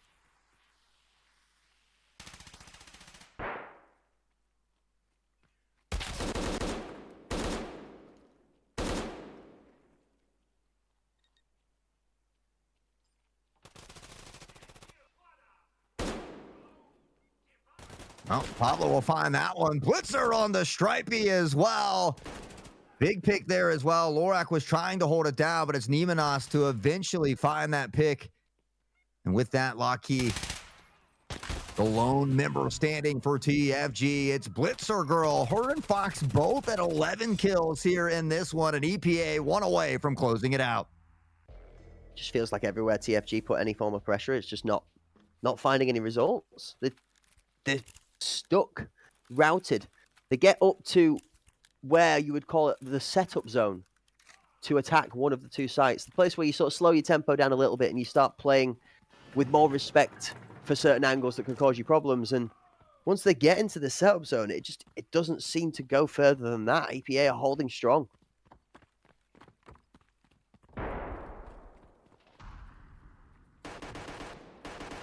Lorak able to get back on the board here, maybe rekindle that flame. Nemenos quick to snuff it out. Walker finds Scotty as well. And anytime TFG looks to gather some footing, EPA is right there to shut it down. Not this time, though. Stripey through the smoke. Lockheed will get a piece of the pie, and TFG looking to put one more round on the board. Keep playing like this, they might be able to fight their way back into the game.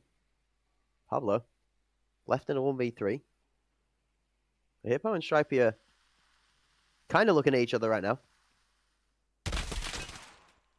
Pablo for one. Where's he going? Where is Pablo going?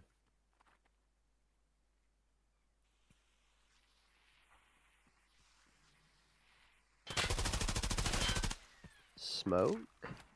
Both members fight. No damage done either way. He's got so much time here, Hawk. There's still 45 seconds left on the clock.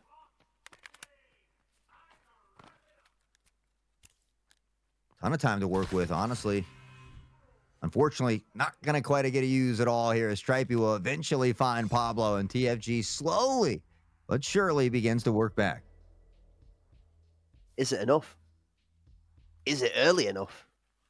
It's such a large mountain to climb. I mean, they've got to put 7 rounds together in a row consecutively and then look to continue for 3 more of 4 following that if they want to take the map back off of EPA. We saw the Spartans do a maybe not as drastic or dramatic a comeback, but a similar thing to get themselves into a position for overtime. But they kept themselves level pegging a lot more evenly throughout the first half of their game.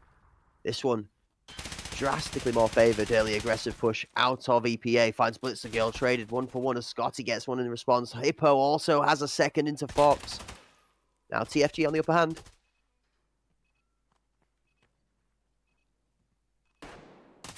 And TFG has been doing a great job on the defensive side here so far, but Blitzer Girl is a factor that needs to be dealt with. Locke will find the key to that one. Lockheed putting Blitzer down. Nemenos back on to Lorak, and now at a 1v1. That wooden panel is very, very penable. They have to be careful. Lockheed up in the high angle. Nemo knows where he is fully now.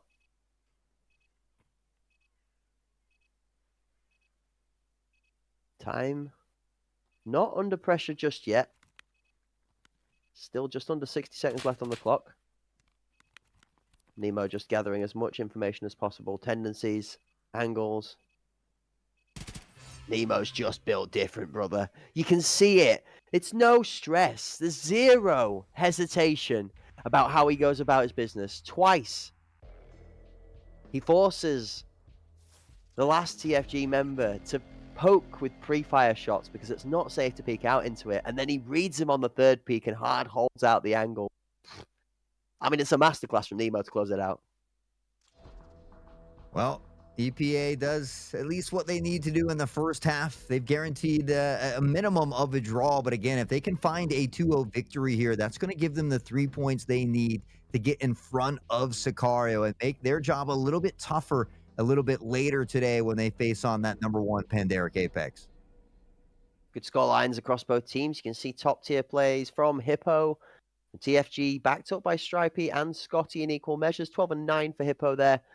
A great performance, but EPA were absolutely destructive in the way they went about things. 14 and 6 for Blitzergirl. 12 and 7. The top 2 frags on the EPA side doing a good job at keeping up with the pace.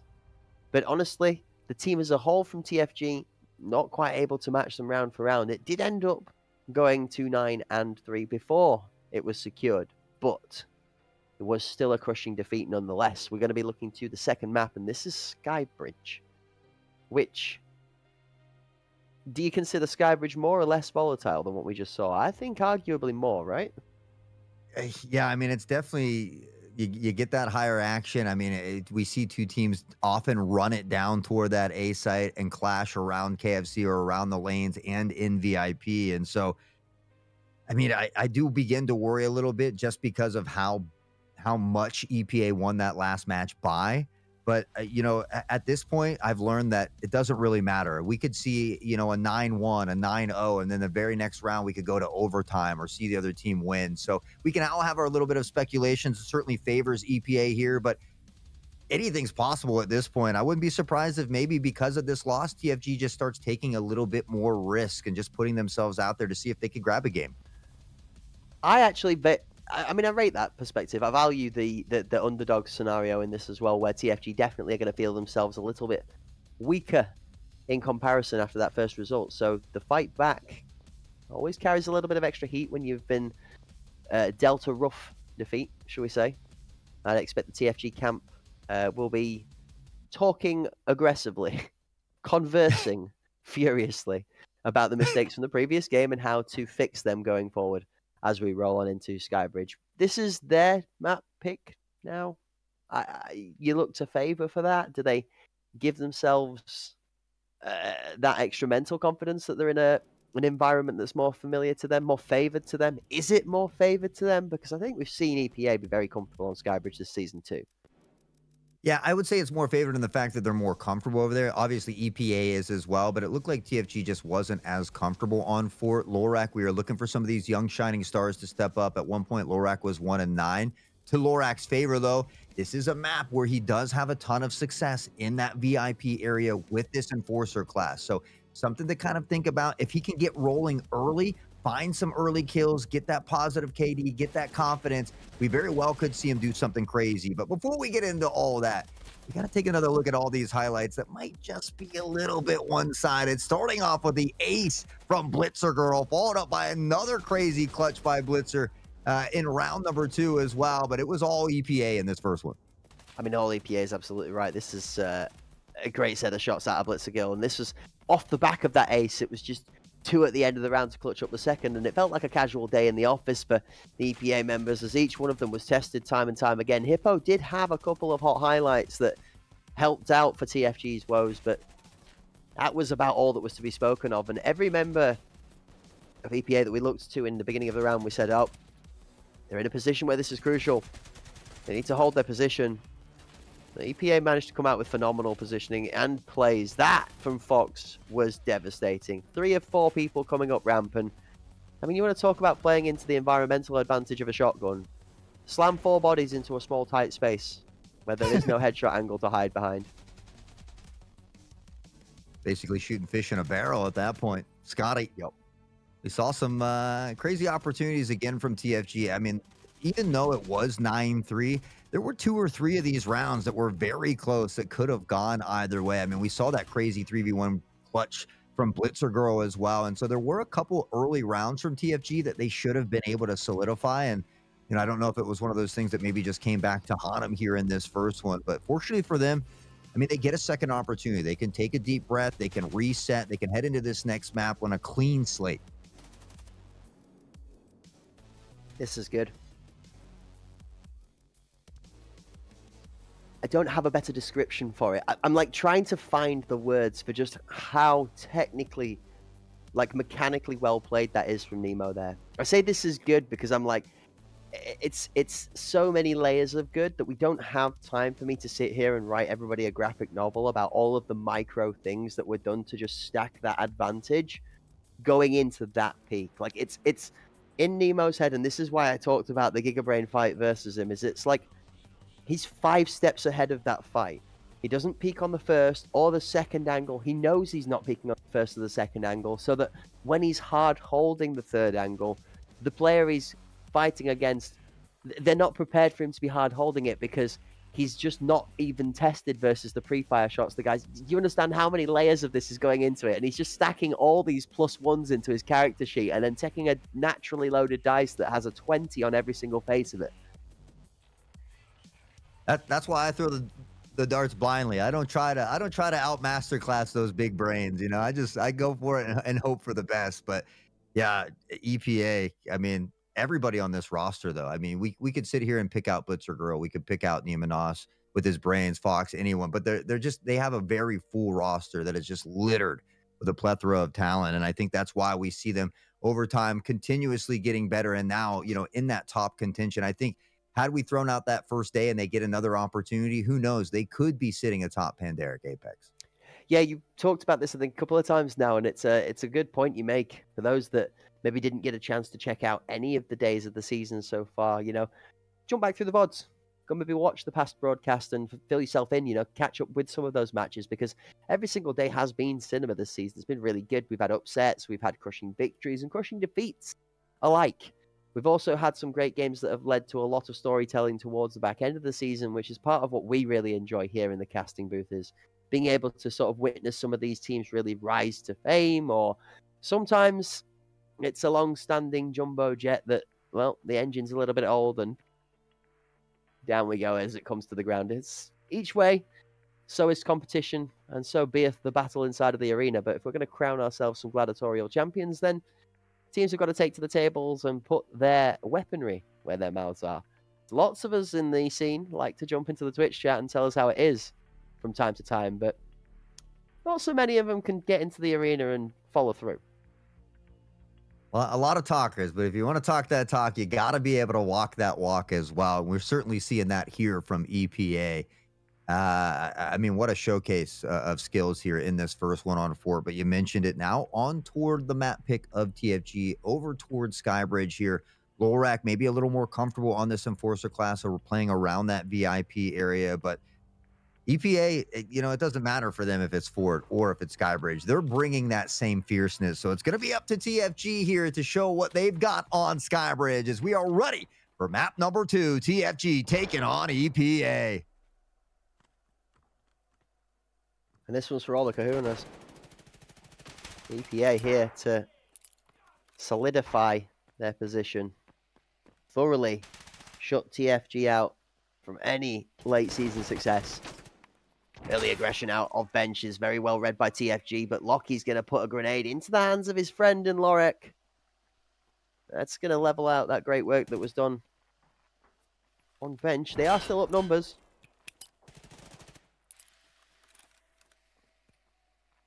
Little nade over the top. Won't find a home as the smoke plumes into the back of that lane there. Nemonos, though, and Pablo, how do you slow EPA down, especially after that performance on Fort? You have to feel like this confidence now spilling over onto Skybridge here early. Hpl, not in an ideal situation. Not a ton of health to work with here as well, but Scotty's going to find Pablo, and this could open things up a bit. Yeah, the flank's coming. He's here around towards E-Box. The forward defense from EPA is now sandwiched between the bomb and this aggressive flank inside of Sandwich. Nemo, backed up by Blitzer Girl towards the back of VIP in the hole now.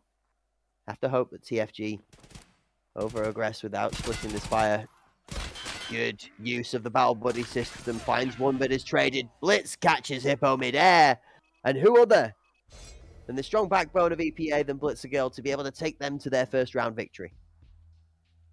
2-0, another great start for Blitzer Girl. I mean, she really got him going in that previous one.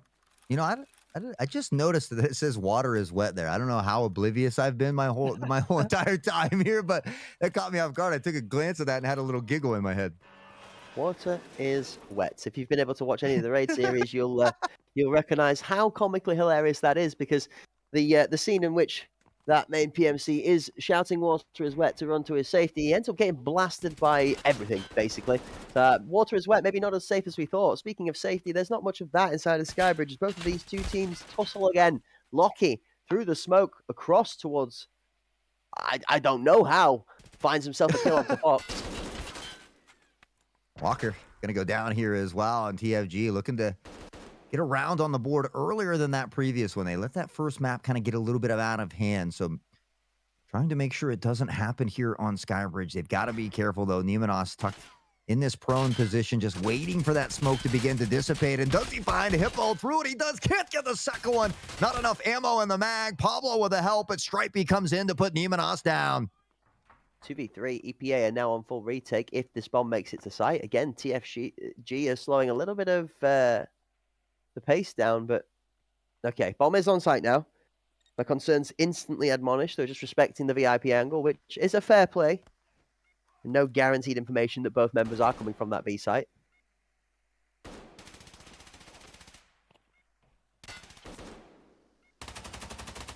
Blitzer Girl from behind, able to get one. Stripey on the answer back, and it's Pablo on the Lockie. Can Stripey come up with a big clutch here? 30 seconds left on the clock. Pablo needs to start making something happen. Is Stripey going to peek it? Yes, he is. Pablo's not going to get the kill. Little bit of damage down, just a lick of damage.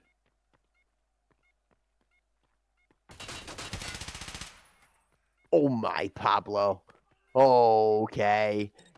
Shades of yesterday, I'm reminded of a swing outside of the left-hand side of the B site on Bay 5. It was also as gross. Pablo is tearing it up at the moment. I feel like we could say that about every player from EPA almost. I mean, they have come to play here today, and they're putting on an absolute masterclass. TFG, that was a good opportunity for them to put a round on the board to make sure this one doesn't get out of hand, but it's EPA with 2 rounds to open up on the defensive side nonetheless as well, which is, you know, we say obviously it can change from team to team. There are things that can change, but typically Skybridge a little bit more favorable on that attacking side. Looking towards KFC with this grenade. You want to watch out for this. Oh, old Nemo, he's gone fishing. He found a 2-piece with that nade. Fox says, not without me, you're not fine, Scotty. Nemo's not done, and he gets Stripey as well. How do you slow EPA down? Word. That is an actual flawless round. Look at the health bars. I mean, Le Baguette, the chef's kiss, from Le Grenade, is absolutely perfect. Just up and over. Nemo sat there in the best thing comes to those that wait. He doesn't throw it immediately. He just gives it a second or two to cook, and well, it's 5-star quality. He said, oh, I will Grey Poupon on you, my friend. Yeah, the EPA squad walked up looking for a dance, and they got one. Yeah.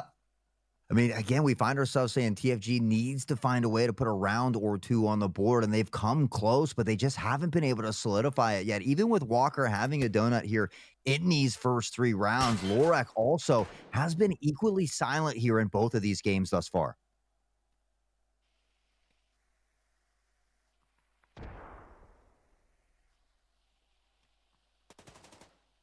I was just waiting for Fox to make his mind up as to which way he's going to go, but instead, whilst Fox is trying to make a decision as to whether he wants to match Lorek or fight Lorek, Blitzer Girl picks off Scotty in the background. That's some good shots out of the playmaker from EPA. You see them now rotated to fully match numbers versus numbers on this A site. Interesting rotation. TFG looking just to scout it out, see if there's anything extra to be had. You can see Lorek in the deep left position of your screen, holding just low off of heaven.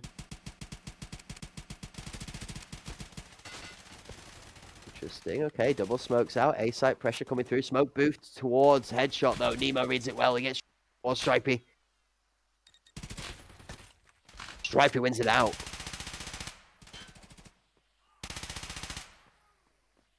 So many bullets being put downfield here, and so far both teams dropping 2 members. Blitzer Girl on the peak. Can she reconnect? No, it's Hpl who will put Blitzer down. Walker still searching for his first kill here as well. TFG has the numbers advantage, but they've had some tough times closing out these important rounds. They need this one here. Now here comes the flank. So late. Such an off timing. Walker finds one. Hpl does win it straight out onto Pablo, though, and it's left on Walker in a 1v2. 35 on the clock.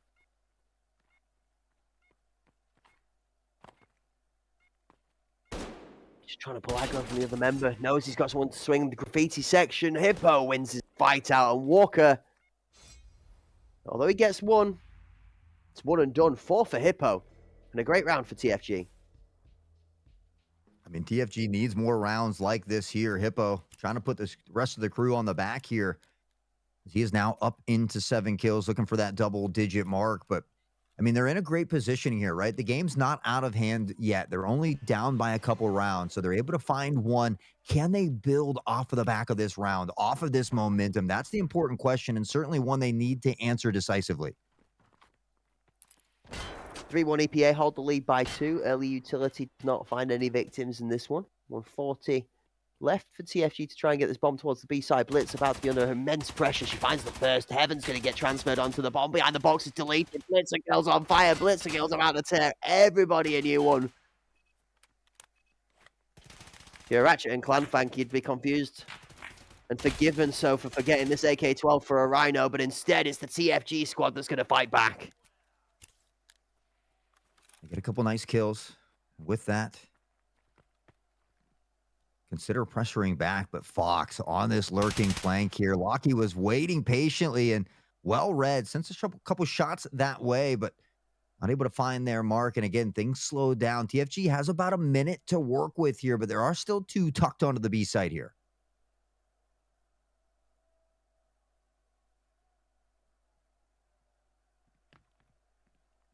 Lockie's just trying to keep eyes open for potential threat from B main, but EPA are well set up not to care about this right now. 2 anchoring B, 1 anchoring over on the A site, and there's no action on either site, so they're just not stressing it. 30 seconds left on the clock. As this time runs away, TFG are feeling more and more pressured to have to make moves.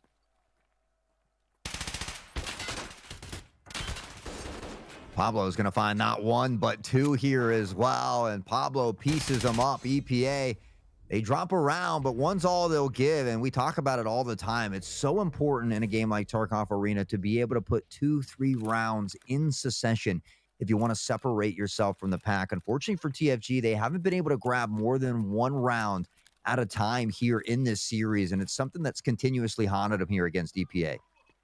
Just looks like a casual day in the office from Pablo there at the end there. Swings one left, swings one right. It's just standard gameplay. EPA, they just don't look like they're being phased at all by this TFG attack. Sure.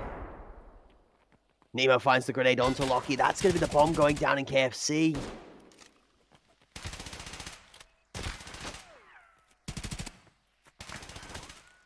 Florak, the struggles continue here momentarily for them as they are yet to be able to put a kill on the board here on Skybridge. Stripey on the jump over, spots the head, but not able to find that flick of the wrist here. Lurking through the smoke comes one, and it's Walker who walks on through and roundhouses him to the ground. Hpl able to find the trade back.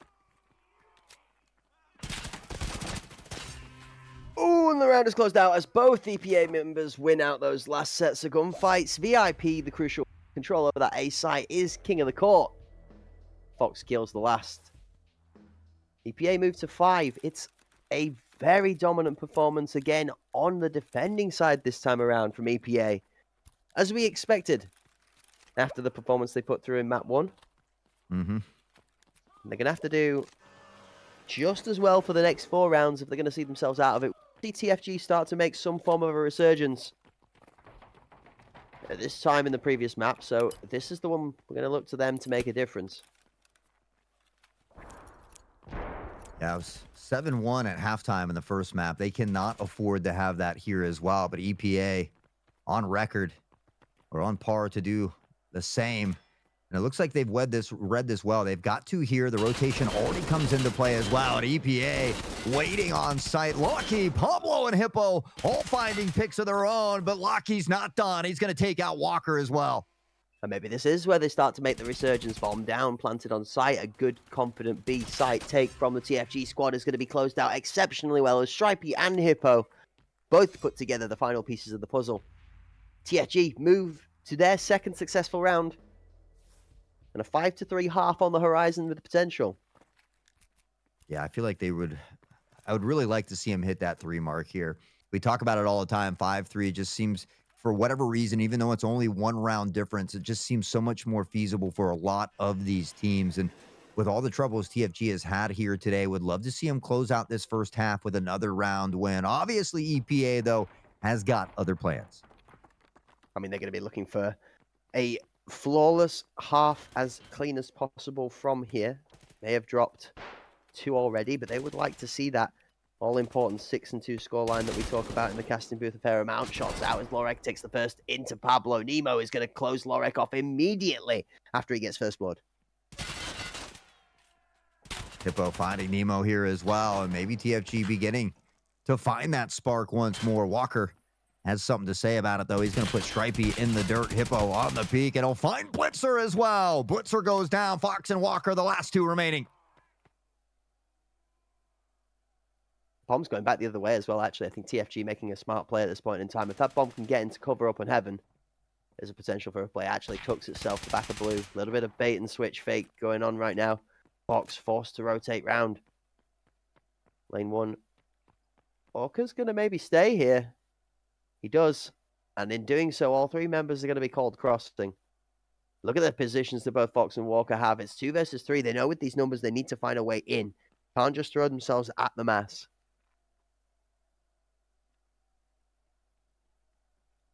It's crazy. After all of this explosiveness, we have this silence here where we find ourselves almost holding our breath. And then there's Fox to reignite that excitement on a nice little peak headshot here as well. And now Hippo's pressured on. He looks to find this plan. He's got a little help from Lockheed from VIP, and it's a good pick that allows this device to go down. End of the round for TFG falls in their favor again. 3rd on the scoreboard.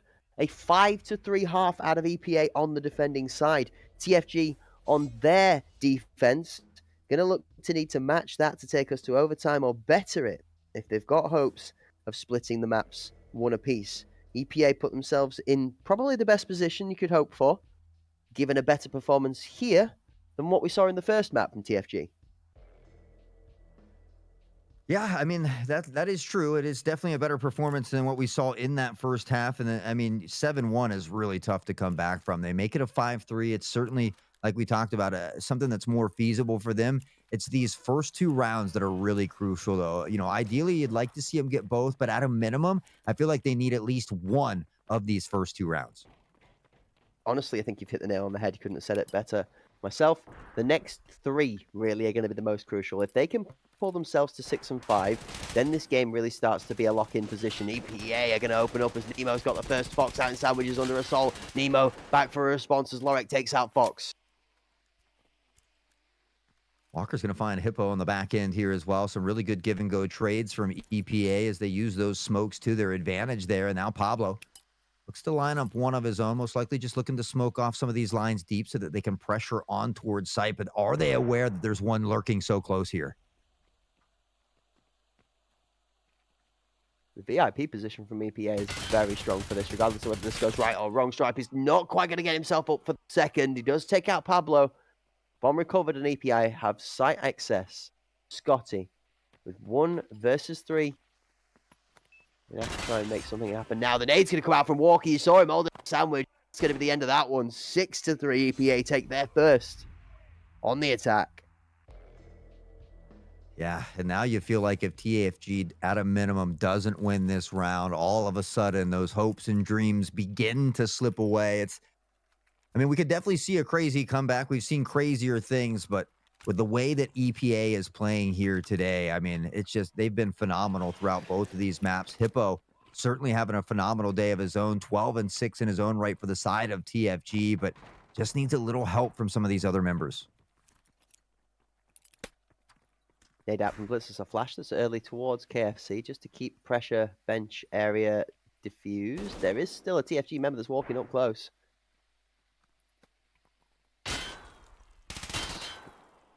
Walker's going to nade the spot. Fox calls it out and Walker drops a bomb. And back and forth yet again. It's Blitzer Girl to find the first. Stripey to find the pick onto Fox as Pablo will linger forward. Maybe looking to bait out a bit of pre-fire down that lane. Still has a smoke here as well. And with that, can smoke off this lane. There is a big flank coming in here, though, as well. Timing is everything when it comes to a good flank. Can this be the difference maker? Scotty's looking, Scotty's searching. Scotty's not quite as hot as he was in the first. Second peak just makes a few shots out of Nemo. The third, Scotty does damage. Fourth, Scotty gets him. Now he's going to work through the second and the third. Two members of EPA step up. Scotty's good for two, but Walker shuts him down. Stripey and Lockie left to defend off Walker and Blitzer Girl to pull TFG back, closing the gap to 2. It's possible. When you take a look at the mini-map here, TFG hasn't sent anybody yet. Now they just begin to send one this way. So for EPA, they have an opportunity to isolate this 2v1 here. Stripey, if he could find this pick onto Blitzer Girl first, could be huge. And he does! Blitzer spotted him through the crack, tries to find the shots, but it's Stripey who comes out on top, and they desperately need to get this round. Best position to do so. Walker's holding. 40 on the clock. They need to get on site to defuse this. Stripey's going to get deleted as Walker swings the right-hand side and the left-hand side. Oh, you've just got a feel for TFG. You just can't beat that level of gunplay. Walker good for 2. Clean clutches it up with that Enforcer kit and somebody else's MCX in his hands to empower him on his way. Look like Chuck Norris Jr. out here, the Texas Walker Ranger finding the 2-piece, baby. And that's a big round for EPA. Again, we look back and there's been 3-4 rounds, probably in both maps, where TFG has an opportunity to close it out. They've got the numbers advantage. Unfortunately, they're just not able to find a way to win those rounds that they should be able to solidify. And now we find ourselves again, EPA 7-3. So many opportunities here for them. Opportunities that don't go wasted. And when the opportunities are not in their favor, we've seen them convert even further on it. So they're not only not wasting them, but they are clutching up when down numbers. Early util out for both teams.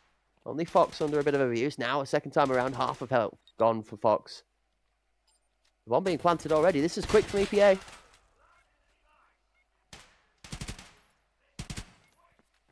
Fox finding that pick onto Hippo can be huge because Hippo's kind of been this raid boss here for TFG at the moment. The only player in double digits on this side. Lorak beginning to come alive, though, as he finds Nemenos here.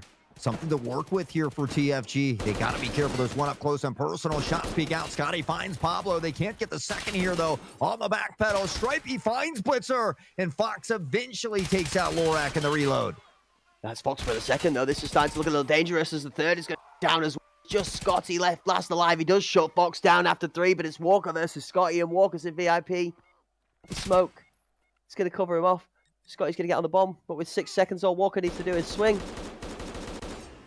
And although the shotgun very nearly lets him down, he does get the job done. That got a little dicey for a second there. I just kept leaning in closer and closer, like, wait, could he? Maybe there's a chance, but no, Walker.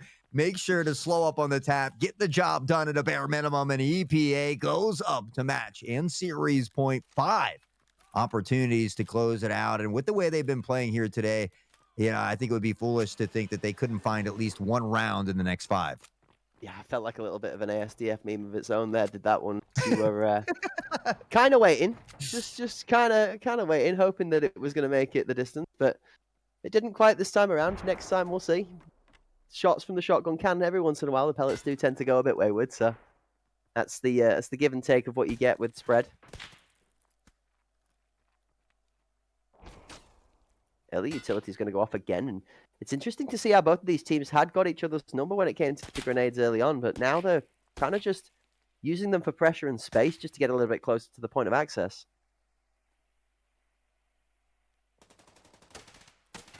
You see EPA even drastically slowing it down here, looking to just kind of mix up the pace.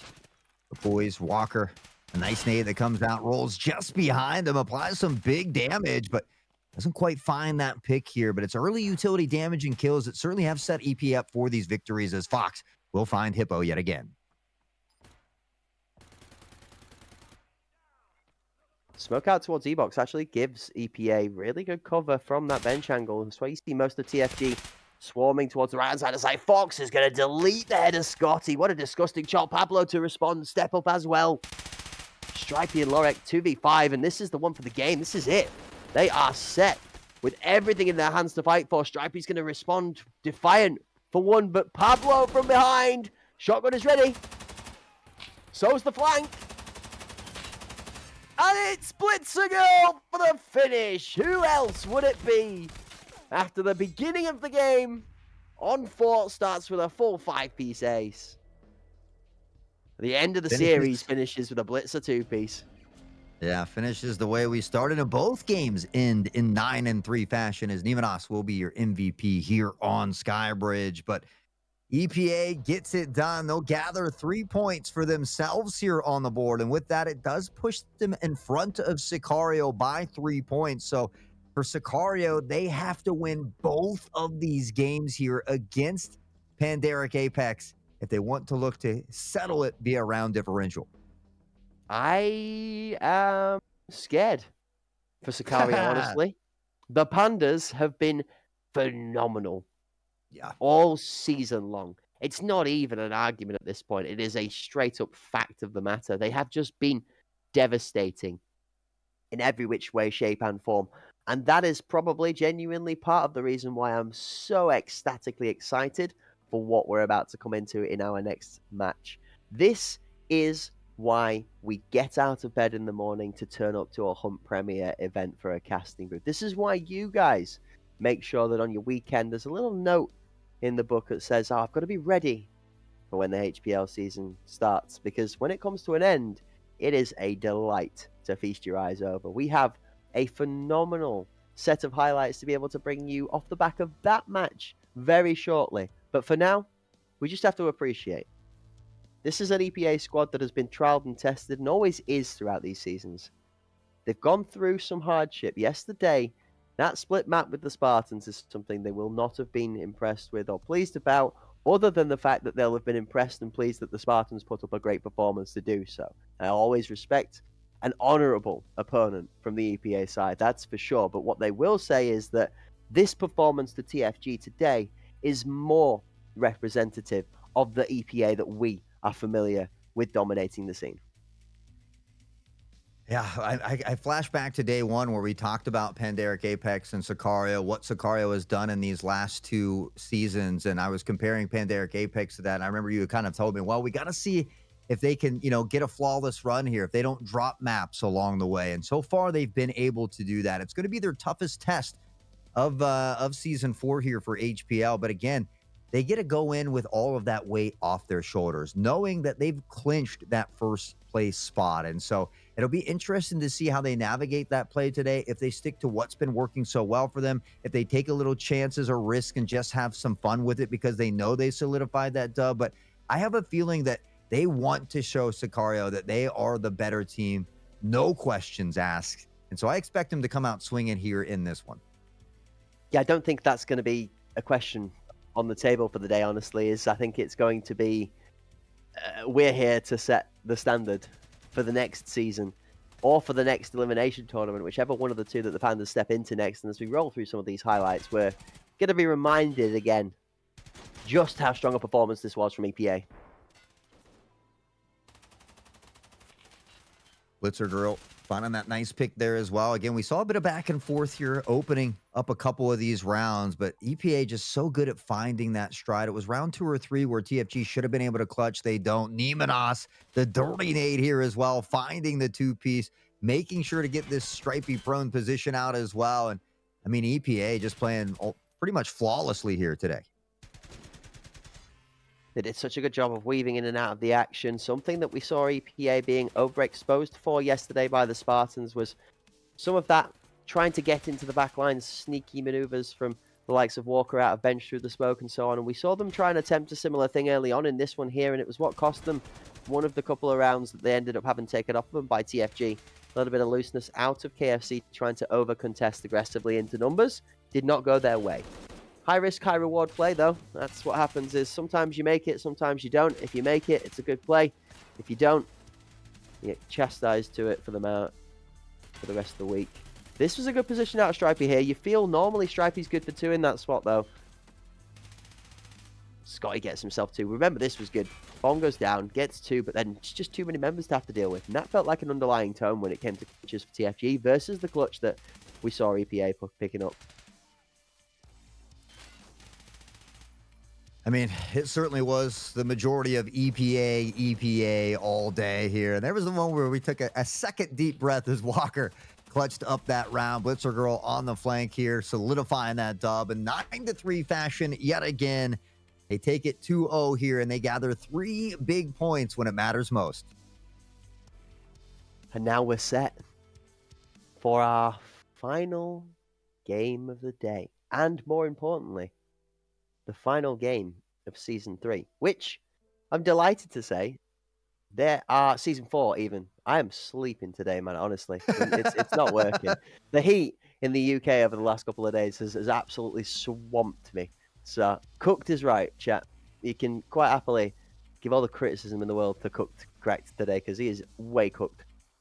It's just 2-1, man. I'm flustered. That and the fact that the games have been blowing my mind is great to see too. I mean, there's been a couple of times where I've taken return trips and round trips, and I'm actually, honestly, I might just have to start taking out holiday houses now in the various locations my jaw's been sent to, because at this point, I might as well start myself around the world in 80 days trip to collect it on a regular occasion.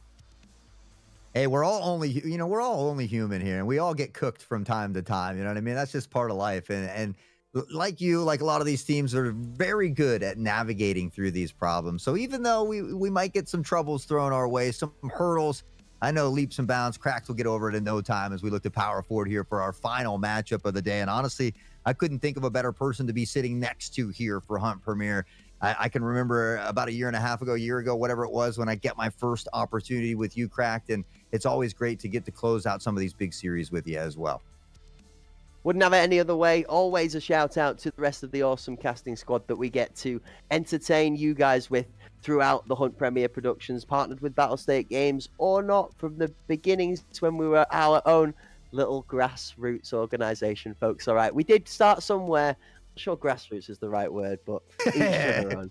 As we cruise on through, we have grown to bigger and better heights. We have expanded our crew, our production, the quality for you guys on screen, and the casting team. So I'd like to take a moment to tip our hats to those that help us shout out about the action. The likes of Mr. Bepic, the likes of Kirk on the Lurk, the likes of Blue ESQ, and everybody else that has been helping around outside of Hunt Premier tournaments in the scene.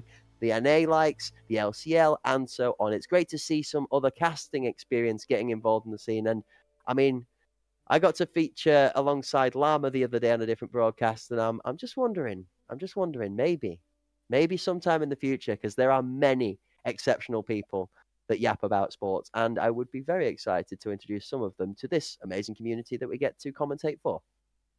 Yeah, Llama's probably my most worked with caster ever. So I'd love to see him over here spitting some hot fire as Llamas so often do. But again, I've been waiting for this matchup here. I thought I was going to have the luxury of tipping back, sipping on some juice, and watching you and Bepic showcase all of these talents. But I got to say, I'm a little bit pleased that the Tarkov gods have found a way to allow me to step in here for the final day, because this Sicario versus Pandaric Apex match, I have been dying to see. We've saved it to the final one of the day. Everything mounting toward this.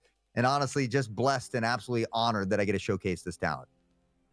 Yeah, absolutely. Just like a long forgotten event of the past, catching. I can't actually what we're gonna scrap that. It's fine. We'll come back to it another day. It's getting too spicy in here, ladies and gentlemen. Before we close chaos, before we crash land this slightly rocky ship today, do you know what? We're going to take ourselves out into the break, but I think like this rickety car that we're driving today, I think it's Flintstones. We're the Flintstones and we're driving off to the break.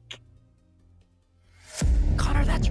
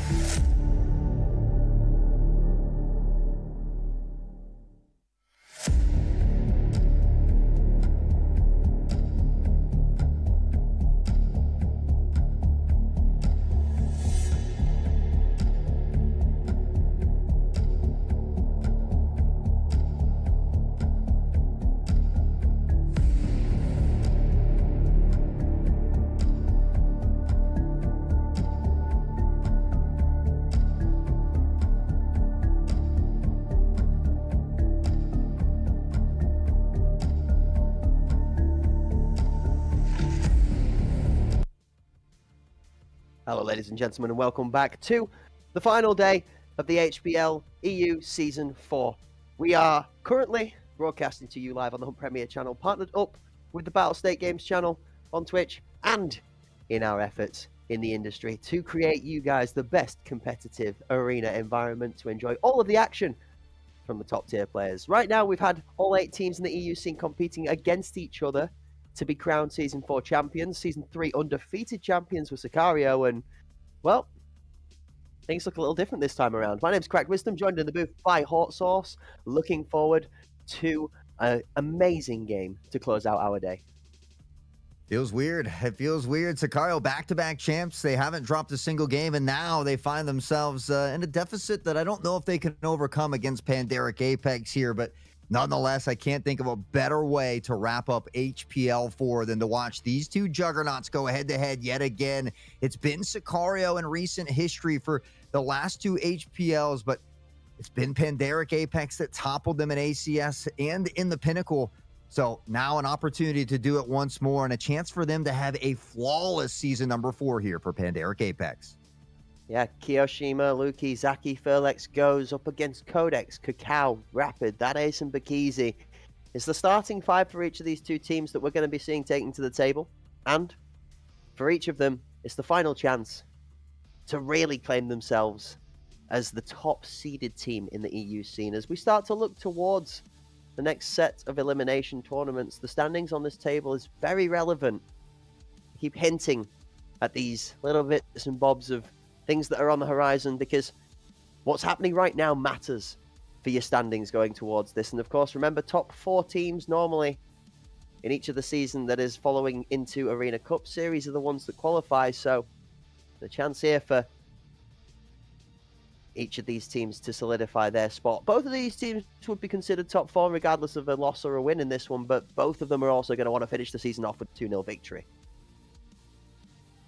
Well, we'll see which team gets to do that first here as we take a quick look at the map bans and picks. Sicario getting rid of Iceberg yet again. Pandaric staying away from Bay 5. And this is interesting because Sicario picks Bowl, but this is a map that Pandaric Apex tends to play very, very well on.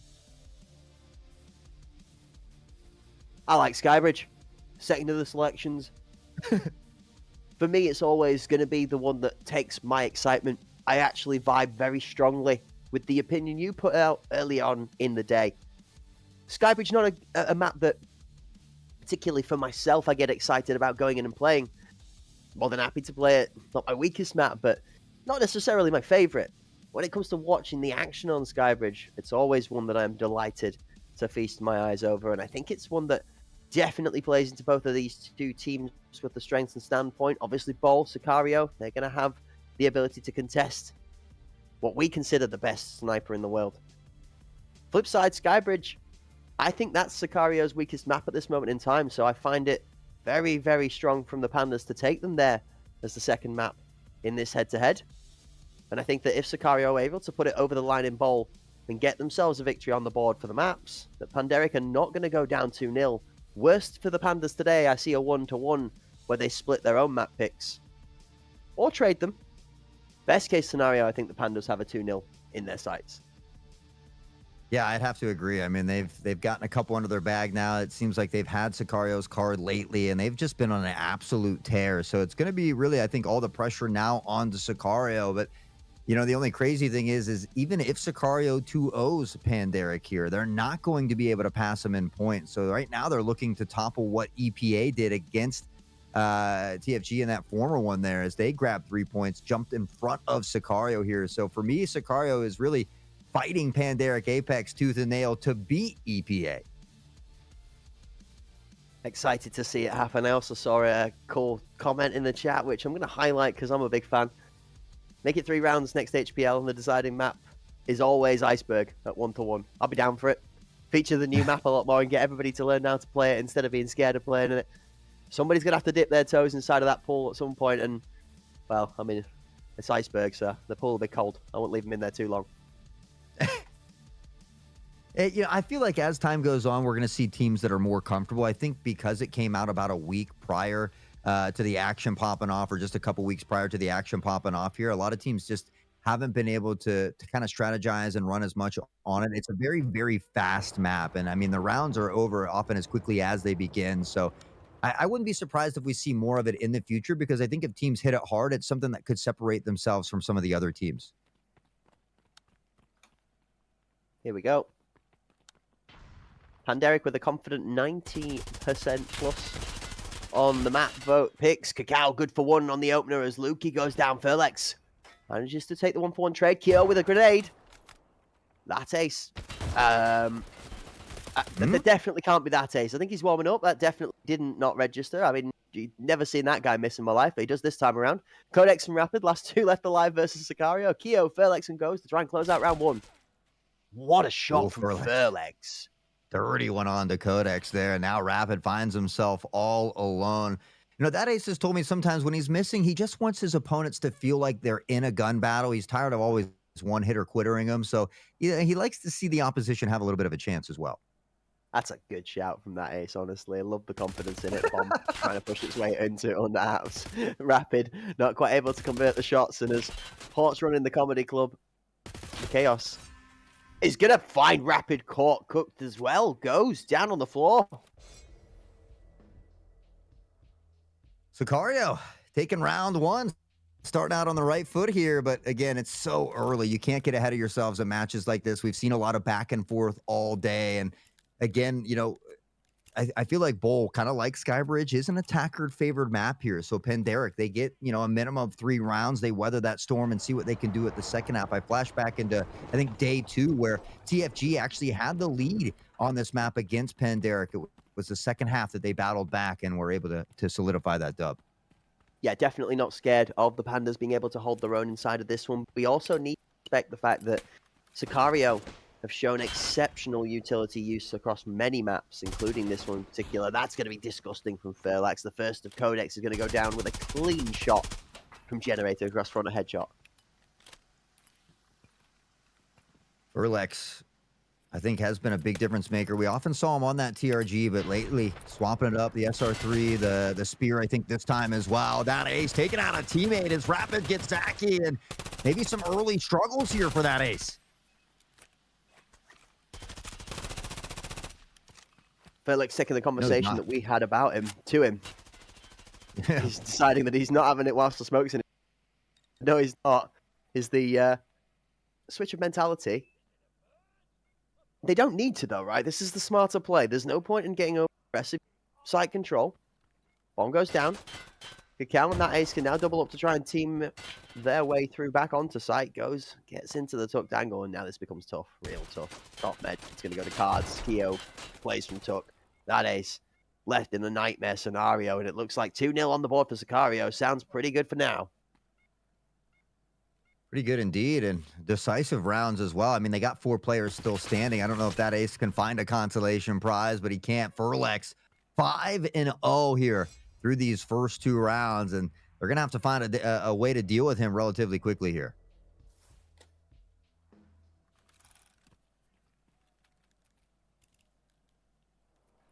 $2-0. A good start from Sicario. An exceptional start from Furlex. 5 kills. Deathless. As are 2 other members of Sicario, which I know we're only 2 rounds in, but we talk about the deaths and the kills. It's crucial to keep drastic numbers up when planting on the attacking side to make sure you don't get retaken against with weak numbers.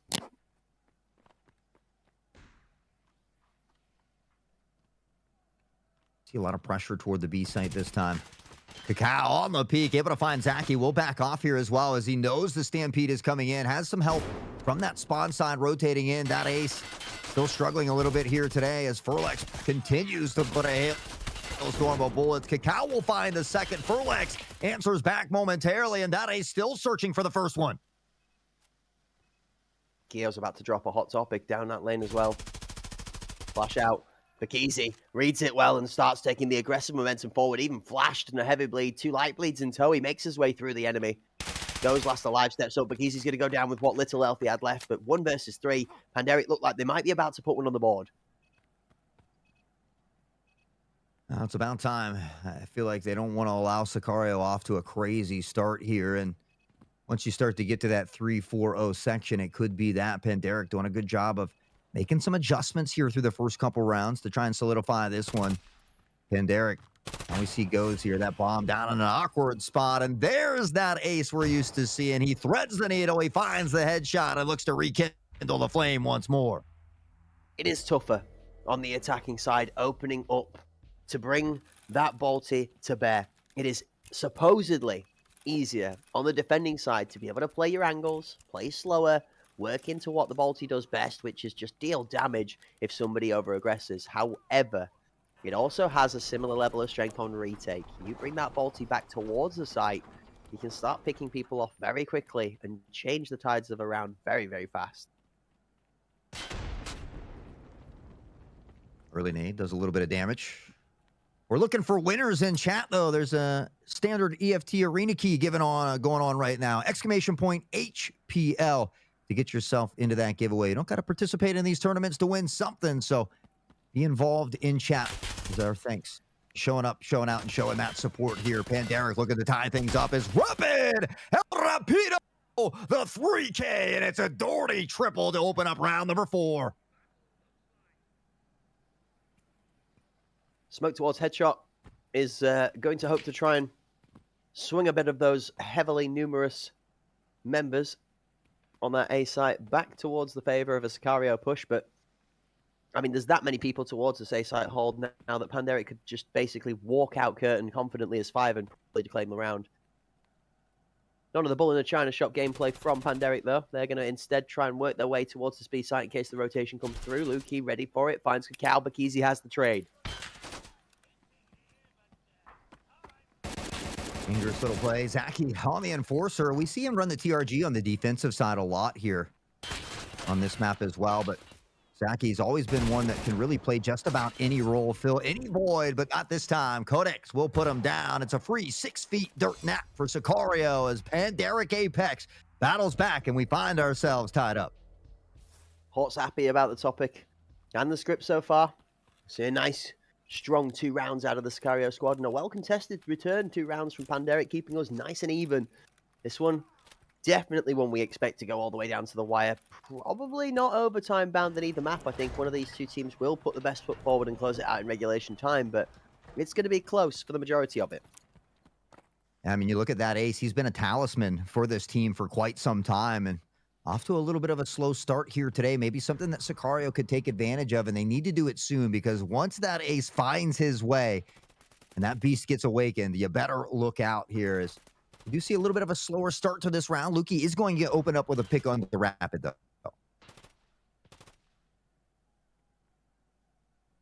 Keo just dancing back and forth out towards this 90 angle is really trying to cow from the defensive positioning he's holding right now, but we say this a lot of the time.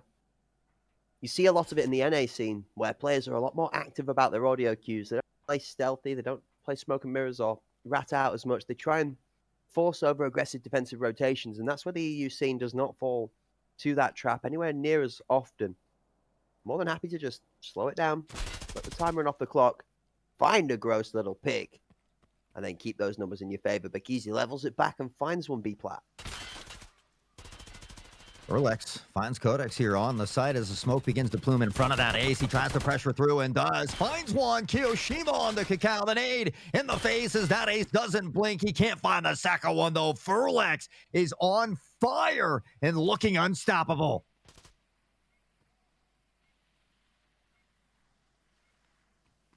Eight and 2, it's just Bakizi left to do all the work, and there's no work to be done here. It's a weekend day. Everybody's off on vacation. Bakizi is left out in the cold.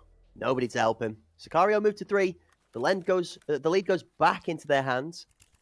They're definitely not lending it. For the time being, they're commanding it, but I am wondering how long it's going to be until Panderic put their pitch in for taking that lead in their favor for a little. This one looked to potentially see Sicario push the advantage forward 2 in a row again, leading to 4 and 2.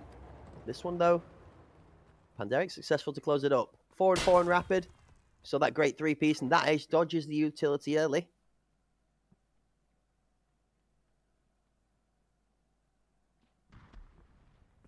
That ace, the patience, but won't hold out for too long. We do see 3 pressuring in that background. A very delayed push here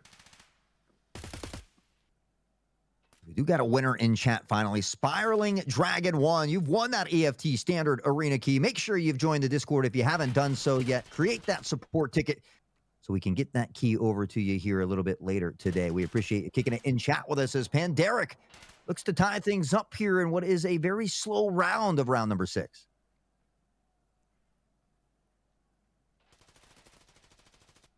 Cacao lying in wait for that potential push towards the B site down long. Keo. The yellow van to his advantage for cover. And Joel comes out. Cacao has got Keo shield. The pays off. 3 members of Panderic holding a nice middle of the map info control positioning here. You see 2 deep to split, 1 looking A, looking B, and then this member tucked back on site of Codex that, oh, little does he know, there's a thunderstorm brewing just outside of Curtain, top med. Whoa, never mind. That ace shoots a bullet through the cloud, and Zaki comes down like a bolt of lightning would to the floor. And a second as that ace starting to find a rhythm. Felix goes down. Lukey finds Cacao, but he's the last one on this side of the map. Gonna cheat out and get some space here, though, as we see that rotation from Sicario coming onto the mini-map here now. Maybe looking to work toward this B site. They've picked off Cacao. That ace shots ring out, but he doesn't know Lukey is lurking, and that's a nice shot here to bring it back to a 3v2. Panderic now on the flank from behind, almost gets caught off guard by Lukey yet again.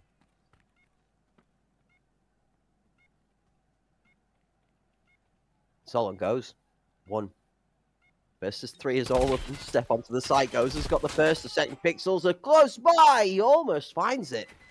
But the netting maybe just slightly not helping there as Rapid doesn't take a dot of damage. And Eric closes it out. 3-3. We are tied up. And we're set with 2 more rounds to go into the half at 4-4 if they keep this up. Yeah, and again, this is why I'm always looking for those first 2 rounds of the second half, because a lot of these teams are good at kind of weathering that storm on the tougher side. It looks like it's an even match, and then they really blow away in that second half. But right now, Panderic, a good job of tying it back up after having a bit of a slow start. It seems that that ace has found his way as well, and so things beginning to cook up here for Panderic. Can they continue this momentum, or will Sicario start to throw a wrench in the mix? Double stack on site from Panderic on the A side.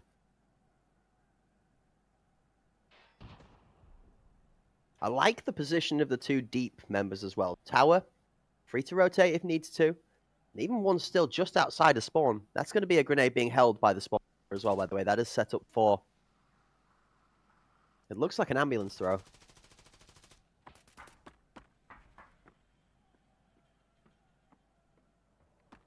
Look at Sicario's discipline in equal measures as well, by the way.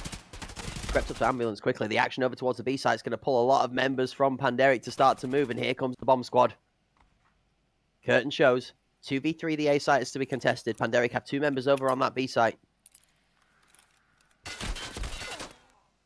Oh, that pick from Rapid's going to be a big one, though, on to Zaki. And now things will slow down once more, but they've only got 47 on the clock. Furlex now from behind picks up on the Rapid, back to a 3v3. They've got one toward the B side, but McKeezy's going to find them. Furlex puts down Codex, and a back and forth yet again we go one more time. Becomes a battle of how many angles can you handle all at the same time. Cacao off split, looking towards tower. Furlex is close. It's down to the captain. Furlex and goes on site. McKeezy good for 1. Furlex last seen deep split. Moves out to tower, gets the cross. McKeezy's going to step out into the open. Furlex has his number. Sicario moved to the lead again, 4-3. Kind of surprised McKeezy didn't even check right there. I mean, you had the lane that was smoked off in front of you, so you know you're safe there. You've kind of cleared sight already, but I know time was ticking away. I think just trying to maybe make his way toward that site there. Furlex doing a great job of rotating around there. And you take a look at the kills already. Furlex, 12-3. The man's a monster. Difference between running a bolty and running an assault rifle. We've always known Furlex has been a demon. We know he's exceptionally talented on a marksman class, but there are a rare few caliber of players where that weapon does limit their potential just because of how good they are.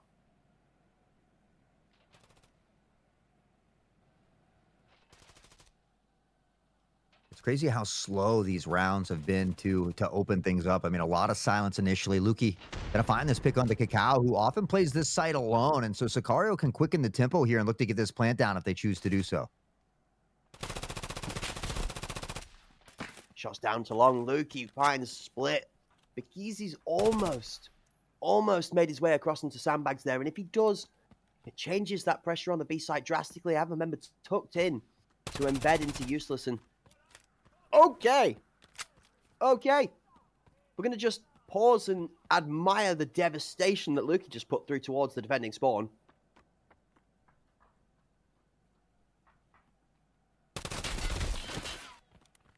Well, Rapid's going to find that one on to Lukey. Lukey historically does very well on this map. I always think back, one of my first ones casted for Lukey was 27 kills, 27 headshots. This goes prone. Furlex finds the pick quicker, though. Now Codex in a 4v1. A tough situation to be in. And with only 48 seconds in this 4v1, I mean, you just don't know how he finds a way to clutch this up.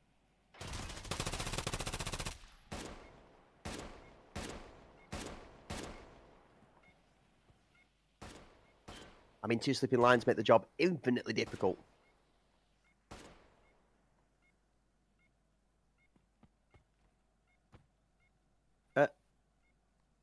Does Codex realize the bomb's down? Yeah, I think what Codex is doing here is just kind of falling back, and they're going to talk over some strategies of the next couple rounds, or at least what they want to do on the attacking half here. So I think he realizes with the time left, 4v1, you're probably not going to find this clutch. So then rather than let the whole team be quiet, they just kind of talk over what they're seeing, what they could do differently, and go ahead and break apart some of those strategies here. So I think it's almost like getting a timeout when you don't have timeouts in this game. Nice, honestly. Smart play. The Sicario squad definitely, as the last round of the attacking side, had gotten a grip on it, and that maybe explains why we're coming back into the casting screen. So there was a little bit of a difficulty going on there. That explains why that round was a little bit slow to evolve. We are going to be sorting that one out for you. So in the meantime, folks, we're back. We're going to have a little talk about what's happened so far in this game, because it's been good. We've had a bit of back and forth. Maybe Sicario favored. I'm still with you. I hesitate to say favored either side until we've seen the next 2 rounds of the attacking half switch. Right now, Sicario have the undertone of the tempo. They definitely have the slight better of the pace of the game for me. Yeah, 100% agree. I mean, you look at the way they're using the time management, even when they're finding that pick onto Cacao at B, they're still comfortable rotating back toward the A site because they know that they've then kind of got an early rotation from that squad. I mean, they're playing phenomenal mind games. I would say that they certainly have the slight upper hand, but that can easily change in those first 2 rounds of the next half. I mean, we're sitting at 5-3. Pandaric comes out. If they can win those first 2 rounds decisively, all of a sudden we're tied up and all of that momentum goes out the window. We're at an even playing ground.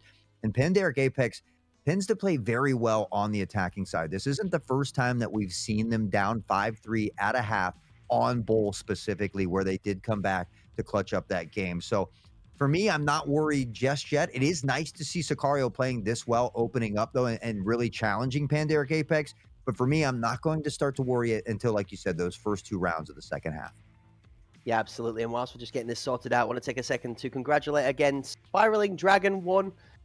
You have claimed yourself the most recent giveaway success for that Escape from Tarkov Arena key. Folks, if you're in the chat right now and you've picked up a key across any of the days, then don't forget to get into the Discord, create a mod ticket where you'll be able to claim your prize so you can get involved in the action. And with that being said, Hawk, I believe it's time to take ourselves a momentary interlude whilst we allow these teams to concoct their MasterChef performance that we're looking forward to witnessing. That's right. We're going to let them get set and ready here as we get those scoreboard back to that 5-3 at half. But as Crack said, it's a great time for us to kind of just relax a little bit, take that deep breath. As exciting as the action has been today, I know you guys are out of popcorn. So go grab that popcorn, buckle back in for the exciting ride. We'll see you on the other side of this very short break.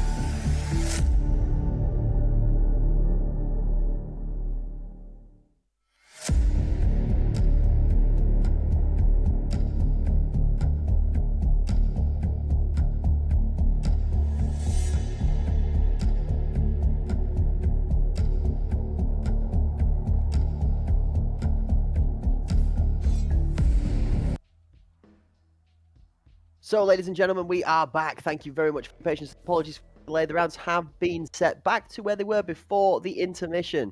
We find ourselves at the turning of the half. The scoreline is 5-3 in the favour of Sicario. Pandas now will have their shot, being able to turn that scoreline back around in their favour. Whether we're going to see Sicario cruise comfortably to their first map victory for today. You see those lovely blast patches on the floor behind the Sicario squad members where they've gone through the process of setting the scoreline as it should be. Now it's time to cook. Well, we'll see what Panderic has to offer on the attacking side. These first 2 rounds is what we're looking for. It's going to be incredibly crucial for them. Furlex, not shy of taking up space here. He's very aggressive in the first half and looking to do so here on the defensive side as well.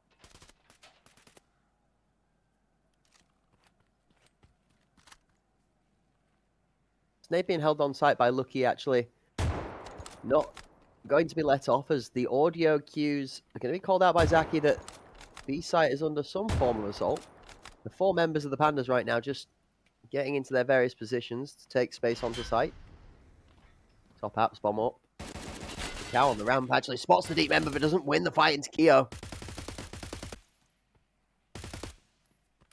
Codex will at least find that pick back in a 1-for-1 trade here as Panderic looks to pressure on. Rapid finding the first one onto Zaki, and Zaki again now on that TRG. I thought he was going to be here. I mentioned it in the first half. Plays that enforcer on attacking side, but comfortable on the TRG here on the defensive side of things, as we do see that device now eventually going down here.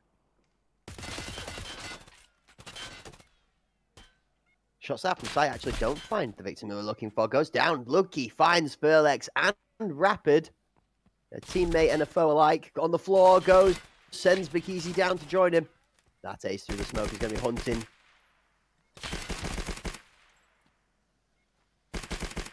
This is okay. Okay. We can't hit the shot on the floor, but the jump shot we can hit. It doesn't matter that the bomb's been in the background. That ace has his man. Sicario claimed the point, but that ace shows us that it's actually easier when it's more difficult. Yeah, unfortunately, it doesn't really matter if you don't win the round. And we see that defusal coming in. So Sicario, they get an important one of the second half here that we're looking for. If they get this next one as well, Panderic might just be looking at their first map drop. That in itself is a crazy concept. Can't look at the score lines too much. Those reset score counters don't reflect the kill-to-death ratio accurately of each of these 2 teams so far. That ace is to drop one of those hot topics onto Kiyoshima. And I think for Sicario, they will be sad to see one of their stronger members out of the round early in this one. Yeah, Panderic's been pressuring this B site early as well, and I think it's going to cause Sicario to start putting more support over there, which could open up the A site for him. So I like the mental games at the moment here from Panderic. We see that device eventually going down. There's 2 toward the lane and 2 that's going to be pressing from that spawn side here for Sicario. Smoke out over the front of the site is going to cover the bomb plant. Interesting setup from Sicario in green. Going to keep close eye on this one. 2 members come round. Zaki for 1. Rapid has a response. Rapid's good for both, and that immediately defeats from spawn. Ghost has 1. That ace finishes it off, though, and that's the Bolty that we're used to seeing. And that's also the Rapid we're used to seeing, backfiring on all cylinders here. So Panderic, they don't get both of those first 2, but they do get 1. They keep it close within striking distance. These next couple rounds going to be equally as important here. We need to see them start to stack some of these rounds in bunches here if you're Panderic Apex. But I think, again, because they've been hitting this B site early, it might open up some more opportunities here now to attack the A site.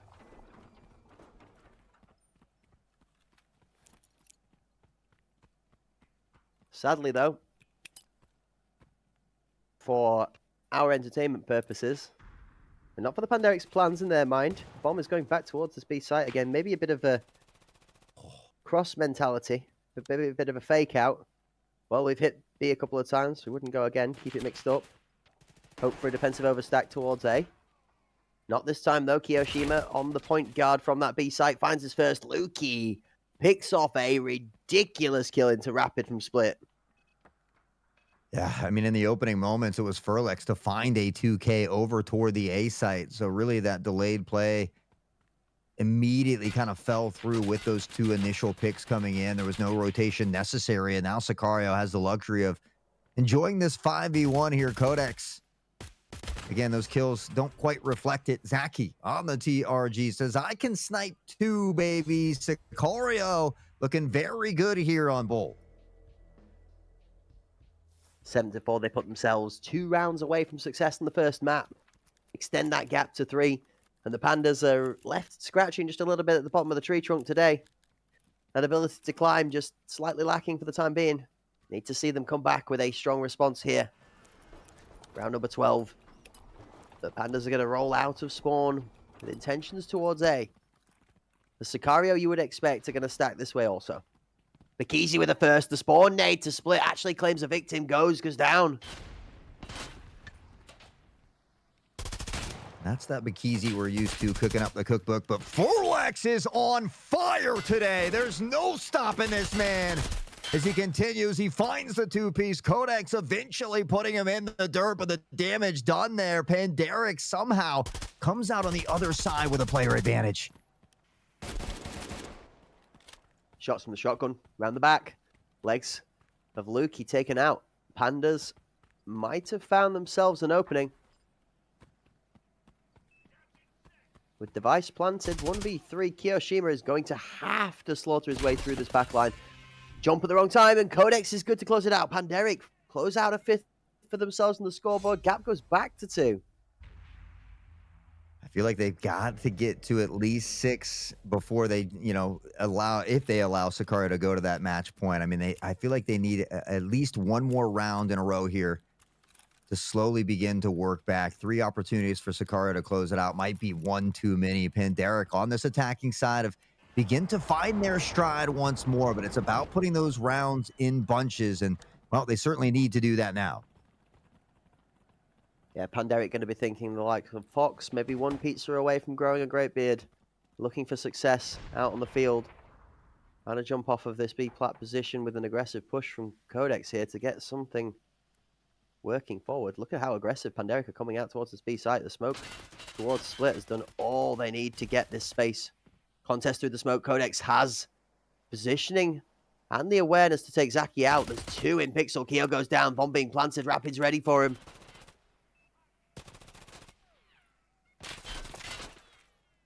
Well, Lukey will fire back just a bit. It's Bikizi to go down this time. Panderic still working with that player advantage at the moment. Furlex, shots look good from Rapid. Eventually on the second peak, they connect, and Codex has his back. The tag team working again here and goes all alone. The device is already down, and Cacao looking to blow out the ankles, has to pop a reload, and with that, will go down to Ghost. I mean, he's the last left alive, and there's barely any life left in him. Rapid kick out. Codex, that ace, and Bikizi find themselves comfortably in this one, taking themselves from 5 to 6 and closing that gap back to 1. And hot. One thing the Pandas have been known for. A good bit of cinema. I mean, there's no way you can ever count this team out, especially with the way they've been playing in these last 3 to 4 months. So Panderic, Apex showing why they are undefeated and sitting at the top of the leaderboard at the moment. Even in these tough times, they can battle through the adversity. They're starting to see the light at the end of the tunnel on the other side, but they have to continue to put the pedal to the metal and power forward here. Sicario has done a great job in these opening rounds, but things beginning to slip away a bit here. They've got to lock it down as well. This B-side smoke is just something a little bit different to try and diffuse this Panderic push that's been very, very successful. Zaki waiting for the peak top apps. Bikizi finds Furlex as an opener, and first blood falls for the Pandas' favor this time. I mean, look at all the control they have, all this space over here toward the B site. There's one member tucked here as we see a shot ring out. It doesn't quite hit the mark here. Kiyoshima lurking on the other side of the smoke, but it's Codex to find the first peak, and now Kiyoshima goes down. Panderic continues the numbers advantage as Bikizi picks up goes. Codex isn't done yet. Zaki tries to find one, but the Dolphin Dive coming out will survive momentarily. And Bikizi's on the hunt, though, outside of the point. He's not going to let him get out with his life. The Pandas were trying to plant And then the Sicario squad tried to contest it, and for their sins, they were punished. 7-7. Both teams find themselves tied up in a crucial round that could decide the first map. Which way is this one going to go? And is it going to take us to the end, or is it going to take us to... You almost feel like whoever wins this next round will go on to win it, but at a minimum, they get to guarantee that overtime. So again, you get a little bit of weight off your shoulders here. We'll see who gets to be the next team to go into that driver's seat as we hear a nade blowing off in the distance, but no kills in the kill feed just yet. Shots from Furlex find first blood this time around. That's a good pick. Hpl going down. Zaki's still holding this position. He was not effective from the last round, and feels a little bit like Panderic are aware of this spot. Just not giving the multi any chance for shots. Ghost is going to find another one. That's 2 down now. Bakizi. And rapid victims. Luki. Sicario just slowing this pace right down. Matching the ones. Starting to pull this back. Yeah, I mean, in a 2v5, you just don't know how feasible this clutch is. You're going to need a couple nice picks to open it up, and they're not going to get one. That ace on the TRG here, a 5v1 situation, and we'll see how long he stands. He's able to find Luki. That's one in the bag. He knows there's one at Jin. The shot doesn't connect. They opt to not pressure him, though. They fall back here, and that ace somehow still standing. Multi out. Zaki just trying to tickle away at some of that health that Lattes has got left. 30 on the clock, and as he swaps to that secondary, Ghost is going to pick him up from the angle. Sicario moved to map point.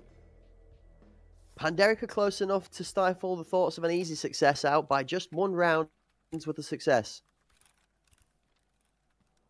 It balances on the edge of the knife, actually. Panderic need to pull a good round out here. I'm watching for first blood. Keep your eyes on Furlex. And Eric needs this round to send it into overtime. It's a very crucial round at a crucial moment for Panderic against one of the toughest teams here in HPL. And that ace opens it up with a nade. Can it be the pick to propel them forward here? They're not out of the deep water just yet. The smokes begin to plume. Zaki on the other side. Codex, if he pressures here, could come up big. He doesn't check it, though.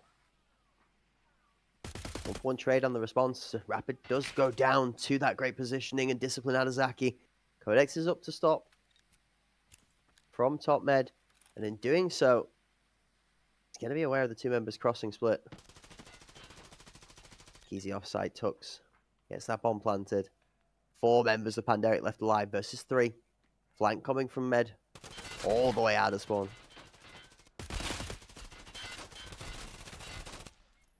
Oh, Furlex finding the first. Now Luki Hpl ducks behind Jenny, gets one, but it's not enough. Furlex has been the knight in shining armor here.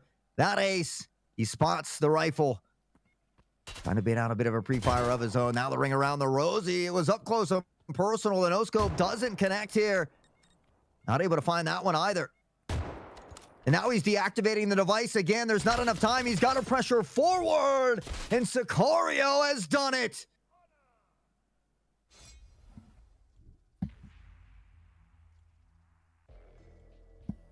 Nine to 7. A close game. Panderic find themselves split. And at the end, after going toe for toe, round for round, even hold themselves an advantage. Briefly, as the only thoughts and consideration they'd have of success, Sicario do close it out in regulation time, 9 to 7. It was set ready to be sent to overtime. The first opening util from that ace got the first blood they were looking for, but it just wasn't meant to be. And the Sicario squad shows strength yet again as we come back into the casting booth. We're going to look forward to the second map to see whether Sicario can get it over the line now. They got 2 maps worth of success in them, or can Panderic swipe back for a 1-on-1 split? This is where I figured we would be at. We've seen Sicario get better throughout Season 4, which is a little ironic and controversial, bearing in mind they were undefeated Season 3. The Arena Cup Series had a different story to it and a different taste in the mouth of Sicario as they left a lot sooner than they'd expected. Panderic have continued to show that strength forward as well in a similar sense, where they have risen to the top of Season 4 and have outshone Sicario on a multitude of occasions. But this time around, just this time, for the first one, Sicario are better. Yeah, and I feel like it was a bit of a slow start for that ace and some of these players. I think that those first couple of rounds are rounds that kind of came back to haunt them a little bit. But, you know, we're all human. We all drop games at times. For Panderic Apex, it's up to them to show that, you know, maybe it was a fluke here. They just didn't get off on the right foot. I feel like if Sicario can take Skybridge, all of a sudden you got to wonder if maybe the tides have turned yet again. And for Sicario, they need this win if they want to pass EPA up. EPA, Sicario sitting second and third, same amount of points, just a couple rounds separating them at the start of the day. We saw EPA get their 3 points. For Sicario, if they want to win out in second place here and take a big chunk of that prize pool home, they've got to double up on the dub against Panderic Apex. Possible. Absolutely. Potential for upset also. Absolutely. Is it on the cards that Panderic could potentially get themselves swept out of this one? I don't think so. If this game goes to Sicario's favor, I think it's going to be close, but I don't see it being rolled over. And I think there are a couple of people that feel maybe might be like that, actually. Some people may be feeling it the other way around, and that there's a lot of strength from the Sicario squad that maybe has been missing this season. And from that first map's performance, you could be forgiven to argue that way, actually. Yeah, I don't see him steamrolling Panderic Apex. Luckily for Panderic, they've put in enough work through the first 4 days that, you know, it doesn't truly matter. They're going to be able to clinch that top spot regardless. So, but I think, you know, they still have something to prove. And so I think they come out here swinging. Ideally, I'd like to see them take this second map, end it at a 1-1 and make us really consider what's going to happen here in the future. But for me, it's been Furlex has been that game changer. Furlex has had some crazy kills. I mean, multiple double, triple kills, big clutch rounds. And the decisive rounds that Panderic Apex won was when they found that opening pick onto Furlex and didn't allow him to dominate the scene there on Bull. So, I mean, the man's just on fire here today, and I'm not sure how you slow him down. You've hit the nail on the head. I don't think slowing them down is actually going to... I think it's going to be a case of having to speed up and match them. We spoke about Ancestral in their game and how the pace of the game was something that we expected them to bring, and that wasn't necessarily as present as we'd thought versus K3. When they did come out in fits and bursts, I mean, domination displayed by Gore, for example, it's different to when Guy just was stepping up without that support from the team. In my mind here, we're not seeing that mistake out of Sicario. They're doing a really good job of making sure that people are there to trade out. The rounds that did go in Panderic's favor were the ones where they did manage to pull the Sicario members away from each other and win isolated engagements, but as well as not being able to pull them as much as a team, does favor for a hefty amount of time. Well, 10,000 euros on the line in total here. These teams are duking. Honestly, it's been a lot of back and forth. I was kind of hoping for an overtime here on the opening map for Bowl, but we didn't quite get it. Sicario doing a great job of closing it out when it matters most. I mean, everybody was playing very, very well together there as a whole. And I think for Panderic Apex, we saw them kind of, I don't know, it just didn't quite feel like the same team that we've seen throughout the first 4 days. A little bit of issues. I mean, we saw that ace missing 2 or 3 shots in a row in the beginning, and it just seemed like it took them a little bit long to find a way to get things to click here in this first one. Yeah, we're going to roll on through the highlights and just see some good crosshair placement overall out of Sicario. This, I mean, Furlex was on fire straight out of the gate, and that set the tone for the match as hitting shots like this, okay? Top apps was Panderic favored. It did feel like this map was split down the middle, but the majority of the time, the B action was favored for the Panderic squad, but we get a moment of glory over on the A side as Rapid puts down that beautiful 3-piece. I mean, Rapido is going to be a call that people are going to be shouting for the years to come throughout the competitive scene, just as this young talent continues to get better and better. I mean, you take a look at it, even up to these first 4 rounds, back and forth, very close. Furlex, we saw that ace beginning to come alive there, but I don't know if it was too little, too late. It didn't seem like they were firing on all cylinders as a cohesive unit like we're so used to them seeing, at least consistently from round to round. I mean, we saw a couple, we saw that triple kill from Rapid, but normally we see 2, 3, 4 of those. And I think today it was all Furlex. I mean, up until this halfway point, 12-3 for Furlex, before that disconnect, and it continued to go on to have a field day. This was nice. It's interesting that it took 2 of the easier shots to be missed for that to be pulled out with the jump shot to finish them off, and felt very much like that undertone of the first map was in a similar fashion, where Panderic were having to pull off some pretty sick stuff to get themselves rounds on the board. This was one of the more confident rounds we saw from them, where their pressure over site in the plant was well executed, caught the Sicario squad off guard. But once that happened, it was back to what we'd seen for the majority of the game, and that was Sicario leading the tempo comfortably, not just taking themselves through that game at the right pace, but making sure they kept control of the pace and they didn't lose too many rounds when the Panderic squad started to fight back. Yeah, and there was 2 separate rounds where I think it was a 2v1. The plant was already down, that ace was standing, and the device was diffused both times under that ace, trying to find that first initial pick, which is something that we're not used to seeing as well. So I think, I think for the first time we saw some minor mistakes from Panderic Apex, and they in previous games they're able to come back and overcome that. But when you're playing another top tier team like Sicario, that's going to take advantage of any little mistake that you give them, you really have to limit those mistakes. So I think it's up to Panderic here to really take that deep breath, kind of reset mentally, and look to topple them on Sky and kind of get that footing back. Yep, you've hit the nail on the head. Couldn't have said it better myself, and this season has been undertoned for unforced errors. Teams that have seemed to be even in the clash or well matched against each other have found themselves separated by that ability to go the distance, either in clutch scenarios or bring a team to their knees by capitalizing on these unforced errors. The amount of times that you see someone, and we have spoken about this, as a couple of teams that haven't put the pedal to the metal when the gas has been open and fully stored up in the tank. You've got a 4-man squad, get a single grenade pick, and the site is completely open. You forced the rotation you were looking for, but didn't take that site space. It takes too long, and the defending team reads it well enough to get there in time. So we have seen both sides of the coin play out, but it really has been the telling tale as to which team has weathered that environment better as to who's come out on top overall.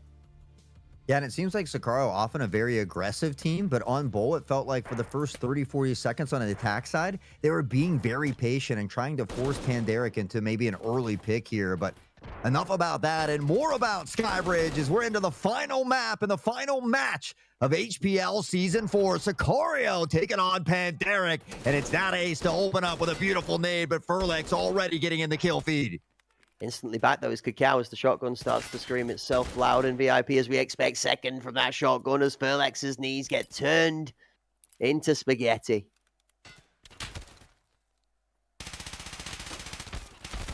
Now prone position and goes, spotted him initially, doesn't see him laying down. It's Rapid to find the pick. Kiyoshima looking to put bullets through the smoke. Now we've seen some crazy 3 and 4v1 clutches from Kiyoshima on this map already this season, but none against the likes of Panderic. Okay. Kyo. Sure. Bomb goes down. Yeah, okay, I'm done. Kyo looked like he should have killed the bomb planter. Yeah. It didn't, and then I looked at the health bar expecting to see drastic amounts of damage, and I guess the crosshair placement was just a little bit too high. You know, you get that one time. Yeah, the one time for the one time. You put your crosshair placement perfect on top of the model, and then you paint them a Mona Lisa instead around the frame. Feels bad, man. That's sometimes with a hip fire. I mean, Tarkov giveth, and Tarkov certainly taketh. So, unfortunately, Kiyoshima not able to find that one. Panderic a good start to them. It was a tough start on bowl that led to their defeat. So already trying to nullify that or nip it in the bud, and Rapid finding this early pick on the Lukey. Furlex tucked into the corner, the pop, the peak, the spray. It's Rapid. Cacao, they combine for 3 in total. And Pandaric now looking like the Pandaric squad we're used to. I mean, there goes Kiyoshima on the back end of it. Codex is not done. Not happy to be outdone by Rapid either. Rapid gets 2 of what we would have expected could have been his 3-piece. Were it not for the extra members that were in close proximity to claim one of them themselves goes. He has to go a little bit wild there to fend this off. Easy down low. That body's very dead. Does he read the 3rd? He does. Okay, so goes, kills a corpse, and then kills another one to make a corpse.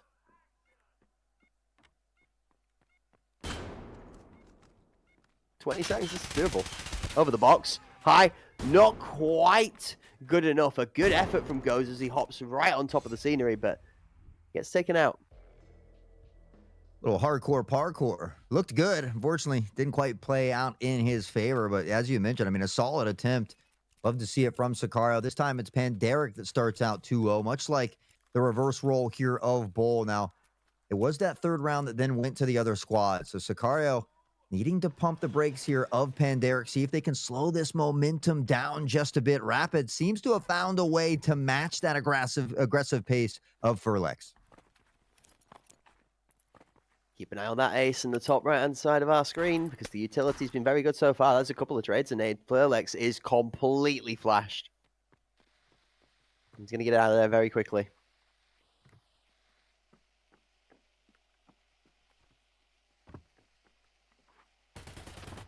Everything slows down a little bit. Yeah, drastically. I mean, we see Cacao just kind of jump peeking over here at VIP. There's a boost in the back there from Furlex, maybe looking to find a little peek over that smoke as well. But Pandaric, I mean, they're respecting Sicario's skills here. They're being very methodical about this approach.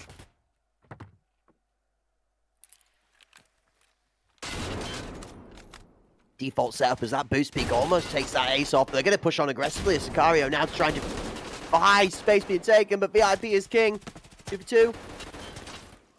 Bench made it through. Doesn't win. Codex has slammed Zaki into the ground.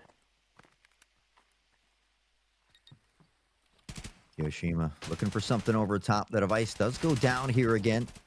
It is Pandaric with that player advantage once more. Codex, not a ton of health to work with, but doesn't necessarily need it here in this 3v2. Goes is going to go prone, maybe trying to get a peek under this smoke as it begins to dissipate, but Pandaric can play back. They have the numbers advantage and the angles. They don't necessarily have to peek here, and they certainly don't want to give up an early one.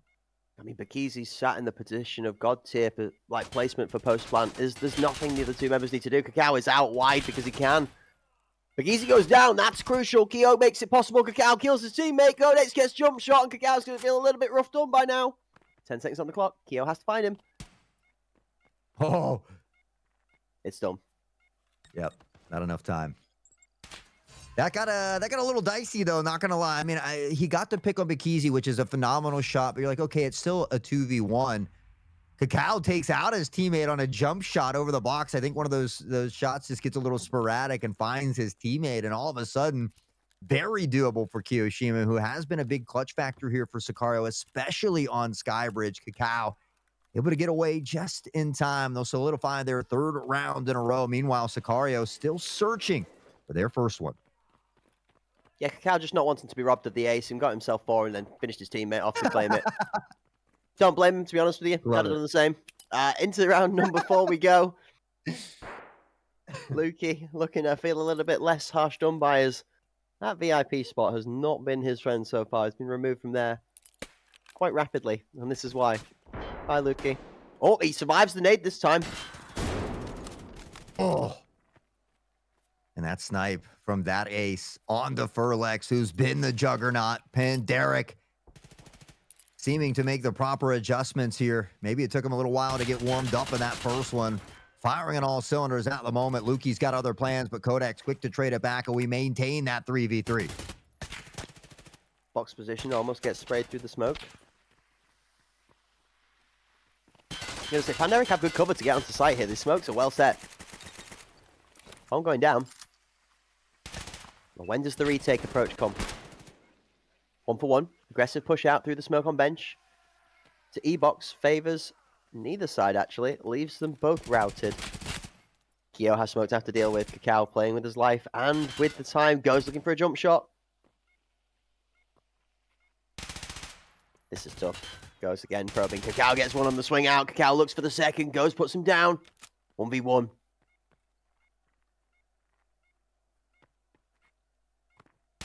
Love these games of cat and mouse, but that ace, he got his misses out of the way in those opening 2 rounds of bowl, and he hasn't missed since, it would seem. That ace on a tear. 3-1. Kakao, though, going cuckoo for Cacao Puffs. My man is 9-2 at the moment. What did you just say about the cereal? Give me that one again. Going cuckoo for Cacao Puffs, baby. There you go, ladies and gentlemen. You heard it here first. In a supermarket near you, Cacao Puffs.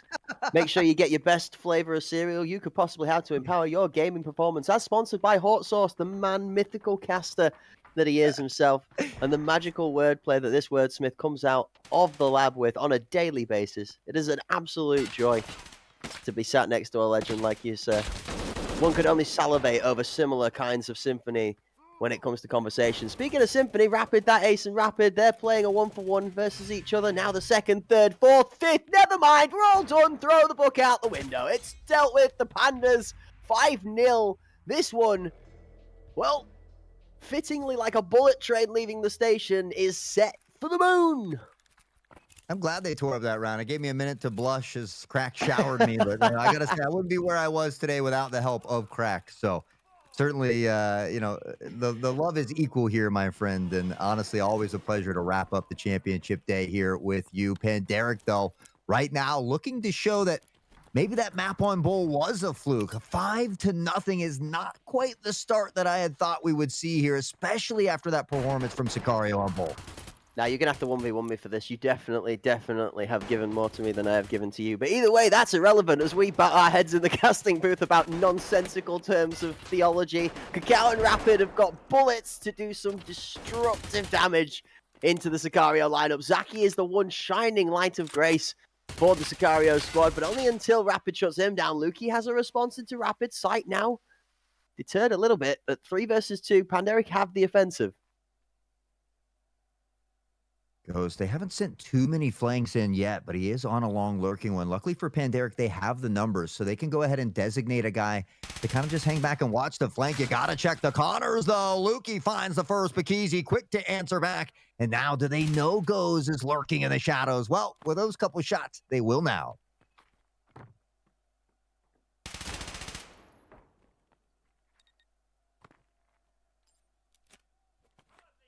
That device is going to get planted here. Bakizi, not a ton of health to work with as we see Goes just slowly working forward. 45 seconds, plenty of time on the clock here in this 1v1. And does Bakizi opt to bait around here and play a game of cat and mouse himself? The peak, it looked good, but Bakizi from downtown making it look easy. Panderic Apex continues the onslaught. Don't stop them now. They are having such a good time with it on Skybridge. Don't stop me now. I'm having such a good time.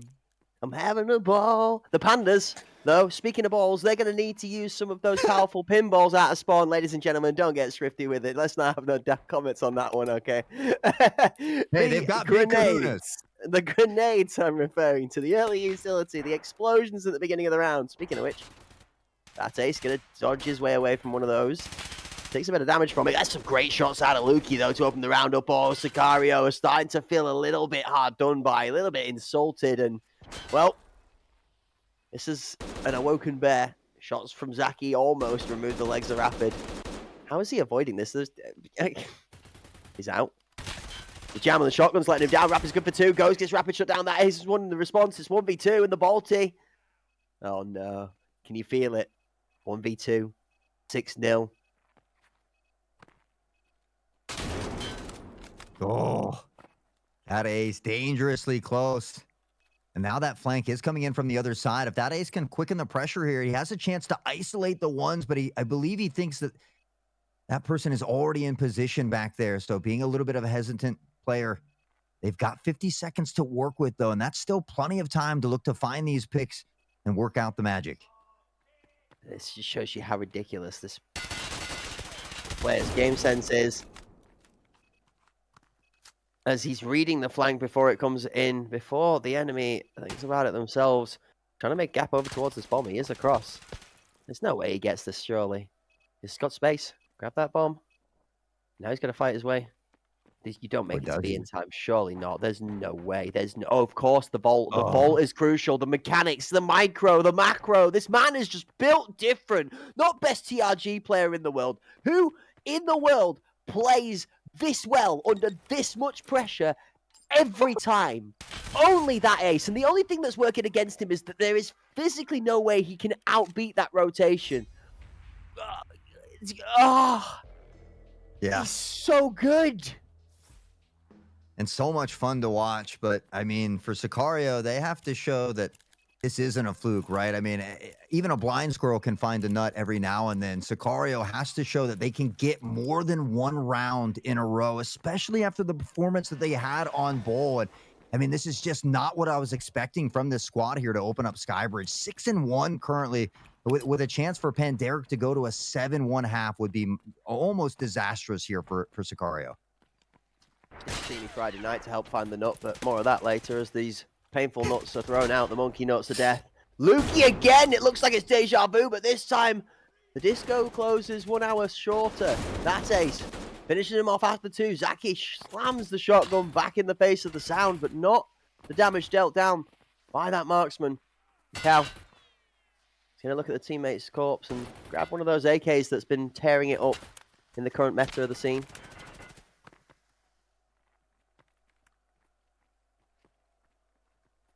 Now in a 2v4, though, Sicario has an opportunity to close out these last 2 rounds with some wins and look to pad some momentum of their own here before swapping halves. Cacao spots him. Now Furlex finding Codex. It's a 4v1, not a ton of health, and Cacao goes down to Zaki on the Enforcer class. Sicario, they've stumbled a bit here in the beginning, but they're beginning to find their way here as we get ready for half number 2. I'm not sure that it's going to last long enough to be classed as a half. Respectfully. With the deepest of respect. I do. I do declare war.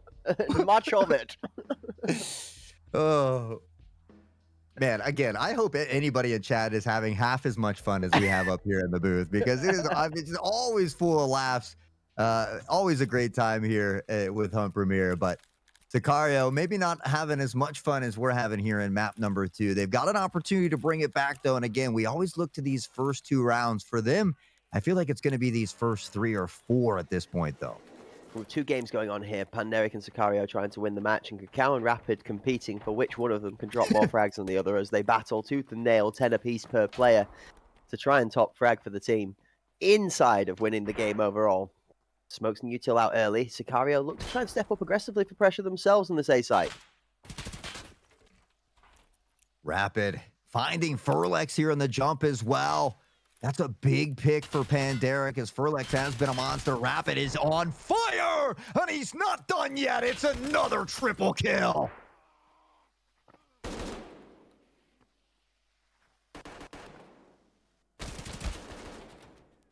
Silence inside the cathedral gets immediately shattered.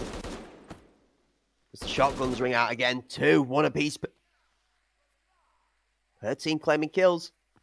Down he ducks, down he dives to go and grab an extra. The one thing we speak about these shotguns having a little weakness of, you get into an extended engagement, that barrel heats up very quickly. Better off having a secondary just in case.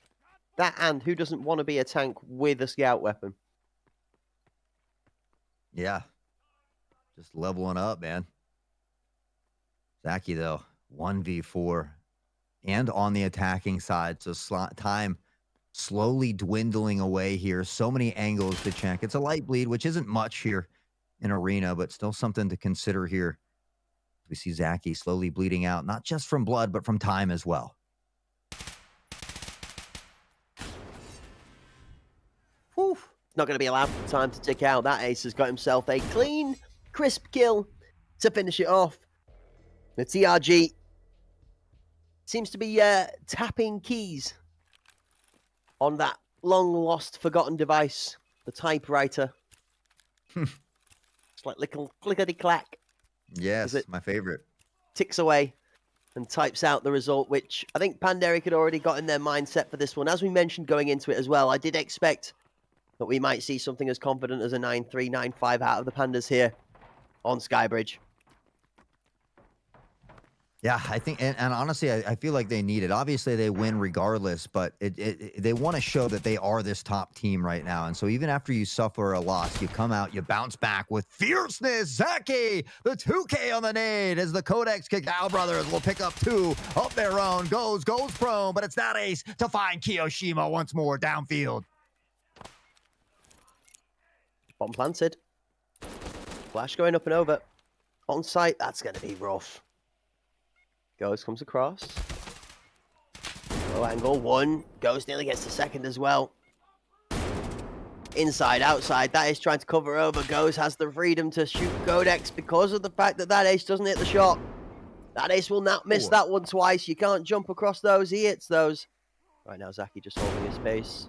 That's going to be the wrong mistake to make, as he holds his space clean in front of the Balti. Apparently, he's going to stare his adversary in the eyes and let him kill him.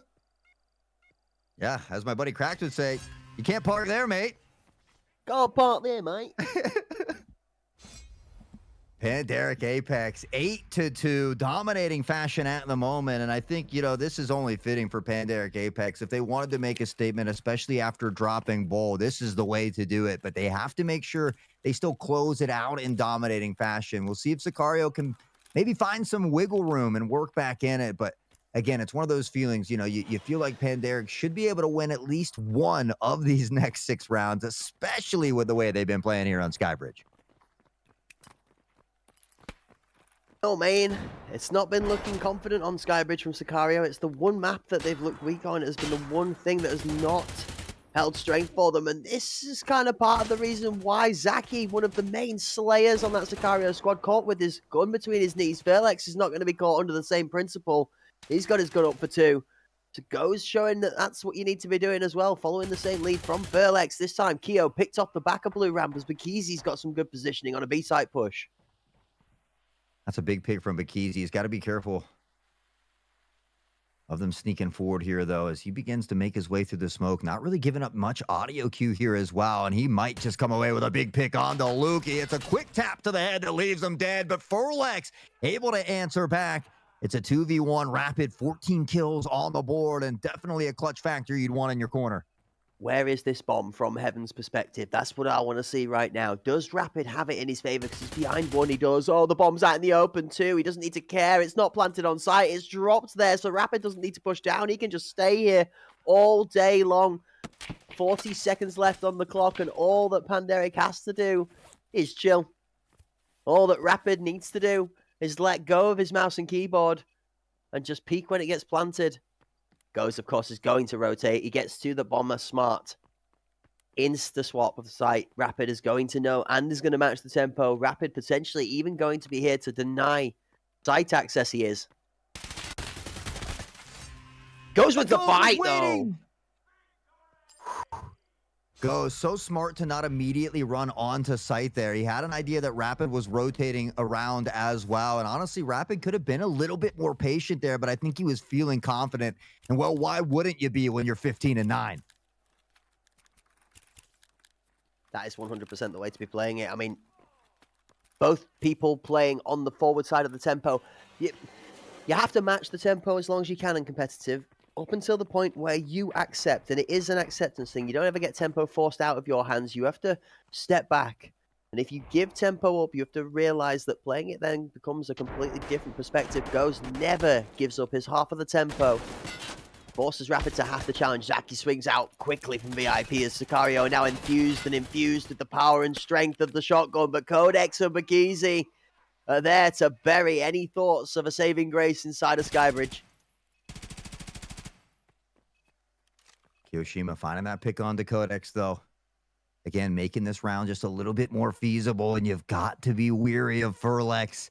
The man is a menace. He's been an arch nemesis here for Panderic today, but Again, we see that rotation from Sicario. Furlex is going to find Bikizi here. And again, now it's down to that ace once more. He had a 2v1 clutch earlier. Can he find it once more?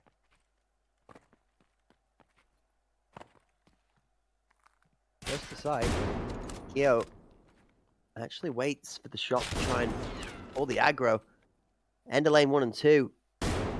Furlex gonna call Keo back across. This is risky, but I mean, if the ace can't kill him, it's gonna make the difference. That one looked good as well, as people fractions of seconds quick enough. Secondary out, not quite enough, and Sicario claim a fourth. We are starting to see the comeback. Yeah, if that ace could have hit that shot on the device carrier from when they were making that rotation from B back to A, I mean, that device would have been down in such an awkward spot. And so that ace, unfortunately, not able to connect there when it did matter most. But luckily for them, we talked about it. They have so many additional opportunities to clutch it out. They've just got to get one of these next 4 rounds. But as Sicario inches a little bit closer, you can feel those beads of sweat beginning to bear on the foreheads of Panderic. Early smoke comes out from Panderic towards Elevator. Try and stave off that quick push from the hole. Rapid, Cow, both on the front lines. This is where it gets hard as an attacking team on Skybridge. There's so much space taken by the defending side. VIP flank comes through. Lukey's ready for it. Rapid goes down. Sicario have space in the backside. That ace immediately removes one of the VIP members. Not important enough, actually. I mean, look at the patience here from Cacao. This is not an easy thing to do. A lot of people get antsy. They want to look at a different angle. But again, just trusting in your teammates and having that confidence in your teammates to cover you, I think is a huge value to have.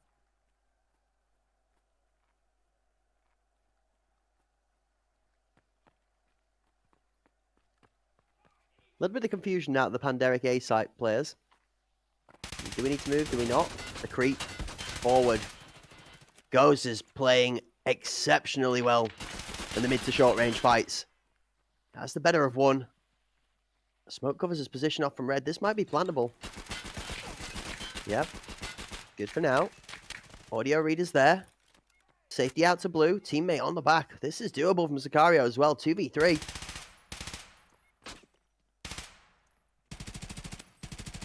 Oh, Kiyoshima finding that pick onto Cacao is absolutely huge here as well. That ace up close and personal on the snipe, but Konex finds Kiyoshima. Panderic Apex, 1 kill away from solidifying it. They've already got that top spot, but they're looking to take a map here. And now the deactivation comes into play. They've got one up close. The pre-fire, and Konex does it. Panderic Apex closes out Skybridge in dominating fashion. 9-4, your final score. And at the end of the day, it is a tie. They do split the maps, 1 apiece. And they do draw and add a point each per team to their tally for the final scoreboards. An exceptional performance out of both teams from Sicario and Panderic across 2 maps. Your final result on Skybridge ends 9-4 Panderic. Yeah, that ace, I think, was a big difference maker, especially in those opening rounds as well. Plus, we saw that clutch. You look at the MVPs, and they're scattered across all 5 members here from Panderic Apex. I think it really speaks volumes for the depth of their roster. Sicario, I mean, they put on a phenomenal showing on Bowl. They fought back diligently here on Skybridge, and we find ourselves tied up 1-1 in the series, but it's not going to be the 3 points they were hoping for, and they're most likely going to find themselves finding a home in that 3rd place spot. So from back-to-back champions now, they're not even in the top 2. I love the fact that all the competition is beginning to kind of get riled up. You've got to give an honourable shout out to Codex, not the MVP in the most of the rounds there, but actually an outstanding performance turnaround from them in the back of the shadows of the highlights of those games. Started actually off at 1-9, 2-9 to pull it back to 10-9 is a great performance, going deathless for maybe, I think maybe 8 rounds in a row it was, to be able to pull that scoreline back is a great performance. I mean, 2 and 9's rough. That's a tough performance, but then back-to-back 2, 3Ks to be able to raise that scoreline to a positive KD and then better than a 1.0 is, tip of the hat to that one as well. The Panderic squad, even in their defeat in the first map in this duel, showing us why they are going to find themselves crowned Season 4 champions, because that's it, Hort. They have officially concluded their season with a successful endeavor. It was a campaign to knock Sicario off of the top spot. The Panderic main roster has absolutely annihilated that perspective. Yeah, we look for these teams that don't lose much. When they do lose, how do they respond? And Panderic Apex showed that they can respond. They can suffer a loss and still come out on top. They were plus 67 round differential heading into the day. They lose 2 on Bowl, but gain 5 on Skybridge to put them at 70 plus rounds. That is insane. I know Sicario has done something similar in their previous HPLs as well, as they were back-to-back champions. So we certainly tip our hat to the former back-to-back champs, but we crown a new king here today. And I'd like to go back into some of those older stats and just see how much those round differentials do, kind of where they fare. And obviously it's not the most important thing, but just kind of a curious, I like numbers thing. If I'm remembering correctly, and I'm not going to say quote me on this, but I'm pretty sure it was plus 77 that Sicario ended the season on. So it's not too far off of that, which the effort made here by Panderic. That being said, I could be wrong because my hesitancy in my mind or my ADHD is randomly throwing 91 at me as well. So it was either a 77 or 91. I mean, either of which are both ridiculously huge totals. In general, the one thing I have to say for it is it's not just an exceptional performance and the round difference, but it's putting away some of the tougher teams more confidently than when they take the losses themselves, is something you attested to. And it's something we're going to see here in this second map. Is the first map loss didn't affect the Panderic squad mentally. You see them even off the rip in Skybridge, not dropping the ball until I think it was the 5th round before Sicario put one on the board. Yeah, and thanks to our wonderful production behind the scenes, it was 77 rounds in Season 3, 79 no way. Okay. in Season 2. So it's crazy to see all of that performance. Panderic comes out on top, doesn't quite get the same amount of round differentials, but at the end of the day, that's not what matters. Crowning yourself kings, getting that first place, the bragging rights, and that fat wad of euros in your pocket. 4,000 euros to the first prize here today. Rapid with a couple of gross kills there as well. I mean, how many times today did we see Rapid come through with a couple of clutch scenario kickers that were good for 3? I mean, it's crazy to think that you can say that there are at least 3 players in this match that at multiple occasions were killing 3 people on their own. Not 2. There were more triple kills by these people consistently than there were double kills. And that is, well, I mean, that's a statement. That's not just impressive. That's then some. Oh. Little montage for that ace. Montage! As he finds the final one there. But, I kind of touched base on that on Bull as well. I said we only saw Rapid get 1 triple kill. I've never seen Rapid only settle for 1 triple kill. And so, we saw a couple from Rapid in this one, but I think everybody as a whole, we saw, kind of Rapid off to a slow start on Bull. That ace certainly had a slow start on Bull. They bounced back beautifully here on Skybridge. 9-4 your final score. And, well, I'm interested to see exactly how it all plays out. We talked about EPA now going to be able to topple Sicario with the 3 points that they gathered earlier. So we see a nice little mix up in the standings, but I mean, there's a lot of funds to be fighting for, Cracked. These prize pools are increasing in size as we evolve as well. Like, it's gone from the point where we were fighting over 1,000 euros worth to 8,000 euros worth, now 10,000. Okay.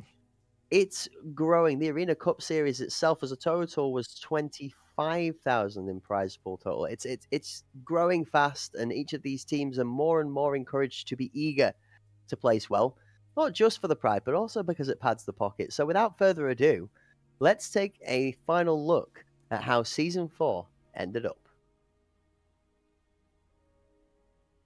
Well, starting at the bottom here, we take a look. Decoded. We'll wrap it up in that A spot. Ancestral just above them. Only a point separating these two teams. And you look at Sicario Spartans, they're only 2 points up from them. I mean, these bottom four, we're really fighting tooth and nail for this. Of course, only the top six get those funds. So we do see, Sicario Spartans taking home 500 euros. TFG, they're not going home empty handed either. They're going to grab 750 euros. They fall out just out of that top four contention, though.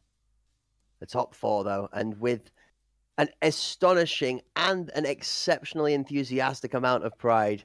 K3 in their first outing in the actual HPL season made it through the qualifiers, and they have taken the fourth spot. 10 points, 3 wins, 1 draw, and 3 losses sees K3 with an overall round difference of -7, earning themselves the name as one of the top 4 strongest teams in Europe right now. Exceptionally well done to them on their first outing, and I think everybody in the chat has made themselves a little bit of space in their heart as a home for K3 after their defiant performance has led them to some success this time around. Sicario find themselves just above them with 4 wins, 2 draws and a loss, a plus 28 round difference and 14 points. EPA, after going through some difficult seasons in Season 2 and Season 3, have finally found themselves also above one of the more dominant figures in the scene. Sicario not just slipping down from that top spot to second, but sliding all the way out of the real talk for the title race into third after that performance in the final match there today, finishing off with a total of 14 points. EPA, 5 wins,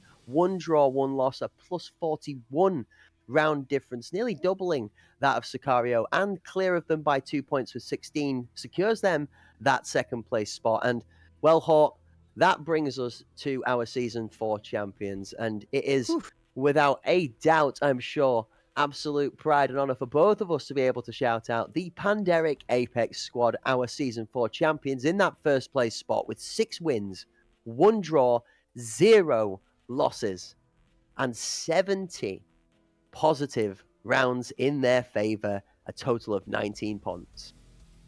I've been a big fan of the Pandas for a while. The whole crew, I mean, they got a great group of guys over there, both on and off screen, phenomenal individuals. But I think it's, I'm excited for what's to come, because I think EPA is going to be that next team that starts to give Panderic Apex some issues. You take a look at K3, they win ASPL, they step up into the big leagues, they get into the top 4, they have an opportunity for the ACS. I've got my eye on K3. They're that Cinderella story that everybody loves to see unfold in front of them, and they have an opportunity to really kind of write their own history in the books here going forward. So all teams to keep your eyes on, but a big shout out to Panderic Apex for getting it done here in Season 4. And honestly, I got to start off HPL 4 with you, Cracked. I get to finish it here with you as well. I couldn't ask for a better co-pilot here throughout all this. Always happy. 07, good, delighted to be sat in the booth next to you as always. It's a shout out. Let's take a couple of moments to appreciate, shall we, some great highlights from each of these teams throughout the season. We saw Ancestral showing us what they were made of early on out of the gates, alongside that of TFG and K3, surprising us that they had strong performances even before we got into match 1. The qualifiers were impressive. TFG placing up in the top 4 there as well to get themselves back in showed promise. They led forward with that best foot forward, putting themselves in the top 4 before we stepped into today's action. But on finals day is where champions are made and crowned. Panderic defend off Sicario for a 2-0 and stave to a 1-on-1, splitting of the maps, considering themselves maybe equal, but over the season, overall champions, pushing it out there with an undefeated total map ratio where Sicario lost 1, and that made all the difference. Yeah, I mean, you know, they don't drop a single map or well, not a single map, but a single series, excuse me, throughout here. And so no notches in the loss column for Panderic Apex. Certainly something to be very proud about. We talked about it's nice to have those funds, but you do get those bragging rights until that next one comes around. So as much as I love seeing Sicario win, they are back-to-back champs. It's nice to see them get toppled here in this one. And like I said, they don't even get in the top 2. EPA is a team that I'm going to be having my eye on. Blitzer Girl We're all calling her Blitzer Queen at this point. We saw the ace, the 3v1 clutch. Yeah, we're not worthy at this point. So again, as we've seen from season to season, all of these teams getting exponentially better. And so every time we come back, the action tenfold. It's so full of excitement. All the more reason for you guys to hit that follow button, be part of the notification gang, follow those socials so we don't have to hear you in chat. Oh, I missed out. When did this start? If you're following, you're always going to know. This is it. All you have to do to be a part of the history books, the amazing action, the giveaways that go along onside it, and to maybe even learn a thing or two to improve your performance in your casual day-to-day gameplay. Hit the heart button below. It's just underneath the half, right between the heat and all the happy fun we've been having in the casting bench today, sat there with a 6-letter word beside it saying follow. Nice and simple. Follow along, Nice come and and join simple. in the action. Keep yourself cooked up so that you can become one of the master chefs in the cathedral as we cruise on into the sunset, which is the ever-growing scene of Escape from Tarkov competitive arena. Without the support of all the people in the background, this would not be possible. And Hort, there's a whole truckload of people that we need to thank before we even think about closing us out for the next event.